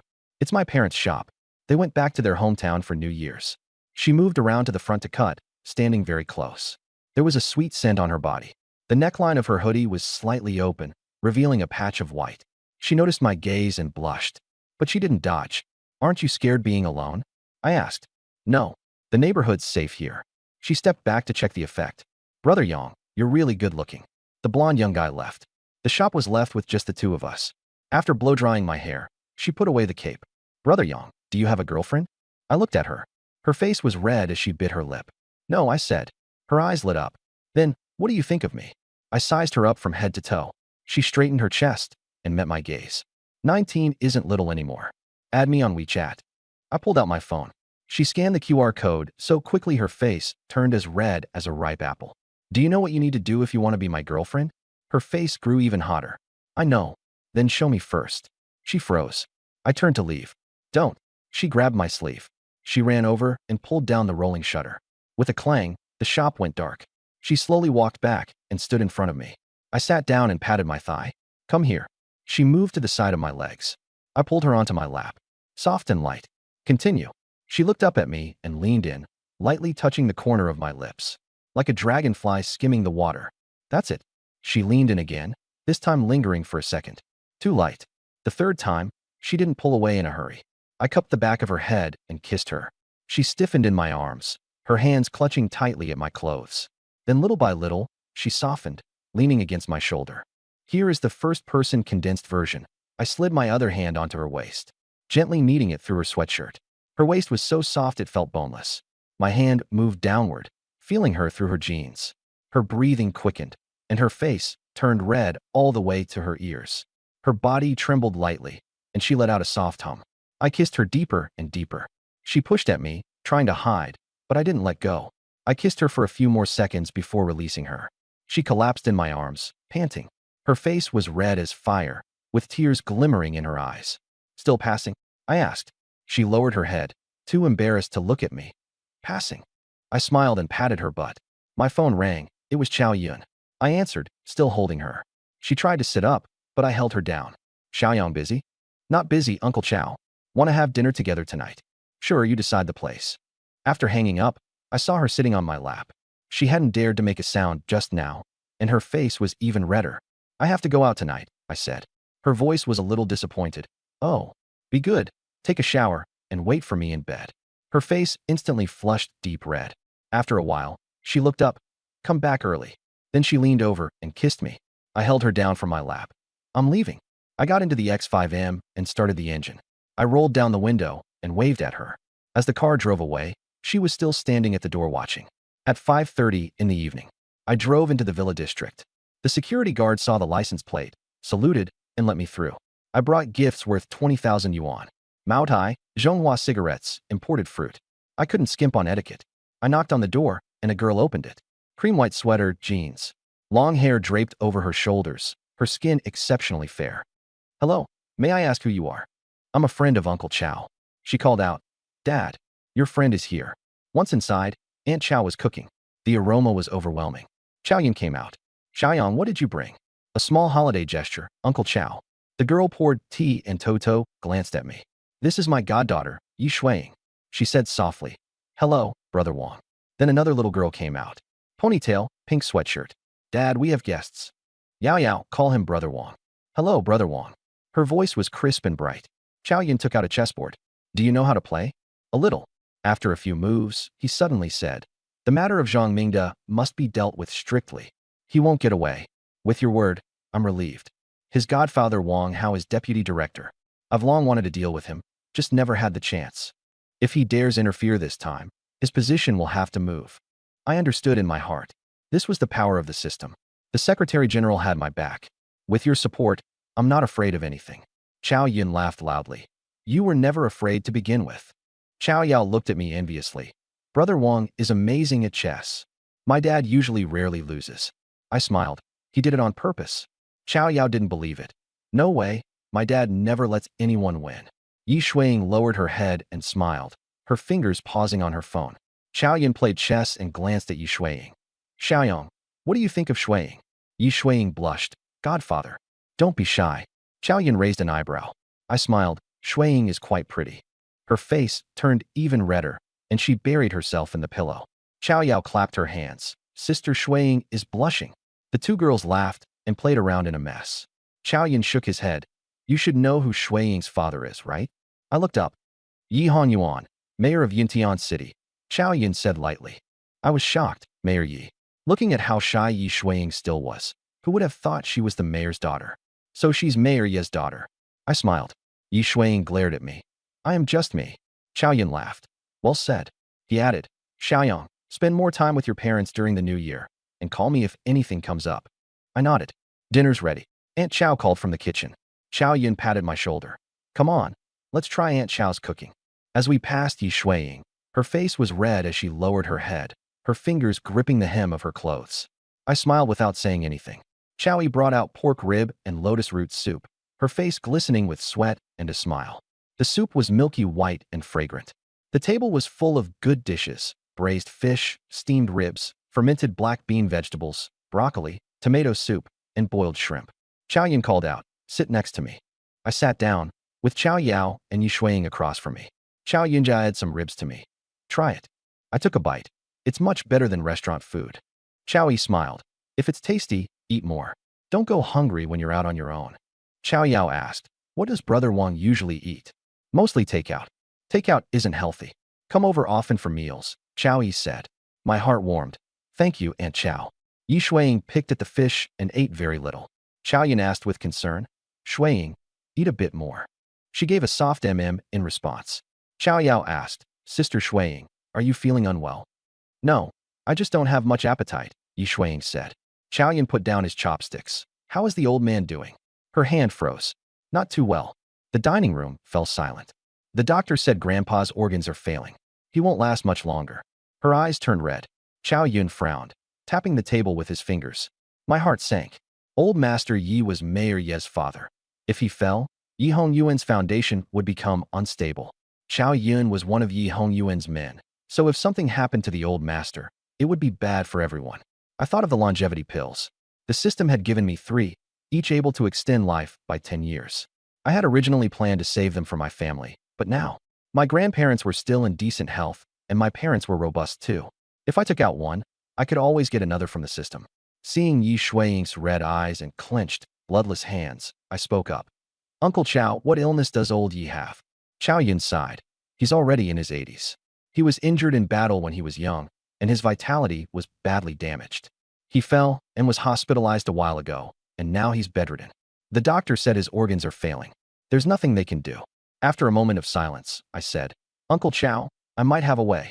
The dining room instantly went quiet. Everyone looked at me. Yi Shuiying suddenly looked up, her eyes red. Really? I have an heirloom prescription that's effective for regulating the body, I said. I didn't mention the longevity pills, afraid it would make things awkward. Chow Yin was silent for a few seconds. Shuiying, let Wang Yang give it a try. I trust him. Yi Shuiying bit her lip, torn inside. Even the best doctors had already seen him. What could this young man possibly do? But her godfather had never been wrong about people. Thinking of her grandfather's emaciated figure, she took a deep breath. All right, I trust you. A faint smile curved my lips. I'll go take a look tomorrow. I'll come pick you up, Yi Shuiying said. Okay, call me when you arrive. The atmosphere lightened up. Chow Yin raised his glass. Come on, eat. Chow Yao's eyes lit up. Brother Wang, can you really cure him? I'll do my best, I said with a smile. The meal lasted an hour. It was late at night. Chow Yin checked the time. Xiaoyang, head back early and rest. We have important things tomorrow. I stood up to say goodbye. Chow Yin smiled. Shuiying, send Xiaoyang off. It's on the way. Yi Shuiying blushed. I can just take a taxi myself. It's not safe so late at night, and Xiaoyang isn't an outsider. She glanced at me, then lowered her head to scroll on her phone. The tips of her ears turned red like rouge. Chow Yao snickered in secret and got glared at. I smiled. Okay, take Shuiying back. Yi Shuiying stood up with her bag and walked toward the door with her head down. Aunt Chow came out of the kitchen and handed her a bag of takeaway containers. Shuiying, take the ribs and shrimp home and eat them. Don't keep living on takeout by yourself. Yi Shuiying took it and hugged it tightly. Thank you, godmother. Aunt Chow looked at me. Xiaoyang, drive carefully. I nodded. Got it. The two of them changed shoes and went out. Chow Yun waved from the living room. Let me know when you get home. Yi Shuiying hummed in response and opened the door to leave. I followed behind and closed the door casually. The hallway was quiet, with only the sound of footsteps. She walked ahead, hugging the bag. Cream white sweater, light blue jeans, black hair hanging over her shoulders. I followed silently. When we got into the elevator, the mirror reflected the two of us. She lowered her head to look at the bag, the tips of her ears a little red. I had both hands in my pockets, staring at the elevator doors. The numbers changed floor by floor, 18, 17, 16. She suddenly said, "Brother Wong. Tomorrow, are you sure?" I looked at her. "I can't guarantee it, but I'll do my best." She nodded, then lowered her head again. The elevator arrived, and cold air rushed in. When we got downstairs, my black X5M was parked under a street lamp. I opened the passenger door, and she sat inside hugging the bag. As soon as the door closed, all the outside noise vanished. Warm air blew through the car, carrying a faint leather scent. She leaned back in the seat, gripping the bag tightly. I got in and closed the door. In the cramped space, I could smell the fragrance on her body. It wasn't perfume, more like the sweet scent of shampoo mixed with body wash. I glanced at her. She had her head down, her ears flushed red. Her eyelashes hung low like two small fans. The light fell on her face, making her skin glow white.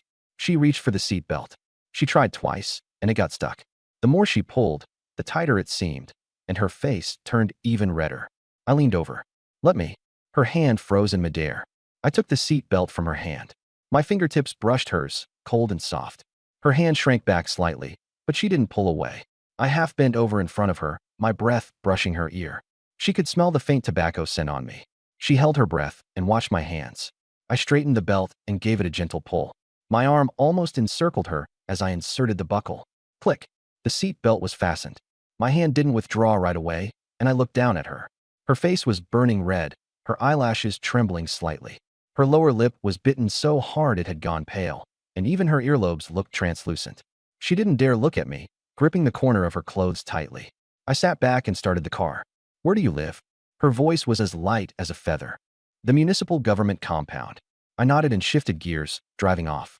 Streetlights swept past one by one, their patches of light falling on her face. She leaned against the seat, hugging the bag. She stole a glance at me, then quickly looked out the window again. The car was very quiet. Her fingers gently rubbed the bag. I said, swaying, "What does your grandfather usually avoid eating?" She thought for a moment. "The doctor said he shouldn't eat anything too greasy. He used to love braised pork, but now we don't dare give it to him." I nodded. "Got it." She looked at me. "Brother Wong, is your friend really that effective?" I smiled. "There's no harm in trying." She hummed softly and lowered her head again. Thinking of the way her grandfather coughed, her eyes turned a little wet. She quickly blinked to hold it back. We drove for 40 minutes and reached the east side of the city. A gate appeared ahead, with 2 armed police officers standing guard. Yi Shuang rolled down the window and nodded, and the guards saluted and let us through. The car drove in, and the courtyard was very quiet. Several small buildings were hidden behind the trees. This was the Yuntian city government compound. It was my first time here. She pointed ahead. "Stop over there." The car stopped downstairs of a 3-story building. She unbuckled her seat belt, but didn't get out, still hugging the bag. "Brother Wong." She bit her lip. "Thank you for driving me here. Tomorrow, could you come see my grandpa?" I smiled. "You're welcome. I'll go tomorrow." Her eyes lit up like 2 stars. "No matter what happens, thank you." I looked at her, and a feeling I couldn't quite put into words welled up in my heart. Her eyes were so pure, her voice so gentle. "It's cold outside. Hurry back inside." She hummed in response and opened the door to get out of the car. Standing beside the car, she bent down to look at me. "Drive safe on the way." I nodded. "Okay, see you tomorrow." She turned with a smile and went into the building, then suddenly looked back. I lowered the window and waved. She waved back too, then disappeared into the stairwell. I watched her back vanish, then started the car and left. The black X5M pulled out of the compound and merged into the night traffic. Holding the steering wheel, I glanced at the location on my phone. It was sent by Qin Shaoran, a small alley in the old district. Not far. I stepped on the gas, and the car speeded up. Half an hour later, the car stopped below an old 6-story building. The wall paint was peeling, and the streetlights were dim and yellow. I tightened my coat and quickly went into the building. The stairwell was narrow, and the sound-activated light kept flickering on and off. I went up to the 4th floor and knocked on the door. The door opened. Qin Shaoran was standing there, her hair still wet. She was wearing a black lace nightgown, very short and very thin. "Brother Yang, you're here." Her voice was full of joy. I stepped inside and wrapped my arm around her waist, pinning her against the wall. She gave a soft in response. Her hands rested on my shoulders, her face burning red. Did you miss me? Yes. Her voice was as small as a mosquito's buzz. My hand slid from her wet hair to her cheek. Why are you dressed like this? I just finished showering. She blushed even more and buried her face in my neck. Is this for me to see? I lowered my head and kissed her. A real kiss, not just a light touch. She froze. She didn't know how to kiss back. She could only clumsily press against me. A dozen seconds later, her legs went weak. Her whole body leaned into my arms. Her fingers threaded into my hair, trying to kiss me back. After a long while, I let her go. She was panting hard, her face red as fire. Her eyes were moist, her lips swollen and red. Brother Yang. Her voice was soft and trembling. My hand slid over her shoulder, then lower. She shivered, her breathing growing heavier. My hand moved to her waist and kept going down. She shrank into my arms. Brother Yang, don't. Shaoran, are you scared? She bit her lip, shaking her head, and then nodding. Tears trembled at her lashes. I withdrew my hand and pulled her into my arms. No rush. We'll take it slow. She rubbed against my neck. Brother Yang, you're so good to me. A long time later, she looked up at me. Brother Yang, if you take me, will you abandon me? Her eyes were serious and nervous. It wasn't a test. She was truly scared. I cupped her face. Shaoran, you're so cute. I like you. How could I abandon you? Her eyes turned red, tears swirling in them. But they didn't fall. My voice deepened. I'm even afraid you'll leave me. She shook her head, biting her lip. I gently pressed my thumb against the corner of her lips. Listen to me finish. She nodded obediently. I lifted her chin. Be my woman, for this life and the next. You are not allowed to leave. Qin Shaoran burst into tears. I won't leave. I'll never leave. I kissed away her tears. My lips moved to the tip of her nose, then to her lips. She closed her eyes, her hands clutching my collar. I pried open her teeth. She softened and leaned into my arms. I hooked her shoulder strap and pulled. Black lace became faintly visible. Her face was red as fire. I unfastened her bra. She buried her face in my neck, trembling all over. Brother Yang, don't. Are you ready? She bit her lip and nodded. I laid her on the bed. More than an hour later, Qin Shaoran curled up in my arms like a satisfied kitten. Her face was pressed against my chest. Beads of sweat dotted her skin, and a few strands of hair clung to her face.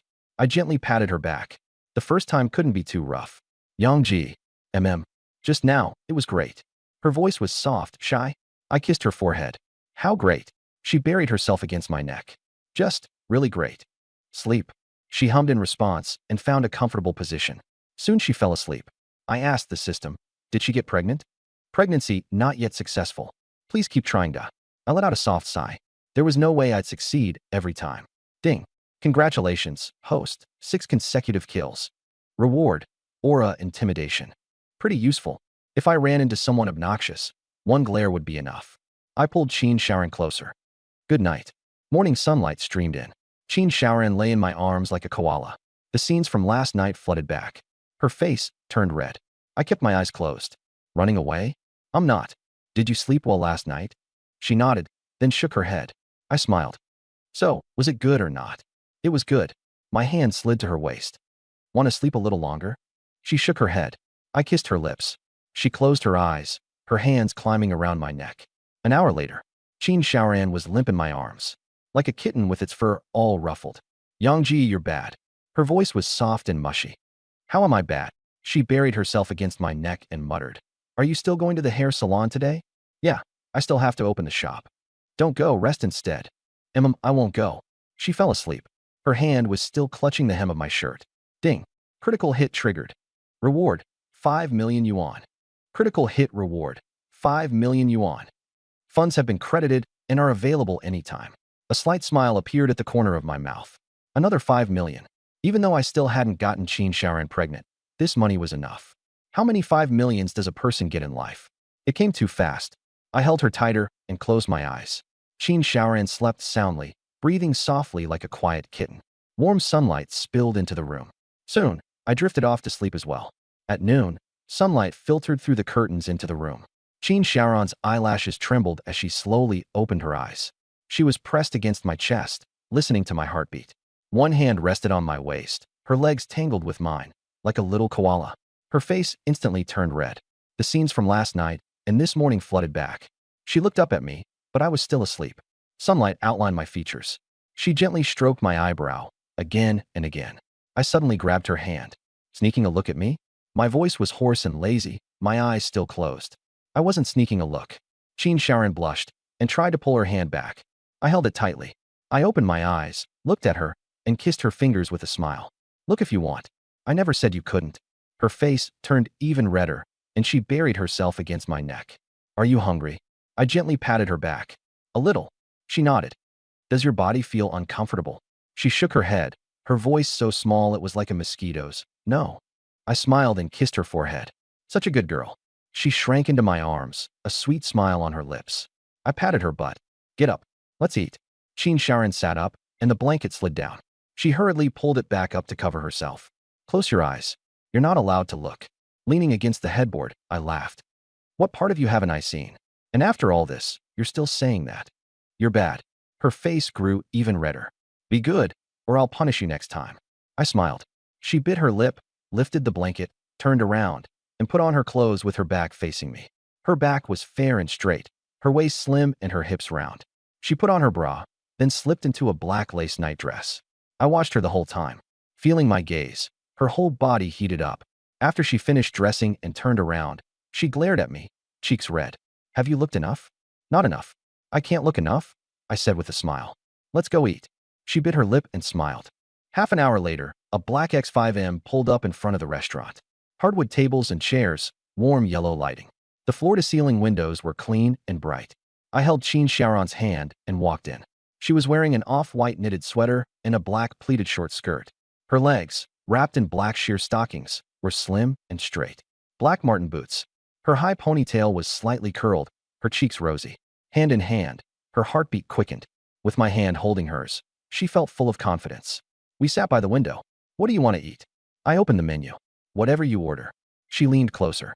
I ordered a few dishes. After the server left, I held her hand and gently traced circles with my fingertips. Qin Sharon blushed and didn't dodge. Her phone rang. She looked at it, and her expression changed. Hello? Xiaoyi?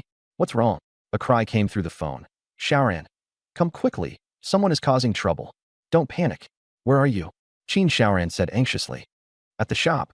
There's a customer who insists I drink with him. Wait for me. I'll be right there. She hung up. Her eyes reddened, and she looked at me. Brother Yang, something happened to my friend. What is it? I asked. The place where she works has a customer causing trouble. I stood up and took the keys. Let's go. I'll take you there. Brother Yang, don't be afraid. I'm here. I held her hand. Tears fell from her eyes as she nodded and followed me. Mayu Entertainment Club. On a bustling street, neon lights flashing. Luxury cars were parked all at the entrance. On the third-floor private room, the atmosphere was dim and ambiguous. 5 or 6 men were scattered around. The leader was in his 30s, with a crew cut. A green dragon tattoo was inked on his neck, and he was sitting with one leg crossed over the other. Bai Yuyan stood beside the tea table, the tray in her hands trembling. She was wearing a black bunny girl uniform. 18 years old, she had just graduated from high school and come out to work. Her features were delicate, her skin fair and clean. Her high ponytail made her look like a high school student. Today, a guest had specifically requested her service. While pouring wine, her hand shook, and red wine spilled onto the green dragon man's pants. The private room fell instantly silent. The man looked at his pants, then at Bai Yuyan. A smile appeared at the corner of his mouth, a smile that was creepy to look at. Little girl, these Armani pants of mine cost over 10,000. The other men joined in. That's half a month's salary gone. Just drink a few with us, and let it go. Bai Yuyan's face turned pale as she lowered her head and apologized. I'm sorry. I didn't mean to. The man stood up and walked over to her. He pinched her chin. What good is an apology? Can you afford to pay for it? Tears streamed down her face. I really didn't mean it. I'll pay. Pay. He let go. Then he took out his phone. 12,000. How much is your salary? Bai Yuyan bit her lip and said nothing.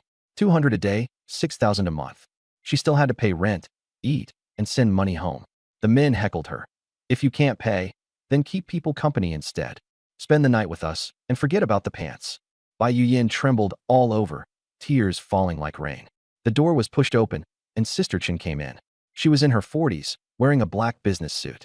Seeing Bai Yuyan crying, her heart tightened. She forced out a smile. Bosses, I'm sorry. She's new and doesn't know any better. I'll pay for the pants. The green dragon man glanced at her. You'll pay? How? I'll compensate according to the receipt, and tonight all drinks are on the house, Sister Chan said with a smile. What's the use of free drinks? These pants are a limited edition, and you can't buy them in China. Sister Chin's expression changed slightly. Then what do you want us to do? The man looked at Bai Yuyan and smiled. Simple. Spend the night with us, and we'll let it go. Sister Chin's smile stiffened. Boss, that's not appropriate. She's still a child. A child? Working here and still pretending to be pure. The man's face darkened. Either pay up or keep us company. Pick one. Sister Chin opened her mouth to speak, then swallowed her words back.